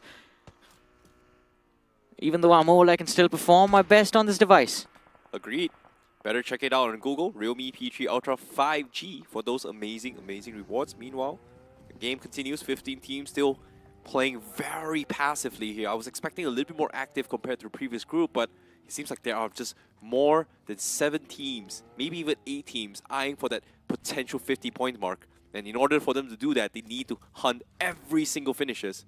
But if the circle shifts to the Pochinki, the chances of one single team taking every single finish seems to be very, very unlikely. Very unlikely, but if there was going to be a team in a position to secure those numbers, I think as of now, that is Raka SAS towards that eastern edge of Pochinki. Because all of those open fields towards the eastern side, the southern side, and the Pochinki Hill towards the southwest, it is exposed rotation that the other teams are going to be forced to take, and Raka SAS might just be hunting these players who will have no cover available to them. This is the perfect time for them to get active. They need to push everybody outside of Pochinki, and the only way to do that is they have to take a very, very even spread. They have to start firing on everything that moves as of yet. And so far, they've been very, very quiet, which is not really a good thing because TWOB is going to be able to sneak in from the north, NC is going to be sneaking in from the west side, even Royal Emperor is thinking about sneaking in from the east side, but they will take a little bit of pit stop here down towards the farmhouse on the east side for now. But look at this, TWOB, they get active in the north. Well, TWOB, that early rotation should be able to turn this fight in their favor as AIB look to move towards the southern compounds, towards the northern compounds, my apologies, but one of the players is instantly going to get knocked out by Kana. The nade. Oh! Wow! On the other side of the building as well, Spider Boy, absolutely no way he thought that connection was going to be found, but it is Superman and he finds another one. The two players in the back lines of AIB do end up recovering, but it seems like this fight is already swinging in the favor of TWOB. Is that a bird? Is that a plane? No, it's a grenade because Superman dropped a banger. 2 big finishes, AIB getting taken out. And just like that, TWOB, they find 2 finishes. Absolutely perfect. Well-placed nades coming from Superman. And now Joker, Sultan, they're just completely at a loss. What did they see? I don't know, man. I don't know. I can't see anything in the sky right now. Yeah, I mean, that is just unfortunate, but that was quite incredible as well. I think he might be thinking that, oh, this is not going to get a knock, but out of nowhere, hey guys, that's the second. I think I might just well go for the finishes, but Bot Army Esports in the middle of nowhere, clashing against the Autobots, and it's a back and forth trade between the two sides, but as of now, Bot Army Esports with a man advantage, but Servi looking to turn things around, and I love these hovercrafts as well. So much damage tanking ability, but it is down to a 2v2 as Servi falls back. And doors open for H4K to actually third-party both these two teams and pick up their finishes. Speaking of finishes, Skrills gonna be making some noise right now. Can he DJ his way through is gonna be the question, because Gary John might be just confirmed from that well-placed nade. But Bot Army scouts him out. He's gonna get taken out. Servi trying to run over them. He does get Devotee with the hovercraft, but it is about to explode right now. It's going to explode in their faces. Oh no, what is that rush? He's going to get taken out, but eventually he gets wiped off. Bot Army Esports was able to hold on, but only 3 remains. Oh no, that was so close. Yeah, it was very close, and I love that play as well. It was a hero move, but unfortunately, that hero did not survive for long, and Bot Army Esports do end up surviving with 3 players still intact. H4K, as we were talking about, them lost 2 players very early inside of this game, but have still stayed in a relatively safer position. Right now, they are towards the southeastern edge of the circle, and if their presence goes unnoticed, they should be able to get themselves to safety. But I see, look at this. The circle in the middle of nowhere, the southern edge of Pichinki, the compounds under the control of Raka SAS are still in the play zone. But it is going to be a rush out into the open towards the southern Pochinki Hills for everyone else. This is such a disgusting circle as well, and even for 8-bit, they are hiding right under the sewers of the outskirts of the sewers area. Yeah. It's a small little shack that gives them some sort of cover, but aside from that, not a lot of space to work with. And even Royal Emperor, they're going to get caught midway rotation as they get picked apart by Bot Army Esports. Bot Army Esports right now is just reacting to any pixels they see moving around them. And Royal Emperor, wait, what? How? They tried to avoid Bot Army Esports, but ran into the open arms of 8-bit, and 8-bit is going to welcome those points in their bag. But Glitch Reborn over here clashing into the side of Soul, and Avi is going to be the first man to fall. Akshat follows up, and Ralph OG joins his teammates as all of them head back into the lobby. As of now, I see only one team has been able to cross or get to that 50-point marker, and that is going to be Just Jelly. And with that elimination, the journey for Glitch Reborn, at least in the quarterfinals, comes to an end at 48 points. Oh my goodness, it's got to be very, very close. Keo also getting taken out here as well for Team Jelly. They're just 1 point ahead of Revenant X Park, but as of yet, they need even more points because everybody is spread out thin. And even now, Team Jelly, as they're rotating in, Ninsei getting picked off apart. Everyone is trying to find some way, some place, somewhere to hide in this next phase of zone. It's just open seasons for Bot Army Esports. Look at them just firing away at everything that moves. 6 points in the bag already, but they're going to need a lot more than 6. And that car, as it goes up in the air, Devil hits the floor. Yashu with a brilliant connection, but TWOB, they are going to be under heavy pressure. Yashu is going to be dropped to the floor. Bot Army Esports, 7 finishes on the board already, but they're going to need more than this. They still have 3 players left intact, and Devotee, I have been talking about him for a long time. We wanted to see this man step up, and as it turns out, we had to wait all the way towards the last match of the quarterfinals. Well, 30 points is where they're standing. Even with the chicken dinner, that gives them 40 points. They need even more finishes on top of what they already have. And guess what? The one that may stop them here is going to be Soul as well, who's only got 19 points. They're trying to rack up some sort of a banger performance because they're playing spoilers for everyone. And Superman getting kryptonited by Sol May right now. And it's going to fall. And the confirmation comes true. And he's going to go down as well, as the rest of Seoul continue their fight with Bot Army. Seoul versus Bot Army, that is going to be a fight to witness, but look at the radar, and we saw him a few moments ago as well. One man from the side of H4K in the backlines can ruin the day for Seoul at any given second. Hunters, tunnel vision up front, the nade goes out, secures the knock as well. Devotee hits the floor, and it is going to be a reset, a revive coming in for the players of Seoul. With Bodami Esports, they still have men left standing in the back lines. Some looking to secure that finish. Devotee is going to be eliminated from the game, but the revive for Bodami Esports also comes through. 2 players in the back lines. Monty, he's just getting revived right now.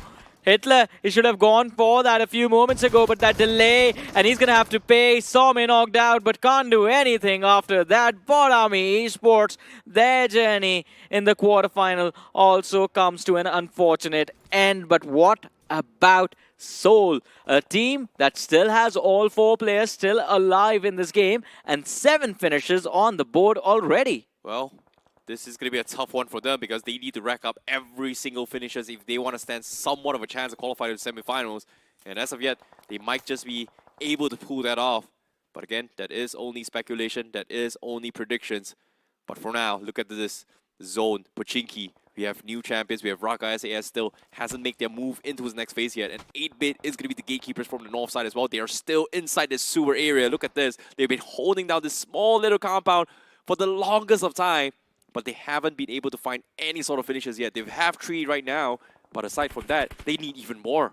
Yeah, they definitely need a lot more, but how are they going to make it happen? That is the big question. The clock runs out, the body is on the floor, are being sent back to the lobby as well. Only 8 teams, 21 players still alive in this game. It is stage 6, and in about 1 minute and 40 seconds, that is going to come to an end as well. Manya, from the top of that hill, gives information. Knuckle, with those stab shots, looks to find the opening, but finds nothing over there. Well, they have the high ground, but 8-Bit, guess what? Raka SAS says hello. They are going to go for the push always, trying to hold down the fort, but he gets taken down, and now only Ash remains from 8-Bit. He needs to get some of these finishes. He's the last man standing. He's farming as much as he can. 8-Bit, they are able to get some finishes, but his top 8 remaining. And now Ash, he's scrambling all by himself. No nades, Molotovs being tossed in. Does it connect? He's gonna get a little bit of damage here. Raka SAS, they might lose their life just then and there.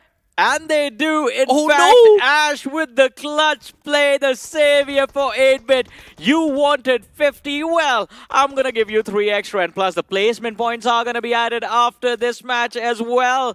I believe 8-Bit have gotten themselves into a much safer position after this match.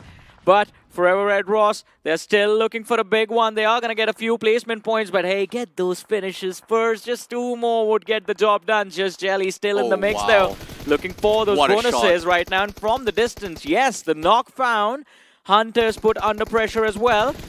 But there's one more man from the side of Seoul who's playing on the southern edge of the circle, and he can chime in at any time. What a double peek coming from Team Jelly as well. Just because of M4's bullet drop, instead of shooting with 1 guy, 2 guys doubling the damage means the bullet drop, or in this case, the bullet damage fall off, will be completely neglected. They get the knock, but they need those confirmation. Team Jelly, they're still hanging on. They've got 4 finishes. They are the table toppers as of yet. Can they get a little bit more? Because 8-Bit, look at this, Ash. He heard all those commotions, but I don't think he is in range to lob those nades on him. Oh man, but look who's here. Or look who is still here. It is Sujal from the side of HPOK. They made it into the top 6 somehow. Somehow, somewhere, they have to make it work. It's a game of rats, a game of snakes. Rats and snakes everywhere. And Forever Red Ross, they have the numbers advantage. They have been laying low, but they have been cornered for the longest of time. They can't seem to pick up because of Seoul. And Seoul now giving a little bit of temporary breather for every single team because they need to pick up Hunters. And because of this, they will still continue with the assault here coming from Seoul. Yeah, but do they get enough points? That is always going to be the question, and I think not. But this is going to be a good warm-up before they head towards the wildcard stage. Is Knuckle now causing distraction for Beast, who's just hiding inside of this brush out into the open. They know new champions are in the back lines, but Phoenix is going to try and keep them at bay. There's one more man lurking outside of the zone as we keep talking about him. Sujal, the spoil sport, can get involved in the conflict at any given time. And Seoul, as we were talking about them, I see they're running out of ammunition, but Some finds that extra point. 8 finishes secured by Seoul in this game already. Caster's Curse, the only one that could spoil Seoul's game right now, gets taken out. And Team Seoul is literally playing spoilers for every single team, looking for that 60-point barrier here. Seoul looking to make history once more. But it seems like there's only 11 people alive here. We are not going to see the 28 finish game coming from Seoul, but they are the ones that potentially take the chicken dinner. And Forever Red Ross is going to be the target right now from Seoul. Oh man, the nades go out. Forever Red Ross, as you mentioned. Now the target is on their back. Oh, this one should find a little bit of connection, but no, Beast is still alive and still in one piece. What I'm worried about is that ammunition. It is eventually going to run out. A little bit of refill coming in for Hunters. Attention towards just Jelly. Burst shots. A few connections found. 55 points for them, but guess what? Forever Red Ross also finding a player coming in from New Champions. That's going to be a knock coming in, but Phoenix also getting taken down. The confirmation comes through, but Seoul! Soulmate! What an aid! What a knock! And Forever Red Ross, they get taken down just like that! A blink and they're gone. That was a magic trick by Seoul, making the opponents disappear. 11 eliminations secured as 4 teams, 8 players remain, and Seoul still in this game with a man advantage. It is incredible how they can manage to pull this off when Seoul was the first team to lose a player. Mane was one of the first players to get picked off. Oh boy, last 4 teams, Seoul looking to take the chicken dinner away. Spoil sports for every single one. They have 11 finishers. And Team Jelly, he is going to get caught out. That's going to be Team Jelly bowing out on 4th place with 4th position points. So 13 finishes in the bag to close out the series. And there are 2 rats left, 8-bit and also TNC. And so continuing their hunt. And they can get a few extra. I mean, 15 points plus the chicken, so 25 points can be brought on the board from this game. Ash, position compromise, the nade being cooked by Hunters. And as the nade goes out, the explosion dishes out damage, but the first aid comes online at the right second. So Ash is still back up again with 75 HP. And it is going to be is that... Oh, that's a stun. So he's going to be blinded for the next few seconds, but Somme, he's just emptying out mag after mag in that position. The nade exchange comes through, and this one is going to put him to ashes. The finish confirmed, 14 eliminations on the board. It's just the last man left alive from New Champions, and he is exposed as well. He takes down 1, Somme knocked out, but 2 players still left standing. Are they going for a revive at this point? It's a 1v2 situation. They can just finish him off. Well, better safe than sorry. 15 finishes is still 15 points here coming from Seoul, and the chicken dinner will give them 25 points. Better safe than sorry. And DNC now, Boogie, he's gonna get picked off, and that's gonna be Seoul that closes out the final chicken dinner of this final game of this series for Group B itself. Yeah. It seems like we have a little bit of a predicament here, my friend Johnny, because we do not know who is gonna be part of the top 16 now. Yeah, I mean, so I'm pretty sure Seoul is gonna be lacking points for the top 16, but still an incredible game. Nonetheless, man, 25 points on the board, and I think this is what this team could have done from game number 1, but why wait till the last game itself? Well, a little bit too late, but hopefully it is going to be enough because their fates are also in the hands of the other groups if and only if they somehow have enough points to qualify towards the top 16. But as of yet, the safety net is somewhere around 60 points, and after this group, it is somewhere around 50 yeah, 50 plus points. I think 48, 50 points as of now, so we will have to wait to see how the action is going to be between Group A and D. But this is good news for Groups A and D. That means they don't have to work as hard as we thought they would. Oh, maybe. You know, they still need to be consistent in all their 6 games. They still need like 10 points per game to be safe to qualify in the top 16, right? So as of yet, Team Jelly, they have a very, very decent amount of lead, somewhere around 58, 59 points. I think they are also going to be safely through into the semifinals. Yeah, Jelly for sure. I mean, Jelly was doing quite well, and I think they have crossed that 50-point marker. And that was without the placement points being added to the mix. 8-bit, I'm a little bit concerned about 8-bit because they did get decent number of eliminations, but placement points are going to be key difference maker in all of this. I think 8-bit and Team Jelly is going to be tied as of yet, between 1 point difference. It's either they're tied or it's a 1 point difference between both Jelly and 8-bit on who's going to be number 1 and who's going to be number 2. Yeah, but you know how I feel, who I feel bad for? Forever Red Ross, man. The way they got eliminated, it was a snap and they were all gone. And especially that nade inside the shack. That was a slam dunk. It was a perfect 3-pointer because that gap is small. Yep. Plus, he had to lob it from the other side of the bridge as well. Exactly. Salme lobbed one of the most insane nades in that angle for the small little window on top of the cracks here to take him out. So, unfortunately for Forever Red Ross, they started their game strong in yesterday's game, but today seems to be a huge struggle for them. So, that's something that I think, hopefully, they have enough points to qualify top 16. But if not, it is going to be all hunting seasons in the wildcard stages. Yeah, I think a lot of these teams are going to be quite upset that why are we moving into wildcard stages. But ladies and gentlemen, if you do not want anything leaving for the fates to decide and you want it all down to your skill, well, get the Realme P3 Ultra 5G, the smartest AI gaming control with this device, the 90 FPS gaming experience, and of course, the world debut of the Dimensity 8350 Ultra chipset is going to make things extremely easy for you guys while you are playing BGMI. There's a reason this device is BGMI certified. Exactly. It's currently priced at 22,999 rupees, so be sure to check it out. Right now, Google Realme P3 Ultra 5G. Very, very simple. Exactly. But one thing we are going to wait for is going to be the leaderboard, ladies and gentlemen. We want to know those points, This is so tough because we were expecting 60s, right? Like we saw, you know, based on yesterday's games in particular as well, there was 3 teams in the 30s, 1 team in the 30s, which is Forever Red Ross. But now, it seems like only 3 teams so far has made it into the 60 mark threshold. And I don't think any of them is from this group right now. I agree. I don't think a single team from here is going to be in the 60s. If anyone, maybe just Jelly, but yeah, I don't think so. I think everyone's going to be struggling in the mid-50s. But before we move to the rankings, let's move in sequence. Let's start with the beautiful highlights, because Seoul in this game was on a domination, and this is what makes their fans happy. Exactly, right. Team Seoul, they have moments of brilliance and they have moments where they were a little bit inconsistent. But in this case, for them to take 5 games to come online, it seems a little bit too late, to be honest. Like, they are going to be having a little bit of a banger, but we only time will tell, right? We have to wait for every single group to complete before, or in this case, do they have enough points to actually qualify in towards the semifinals?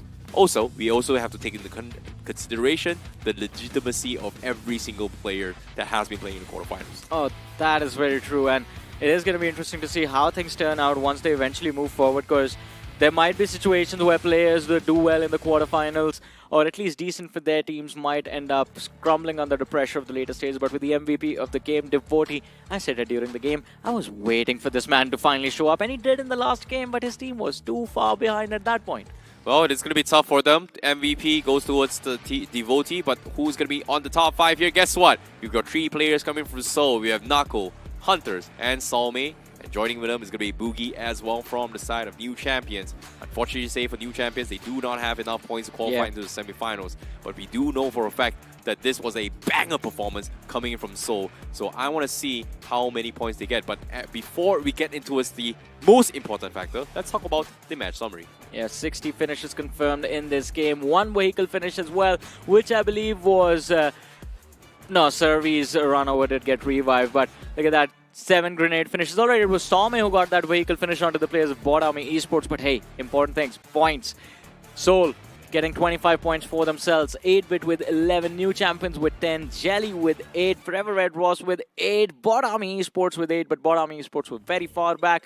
I think important points for Jelly, 8-bit, Forever Red Ross, Raka SAS as well were in a fighting position, by the way, so those 6 points could be crucial. This is going to be very, very close for the top contention here from Group B itself. But now, let's take a look at the page 2 here, and who is going to be in a little bit of a tough spot. H4K, Royal Emperor, 4 Miracle Esports. These are 3 teams that are in contention for the top 2 spot in this group as well.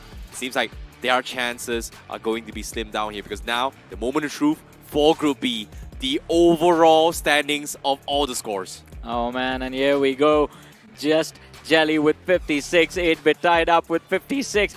But hey, Icy, we were talking about teams being able to touch 60. It turns out in this group, teams were struggling for the 50s as well, because only 2 teams in the mid-50s and then everyone else just struggling in the late 40s. And then you have Seoul with the bounce back on that 8th position with 40 points in total. Ooh, that's going to be close here coming from Seoul, but all things considered, Forever Red Ross should be kind of safe now. Yeah. Kind of safe. 49 points is still a lot of points considering the fact that both groups has been struggling to reach the 40-point mark. You know what? I can see the players of Revenant Xbox celebrating in their boot camp right now. Maybe. Just maybe. Yeah, could be. I mean, they're going to wait for the matches of Group A and D tomorrow, but Raka SAS quite unfortunate in the last match, and 4 Miracle as well, not being able to perform pushes them to the 9th and the 10th position of this group. Bodami Esports 31 points. But what I'm happy about from Bodami Esports is the level of confidence that was put on display, man. 28 finishes, this 3 placement points. If they can work on surviving and being consistent in the matches, I think this team can make it out of wildcard. Agreed. But at the start of this match here, this series, we have made some sort of predictions. Everyone on the English desk kind of predicted Seoul's comeback. Unfortunately, they say they came back a little bit too late. Yeah, they qualified in the top 8. Yay for us. But qualifying to the semifinals, nay for us. Yeah, we are not getting a lot of those predictions, right?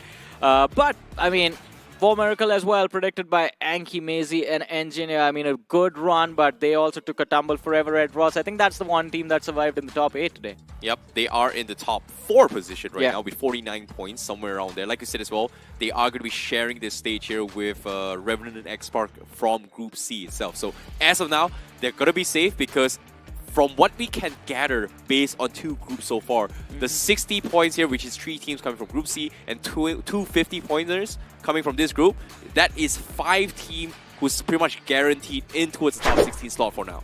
That is very true, but hey, this just builds up a lot of intensity for the upcoming groups because, again, as of now, the cutoff is in the mid-40s, and mid-40s for a lot of these teams is going to be easy. All of the heavy hitters that everyone expected to pop off in Group B and in Group C have completely broken down in shambles. It is indeed in that factor as well, but imagine how Group D and A is going to be looking like, right? Like imagine, let's say God's Train gets 80 points, guaranteed, takes away all the points. But aside from God's Train, maybe 4 or 5 teams along them get 60 over points. Okay, like imagine a Smurf lobby where 4 of the strongest teams just Smurfers on everyone and get 60 points. That's even more slots taken away from Group B and C. That can happen, but see, here's the thing. Now there is more incentive to avoid being on wildcard because you are going to run into Seoul, you're going to run into Godlike, you're going to run into Revenant X-Spark, you're going to run into Orangutan. So you do not want to face these teams when they are the most desperate for survival because you just saw what happened, right? With their backs against the wall, they just go all in. And in a situation of wildcard stages, you do not want to face them. Hey, if you put it in that way, obviously, the gods have to prove themselves whether or not are they really the true gods of all BGMI players, or is the season going to be an undergod story, because it seems like there are a lot of notable names starting to bounce back here in Group B and C. Exactly. If there was a time to make your mark, this is it, ladies and gentlemen. But today, with that comes to an end. We're going to be back again tomorrow where the action for Group A and Group D begins. Until then, Icy Baby and Super Johnny, good night.